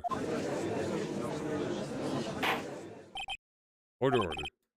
Your Honor, it would appear more information is needed in regard to this jar and its bloody message. We may be missing something critical here. Something critical? Chief Prosecutor, seems you're as in the dark as we are about the truth towards which we are headed. Just tell us exactly what you saw. Piece together the information to arrive at the truth. Very well, the witness may now continue her testimony. Jar in message in blood. I immediately noticed the blood traces on the jar. It was dark in the room and I didn't have time to check it out. To be safe, I wiped away the blood. The fragments were large, so I'm sure I got them all. All I could think about was wiping them clean before they were discovered. You mean you were the one who wiped away the message in blood?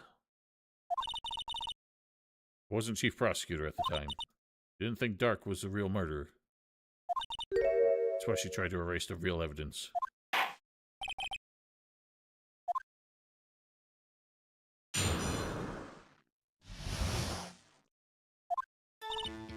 Hold it! The jar was already broken. It's a miracle the thing hadn't broken earlier. Certainly looks as feeble as the defense's case. Thanks, Judge! You're an ace detective who never missed a detail. Do you really expect us to believe you didn't investigate what was written on the jar pieces? Normally I would have. But it was dark in the room and I didn't have time to check it out. Hold it! So you didn't know your sister's name was written on the jar? No. If I had known, I would have gathered all the pieces and ground them into dust. That helps that case. Lana, you do that for me? Seems you two might make up yet. Anyway, I just barely had enough time to move the body as it was. If someone happened about in the scene, you'd lose your chance to erase the evidence. You must have been in a hurry. I was. I knew I had to destroy the evidence before anyone came. This is rather shocking. Hold it!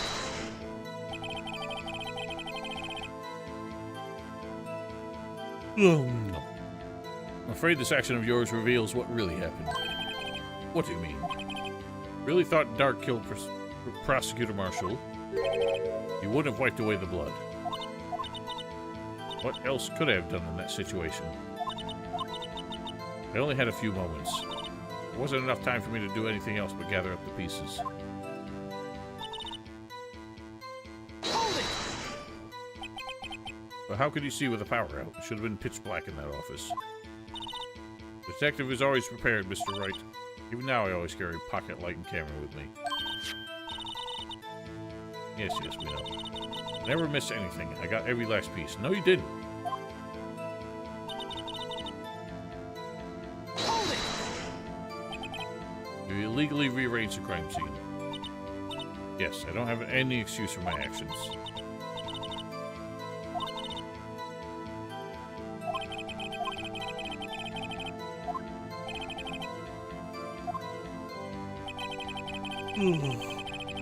No doubt this day will leave a permanent stain on the office of the history of the prosecutor's office. More contradictions have surfaced in her testimony. Sister's really putting up a fight. She must really care about you. Still, she's not doing this the right way. I think I finally figured out the contradictions in her testimony. One final possibility that might turn everything around. Okay, the only obvious contradiction that I see is that she did not pick up all the pieces of the jar. There's one still left. I'm going to present the jar again. Objection! Sky, I believe this jar conceals a truth even you were unaware of. We found the final piece of this jar in Chief Gant's safe. Chief's safe? How? I knew it. She really didn't know. Wasn't she in the room when we confronted him about it, though? This is her trial. Something even more disturbing about that final piece. There was still blood on it. The witness just testified that she gathered every piece and wiped the blood off them. I mean, she did a terrible job. There were still drops all over it. Yes, which leaves us with only one explanation. On the night Prosecutor Marshall was murdered, you were not the first one to show up on the scene. Oh, that's right, the bailiff took her out. Chief Gant got there before you.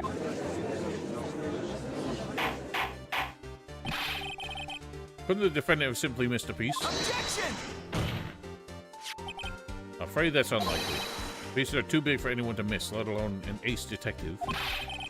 May well be, but everyone makes mistakes. Even I once wasted an entire day looking at They always interrupt the judge when he's going off on a tangent.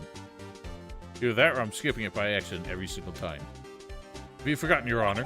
When this witness arrived at the scene, the jar was already broken. With that, no way a name could have been written on the shattered jar. Another person discovered the scene prior to the witness. I hope you're not implying this person was Chief Gant. At the time, he was looking for Dark. Why do they keep interrupting him? Okay, well, I would like to read. I get it, but I would like to read what he's saying. I keep objecting to the judge. Question is, if he did arrive there first, why did he hide that fact for 2 years?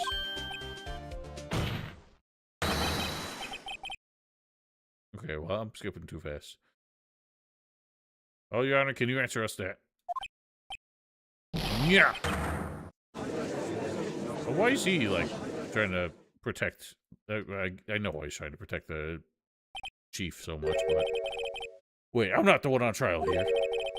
Damon Gant arrived at the crime scene prior to the witness. He proceeded to break the jar and purposely hid one of the broken pieces. Question. What is this action called? Fabrication of evidence. Why would Chief Gant do that? Well, to what happened afterwards, isn't it clear? What happened afterwards? Discovering the scene, Lana Sky believed her sister had killed the victim. Determined to help her sister, she sought Gant's aid. Lending her his aid, Gant helped her create evidence that incriminated Dark, sparing Emma. And therein lies the reason. The reason why Miss Sky became the chief's puppet. No, I did it on my own. Please, sis, stop trying to protect the chief. I can't watch you suffer anymore for my sake. Oh, you didn't. It wasn't you, Emma. You didn't kill anyone. Don't believe anything Mr. Wright says. Defense attorneys make up those foul lies to defend their clients. Foul lies? Imagine that coming from my own client. Yes, you do seem the type who likes to twist the truth. Wait a minute. What if we're still smack dab in the middle of Gant's trap? Something wrong, Mr. Wright? Lana may still be right after all. What do you mean, Mr. Wright? So you do tell foul lies then, Mr. Wright. Miss Sky, please testify once more. You. Did it bleed? I didn't notice the blood on it. Evidence was fabricated behind your back. Then Emma's accidental killing of Prosecutor Marshall might also be a lie. No, I was reading the text. I do remember knocking over Mr. Marshall. Miss Sky, if you will. I can't. There's nothing to be afraid of anymore. This cross-examination may not change a thing. However, there's a possibility that will, if you tell the truth. Very well. I'll testify about what I really saw. Anyway, was that easy? Alright, the witness may testify once more for the final time. At last.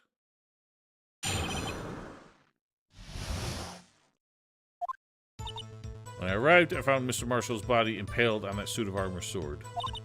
Emma and Dark were lying unconscious on the floor nearby. I saw what had happened. I thought she did it.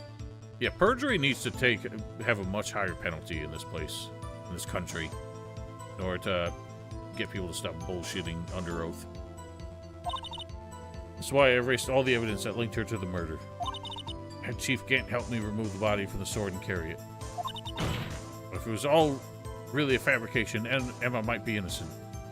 Even if you found the scene that way, why would your first belief be that Emma was the one who had impaled him on the sword?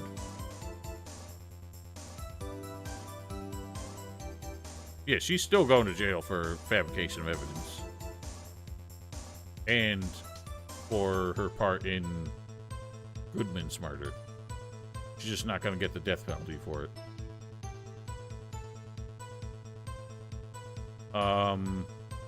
But, like, if she just walked into that scene, I don't see why she wouldn't believe that Joe Dark had pushed him onto the sword. Because they were the two that were fighting.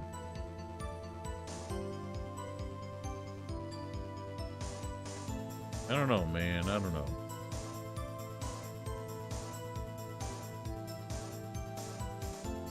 They couldn't have been that far away, because he went down after Emma pushed Neil away from him.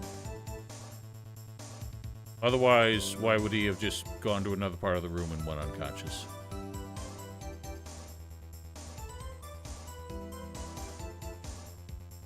She pushed Neil, but she didn't push him. She didn't push him 10 meters across the room.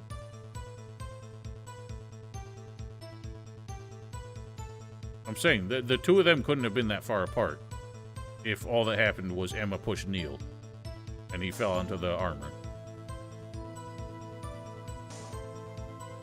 Because then Dark didn't move after that.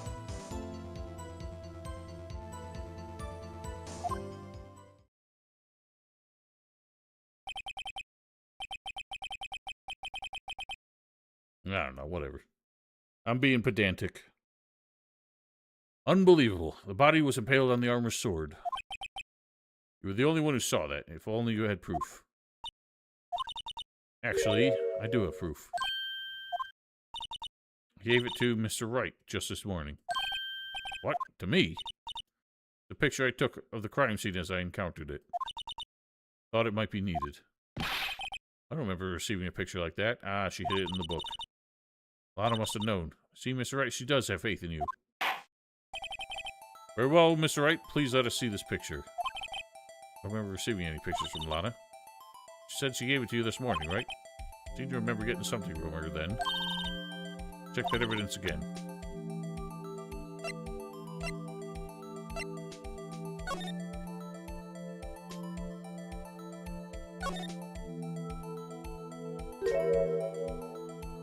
Okay. I don't know. Nobody can make it easy. Everyone just like kind of hints and nudges and being like, this game's silly. How does this prove anything, though? Oh my. This is the actual crime scene. No other detective saw the crime scene like this. I contacted Criminal Affairs only after I'd rearranged everything. I don't see how that picture helps. Right. Piece cut out from his vest. Ah! Cloth they found inside Chief Grant's safe. But it's got her fingerprints on it, so we're saying he staged that?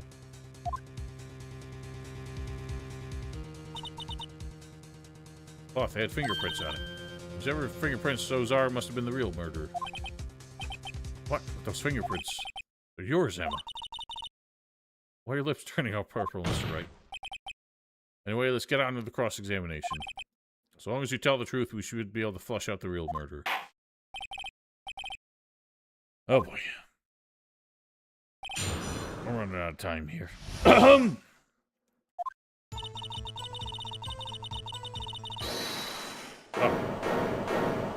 That I did not expect. Come now, Oji. It's just the poorest excuse for a trial I've ever seen. Chief Gant.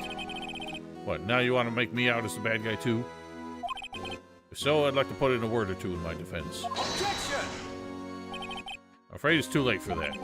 What? You already declined to testify. That means you forfeited your right to make statements of any sort. Must be that risk we were talking about earlier. Just sit back, relax, and enjoy the sound of the noose tightening around your own neck.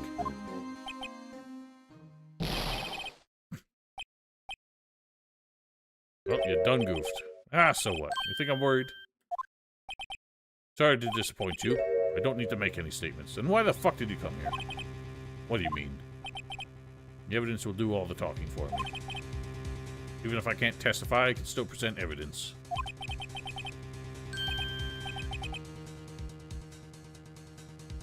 Wait, you mean you still have some conclusive evidence? No, I don't. Someone else does. Someone? So what's your excuse, righto? Why have you been keeping quiet about it? You have something to show us, right? Something that proves who knocked over Neil Marshall, causing his death. Conclusive evidence that leaves no room for doubt. Is this true, Mr. Wright? I show that piece of evidence now. It was sure to be made out as a murderer.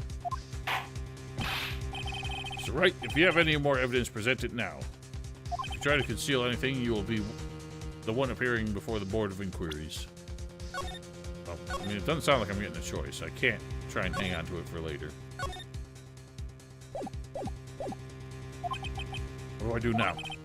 Better think this through carefully. I can't afford to make the wrong decision. I present that piece of evidence. I don't know what would happen if I don't. But I think I have to.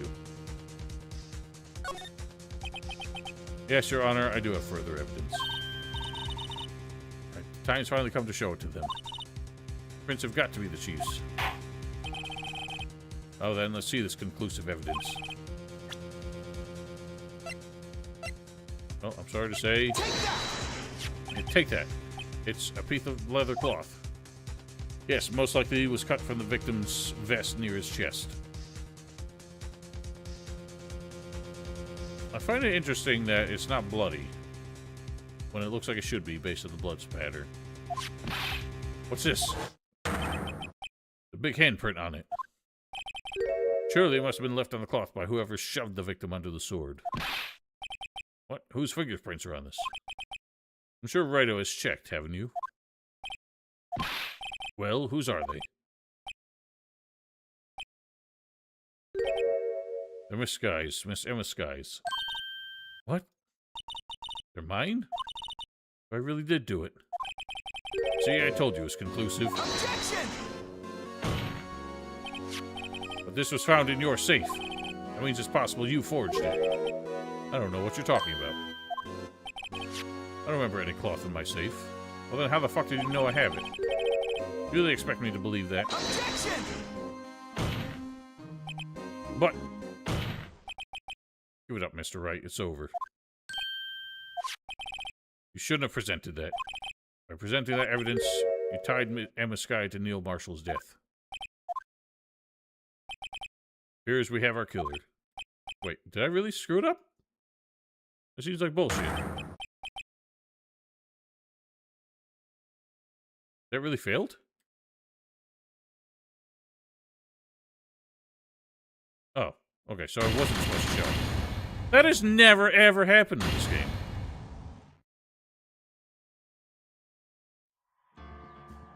That has never happened. Okay. Fair enough. What did I say? Don't present evidence that isn't relevant.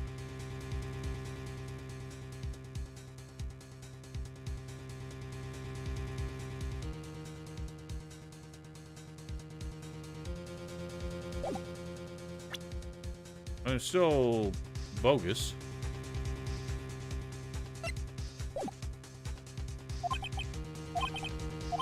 So I say no? Your Honor, I don't have any evidence I can present at this point in time. What? You lie. Chief Kent? You opened my safe. I know you took... Oh, okay. We had to coax him out of it. The conclusive evidence. That makes so much sense now.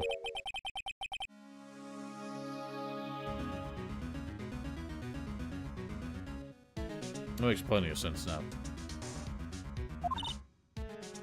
Why don't you show them? We found it together. Oh, I see. It's because you don't know the truth, don't you? Or you know the truth, don't you? You know whose fingerprints are on it. That's why you won't present it. What are you talking about, Chief Kent? Can't you figure it out? Take a good look at this picture. See the victim's vest? Notice anything odd about the chest area? Looks like part of it's been cut out for some reason. You mean you had this in your safe? What? That means you, the chief of police, have been concealing evidence. It's going to be the biggest scandal in the history of the police department. Oh, you played yourself. To be honest, I didn't think you had the gall, Righto. Well, I can't just let you pin me up as a murderer. I'll tell you what really happened. What? You mean you admit to it?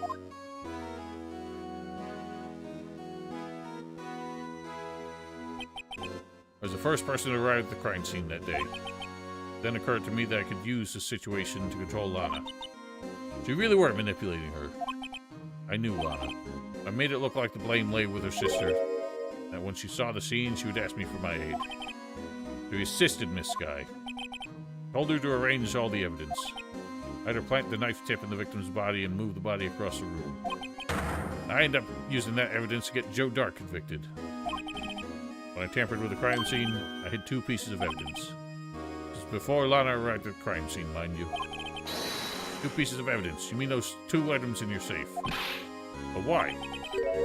For insurance, of course. Insurance? I was sure my plan would work.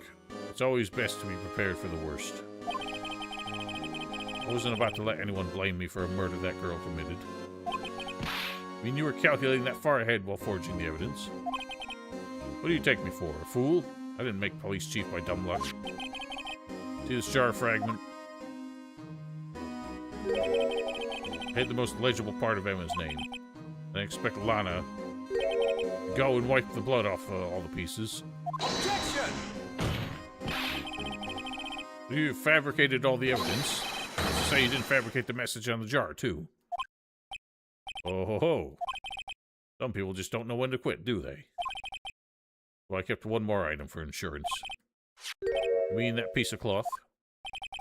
Come now, Righto. Cough it up already. I know you have it. What are you waiting for, Mr. Wright? Go admit to it, then, Chief Kent. That you were hiding the cloth you cut off the victim's vest in your safe. Yes, I admit it.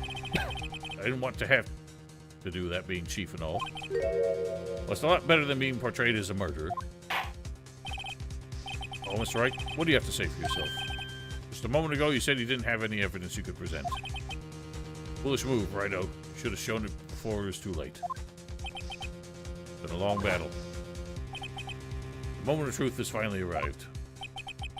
As long as I don't mess up here, victory is mine. So this is what the book was saying.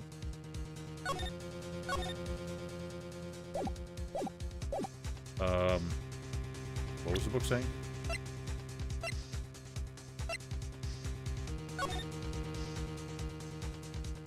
No evidence shall be shown without the approval of the police department. I mean, technically he's given his approval. He's demanding we show it. Unregistered evidence must be relevant to the case on trial. Is that the rule? Like, that's what I'm hinging on? To say I'm not going to show it?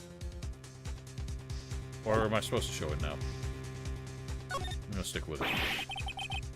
It's too late to show the evidence now. Besides, even if I did, just expose that poor girl's fingerprints.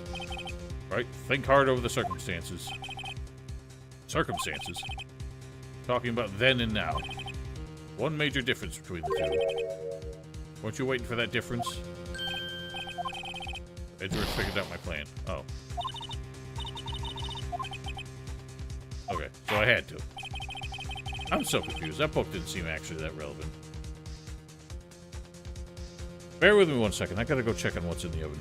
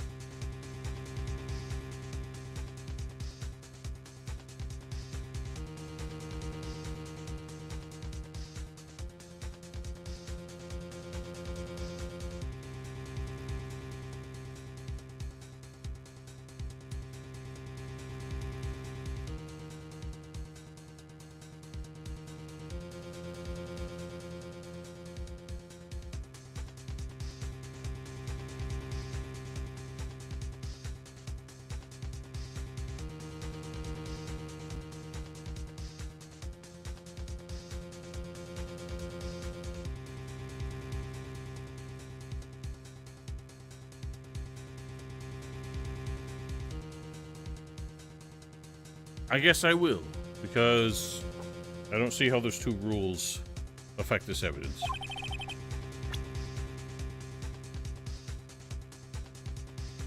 Or is this like a bait and switch?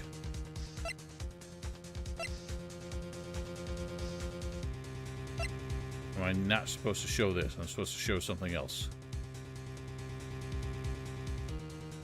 I don't know. I'm showing it.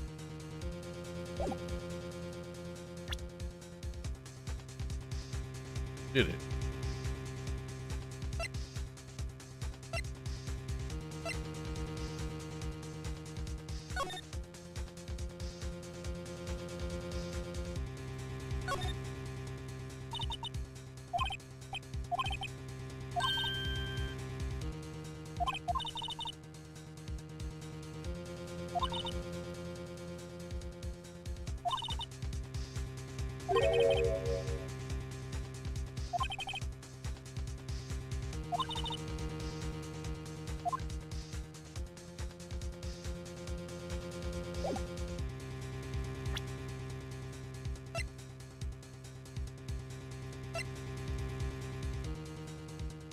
I mean, do I have to show this piece? Whatever, I'm doing it. Take that! Let me verify this once more. On the day of the crime, you personally cut this piece out of the victim's vest. Oh, yes. Last you finally brought it out into the open. The handprint on this piece of cloth.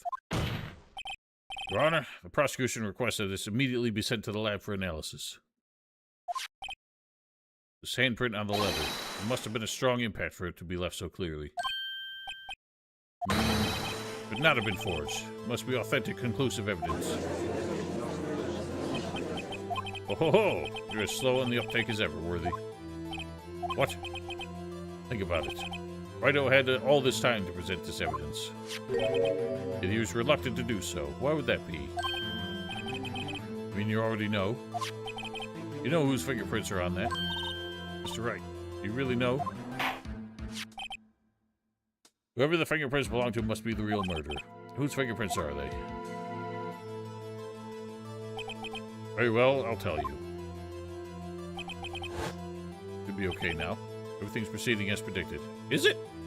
I don't understand what's going on. The person to whom these fingerprints belongs to is... It is her, right? We're just saying... I assume we're suggesting that he planted her prints on it because she was unconscious.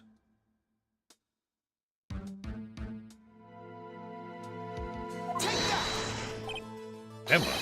Emma Sky? They're mine? I'm sorry, Emma. But why? Why didn't you tell me?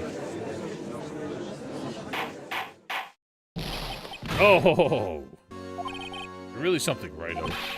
You knew this girl did it all along, and you still tried to pin the murder on me. It was true. Tragic, but true. The girl really did shove Prosecutor Marshall to his death. Hold it. How could you? You monster! Sky, you knew whose fingerprints those were all along, yet you acted like she really didn't. Miss Sky, it's not over yet. What? Said this trial isn't over yet. Ah, but I'm afraid it is over, boy. Not only this trial, but your career, too. You purposely concealed this conclusive evidence. That, my friend, is a serious offense. Looking forward to pressing charges after the defendant is convicted. I'll have your badge, boy. What's the matter? Cat got your tongue? Aren't you going to tell us how it feels? How it feels to be the one who single-handedly turned a poor little girl into a murderer? Before I do that, just one little thing I have to clear up. Oh, and what's that? Who really killed Prosecutor Neil Marshall? What? Chief Kent, you are absolutely right. Piece of cloth proves who the real murderer is. Who killed Neil Marshall, you ask? Emma Sky, wasn't it? I'm afraid that's not possible. You see, this piece of cloth contains a critical contradiction. Well, there's no blood on it. What? Contradiction? What is this fool babbling about? Talking about a contradiction, one that proves who the real killer is. Mr. Wright. This piece of cloth. What could it possibly contradict? Can't your tyrannical reign ends here. Behold, a piece of evidence that contradicts this cloth. No, not that.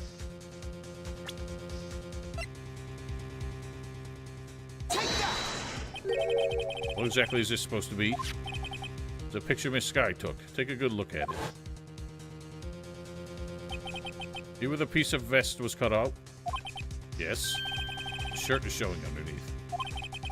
Hard to make out with all the blood on his vest, though. Exactly my point. His chest is soaked with blood. That's only natural. His lungs, no doubt, were punctured. Blood poured out of his mouth.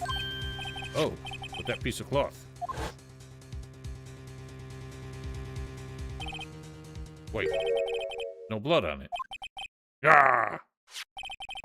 Emma Sky's fingerprints are on this cloth. No doubt that she shoved the prosecutor aside. However, Mr. Marshall was not impaled on the sword at that time.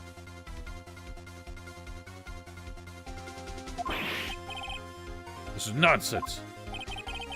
Now then, Chief Gant, let me ask you something. Prosecutor Marshall was not impaled when he was shoved aside. He most likely hit his head on the ground and was knocked out. Oh! If so, then tell me, who could it have been?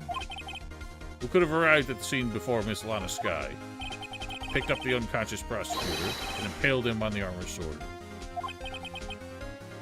I was still under the belief that, like, he was stabbed and then impaled. But I guess it makes more sense because, again, I think there was only one wound on him.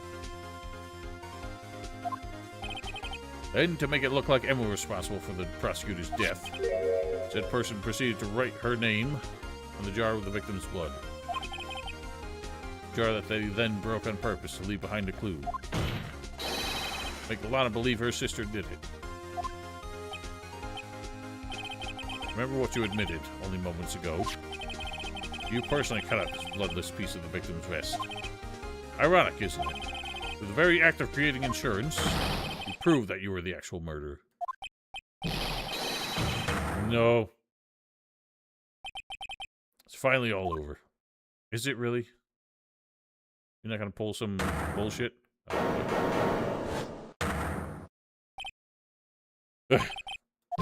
Oh, that was close, Wright.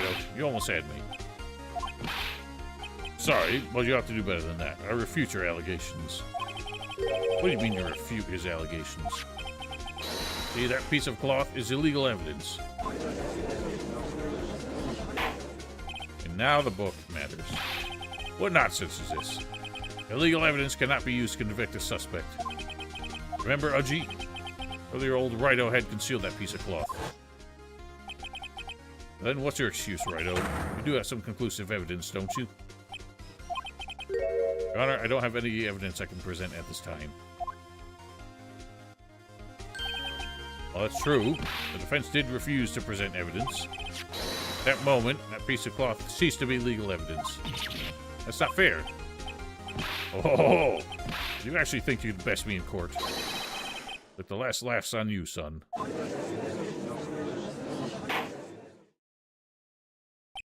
I'm afraid Mr. Gant's claim is legally correct. Well, Mr. Edgeworth, true, illegal evidence cannot be used to convict a person. Assuming, of course, that the evidence is indeed illegal. Well, Mr. Wright. Seems at last, time for me to reveal my plan has finally arrived. Damn straight. I'm just glad we got through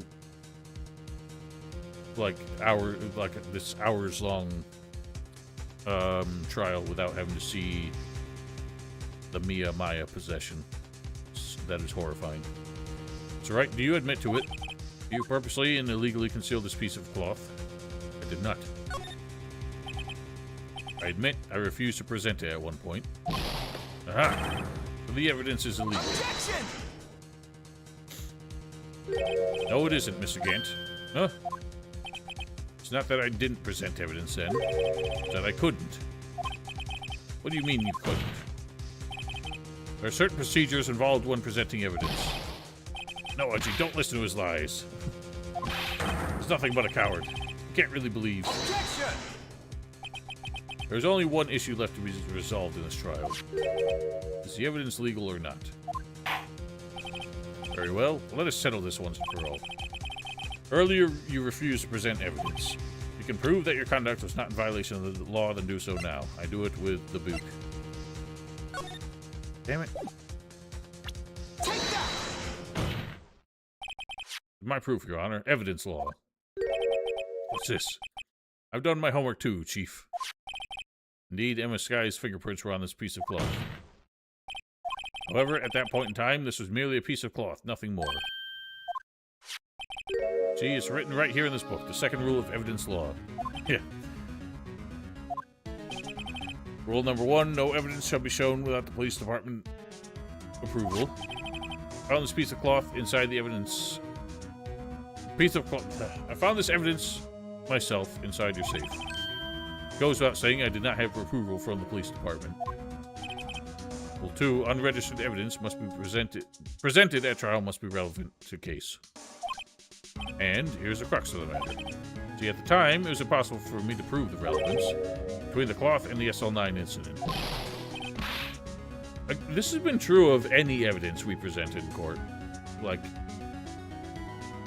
most of what we've picked up from crime scenes and brought here was not, like, approved evidence. Unless there's some roundabout excuse for it. You want relevancy? Just take one look at this picture and... Objection! Sorry, but can you recall when that picture was presented? It was shown only a few moments ago. No, he's right. Beginning of today's trial, the piece of cloth was still meaningless. The person who gave it value as evidence was you, Damon Gant. You yourself confessed to a certain truth. Yes, yes. On the day of the crime, you personally cut this out of the victim's vest.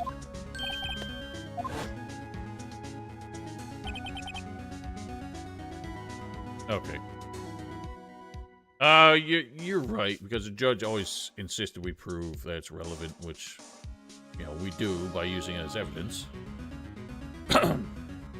So, Rule 1 was our reason not to include it, and Rule 2 was because he insisted that it was critical.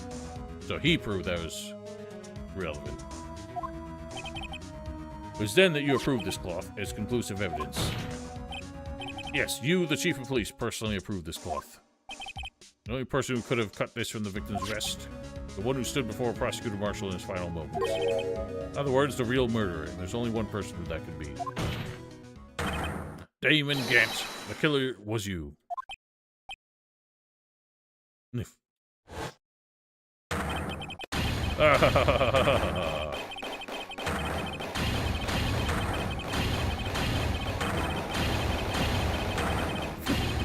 Fuck. Alright, settle down now.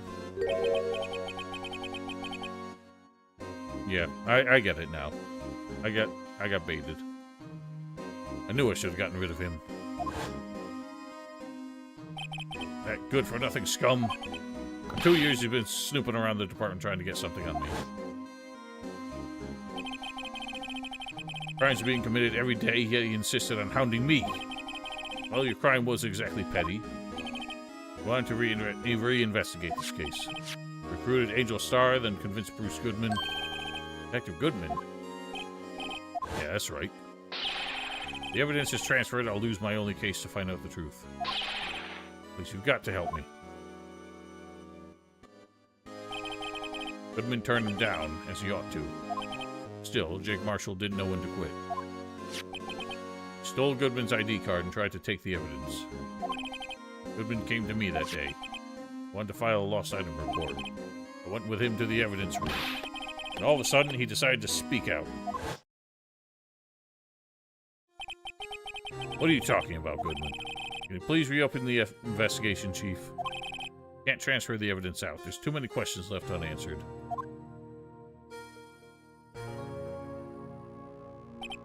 He opened his evidence locker, and as he was taking the evidence out, he said, "It's not too late. I'm going to hand all this over to Marshall." Well, to be honest, I was a bit taken aback by his words. I had a bad feeling when he came to see me, but I never thought he'd bring up SL9.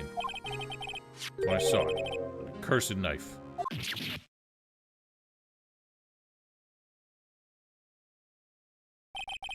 Couldn't just pull it out. Doing so would have only led to more blood, making it near impossible for you to hide your crime. Even so, the blood was just pouring out. I didn't know who might stumble in, so I hurried to wipe it up. Worried so much about the floor, I didn't realize my fatal mistake. Bloody handprint. Detective Gumshoe's locker. Used to be known as a crime computer. But everyone has to start somewhere, I guess. I was too nervous. I had no business doing any of it. Then you put the body in my car. I'm sorry, I couldn't think of any other way to move the body. You broke your trunk, but what's the big deal? I think a lot more than us detectives ever will. Leaving the prosecution's car aside, how? How could you get Miss Sky involved in all of this? Well, she has as much to lose as I did if the truth came out. We took the evidence from Detective Goodman's locker. Felt bad for having her do it. For having to do it. I also didn't have the time to pick and choose what to take. We left the jar fragments and the glove. Yeah. It's like I was better off being an investigator of crimes than a committer. 1 second, I feel like I smell something burning.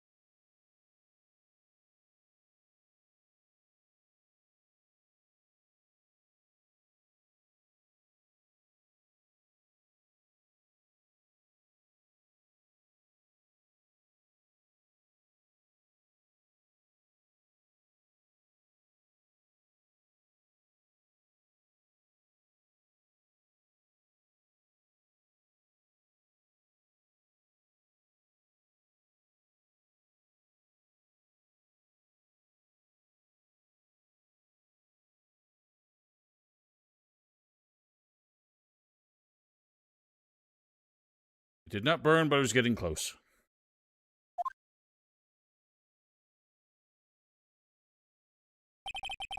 They all did their best to get in my way. We gotta hand it to them. Do their jobs well, much to my dismay. Fake evidence doesn't hold up very well upon close examination. You must have known that. Tell me, Worthy. Why do you stand in court? Me? You despise criminals. I can feel it. You and me, we're the same. One day you'll understand. Oh, believe me, you will. You're just one man. You'll see what it really takes to bring them down once you try and go it alone.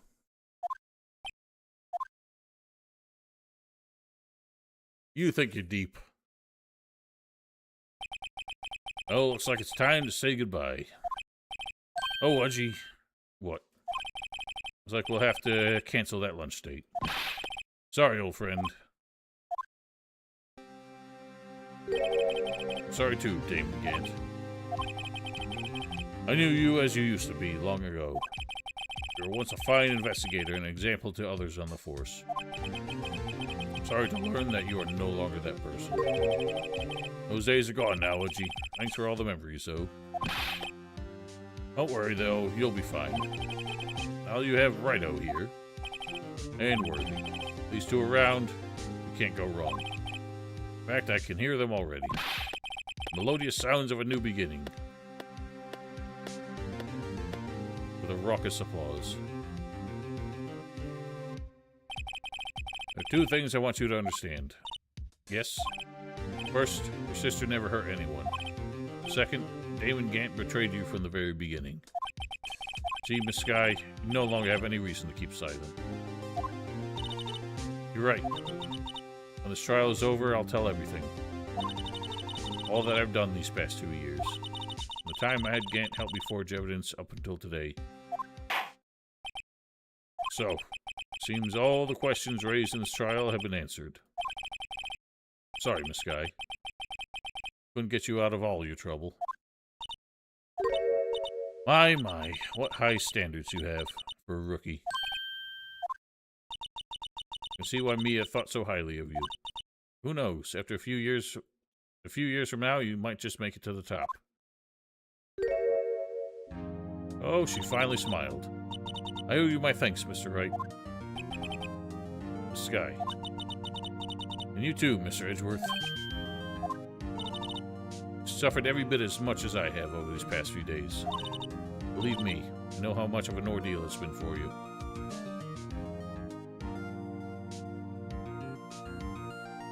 Which is fair enough, but like... the whole murdering a fellow detective just because you needed to convict somebody is insane. That's well beyond vigilantism.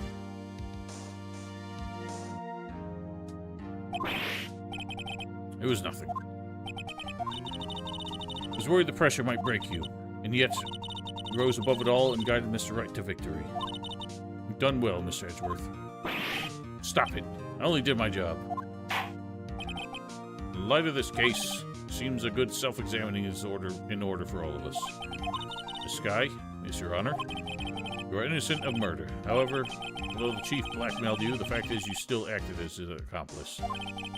Trial will be scheduled for these crimes at a later date. Yes, I understand, Your Honor. There's something amusing about all this. Why are you smiling? It's been a long time, Your Honor. Long time since I felt free of these heavy chains.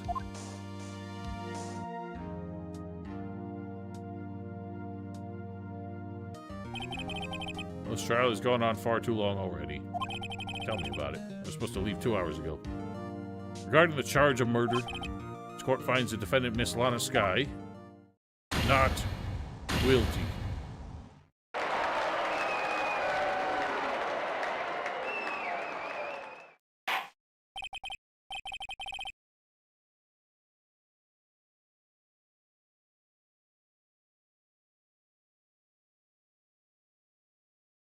That is all. This court is adjourned.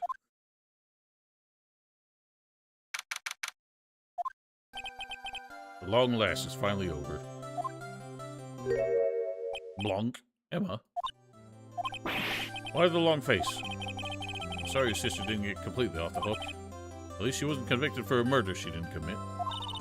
No, that's not it. Just now, after the trial ended. I see why Mia Fey thought so highly of you. To you too, Miss Edgeworth. Okay, why are we just repeating this? No, I did my best too.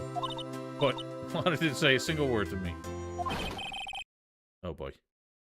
Timing impeccable as ever. Oh, but I'm not interrupting anything, pals. Oh. Guess I am. He's always looks so disappointed. What is it? Doing this on purpose, aren't you? Making a detective run around while on duty. Top it all off, you call me... Yes, yes. I like not pals, I'm only kidding. Oh, are you here because of my sister again? Nope, not this time. Came today because of you, pal. Me? That's right. Thought you'd like to see someone.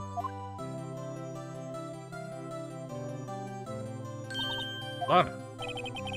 Should you be doing this? Still under arrest, you know. And didn't you get fired? Like, I realized you were fired by a man who was completely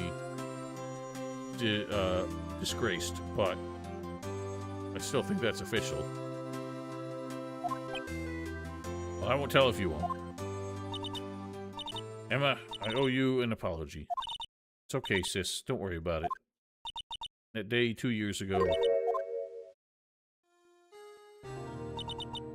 First time in my life I ever panicked. All I could do to keep myself from screaming. All I could think about was keeping you from getting wrapped up in that mess.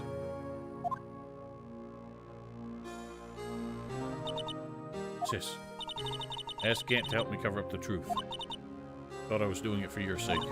Now, I realize I was wrong. I changed after that day. I had to. The only way I could make it through the past 2 years. I knew how much I was hurting you by distancing myself. I couldn't bring myself to tell you what I did. I was scared. Scared that you'd look at me with those eyes of yours. Scared of how you'd react if you knew. Sis, you were only doing it for me. No. I turned my back on you that day. And hiding what I believed to be the truth. I was deceiving you. I'm such a fool. It took me all this time to realize it. Emma, I'm so sorry. But sis, you don't have to apologize. I'm happy now. You're happy? Of course. You know, sis, I always knew that one day you'd come back. And now you have. Oh, Emma. Isn't that sweet?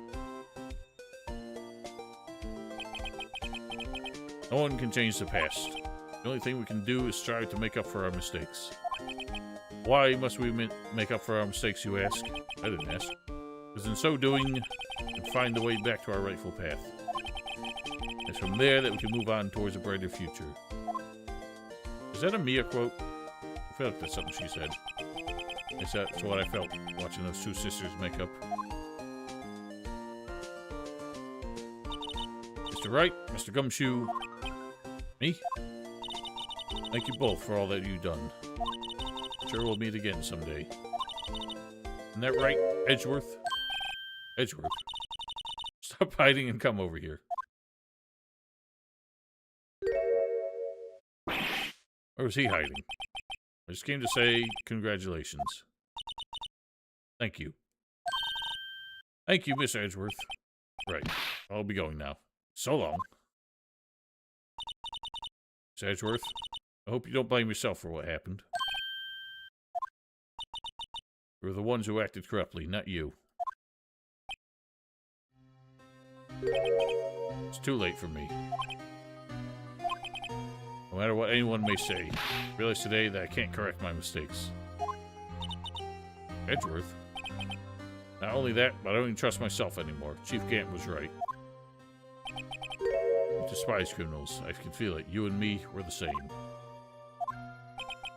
One day you'll understand. Oh, believe me, you will. You're just one man. You'll see what it really takes to bring them down once you try to go it alone.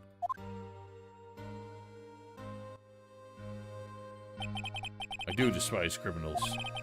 I intend to dedicate my entire life to fighting them. But in order to fight crime on my own, I'd need a weapon. It's scary, but I've known that to be true for some time now. Edgeworth. Who knows? Given enough time, I might have tried to pull something like Chief Gant did. That thought terrifies me. That's why I can't continue as a prosecutor. Edgeworth, don't you understand? Damon Gant and your mentor, Manfred von Karma. Both the best of the best when it came to fighting crime. They both made the same mistake. He said, in order to fight a crime on my own, I'd need a weapon. That may be true, but think back on today's trial. You weren't alone. We're working together with Mr. Wright. Because of that partnership, we'll be able to present evidence that otherwise would have gone undiscovered. Isn't that right, Mr. Wright? Huh? What? Oh, yeah. Show him what Lana's talking about. Oh boy, we're doing this again. Evidence, huh? Something that neither Edgeworth nor I would have been able to find on our own.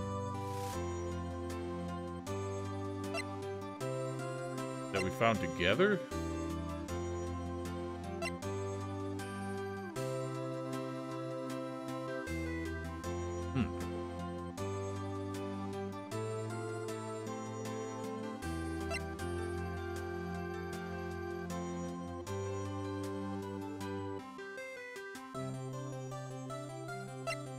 I'm confused, because whatever I didn't find was something that was given to me.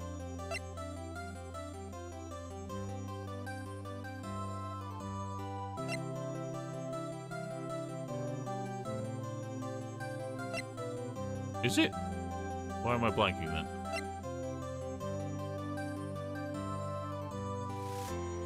Lana gave me this. Now I'm trying to remember the context. This is when she came around and said, okay, I will help you take down Damon. More Edgeworth had something you didn't, and you had something he didn't.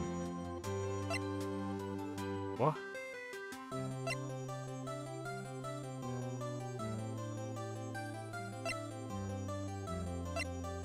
Am I stupid? Tell me what it is, because I really gotta go. Something that's in multiple pieces.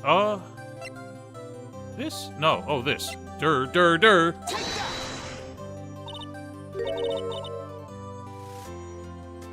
I forgot that he had the other half of that, I'll be completely honest.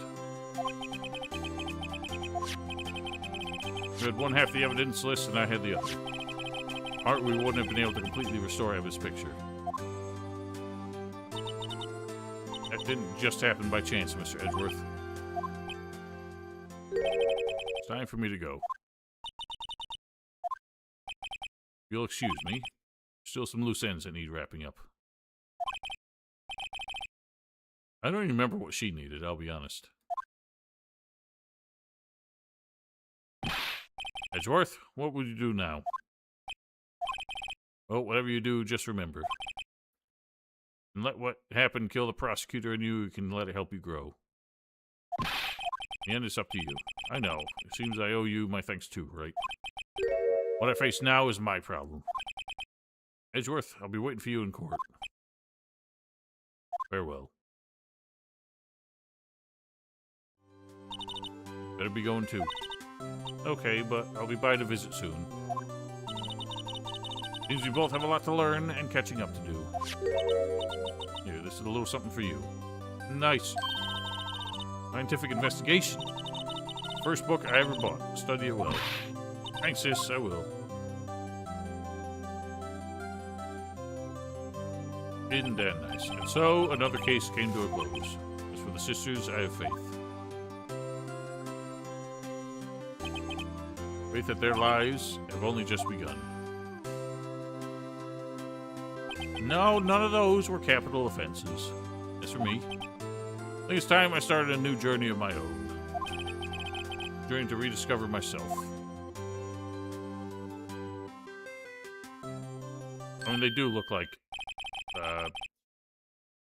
crying scientific investigation for dummies or something. Don't go check it off just yet, pal. I need to. I have to go. What is it, detective? A little matter to be resolved about the chief prosecutor. See, she isn't supposed to be out of jail like this. What? I thought you said it was okay. Yeah, well, it may be okay with me, but the folks at the prison are a different story. Huh? Basically, I had to bribe the guard in order to sneak her out for 30 minutes. Believe me, it wasn't cheap either. Where'd you go, detective? I didn't know you had a wild side. Yeah, well, see, Mr. Wright's the one here who will be footing the bill. Huh? Well, you think I could afford it with my salary? You gotta be kidding me, pal. What? That's a dick move. Why is it I suddenly feel like I want to scream? I got an idea. Why don't we all pay it off together? That's a great idea. What kind of money do you have? You're a teenager. Objection! Lol. Okay. Good fun. I gotta go. I cannot skip the credits. Oh no, I don't have time for this. I'm sorry. Alright, well, it's been fun.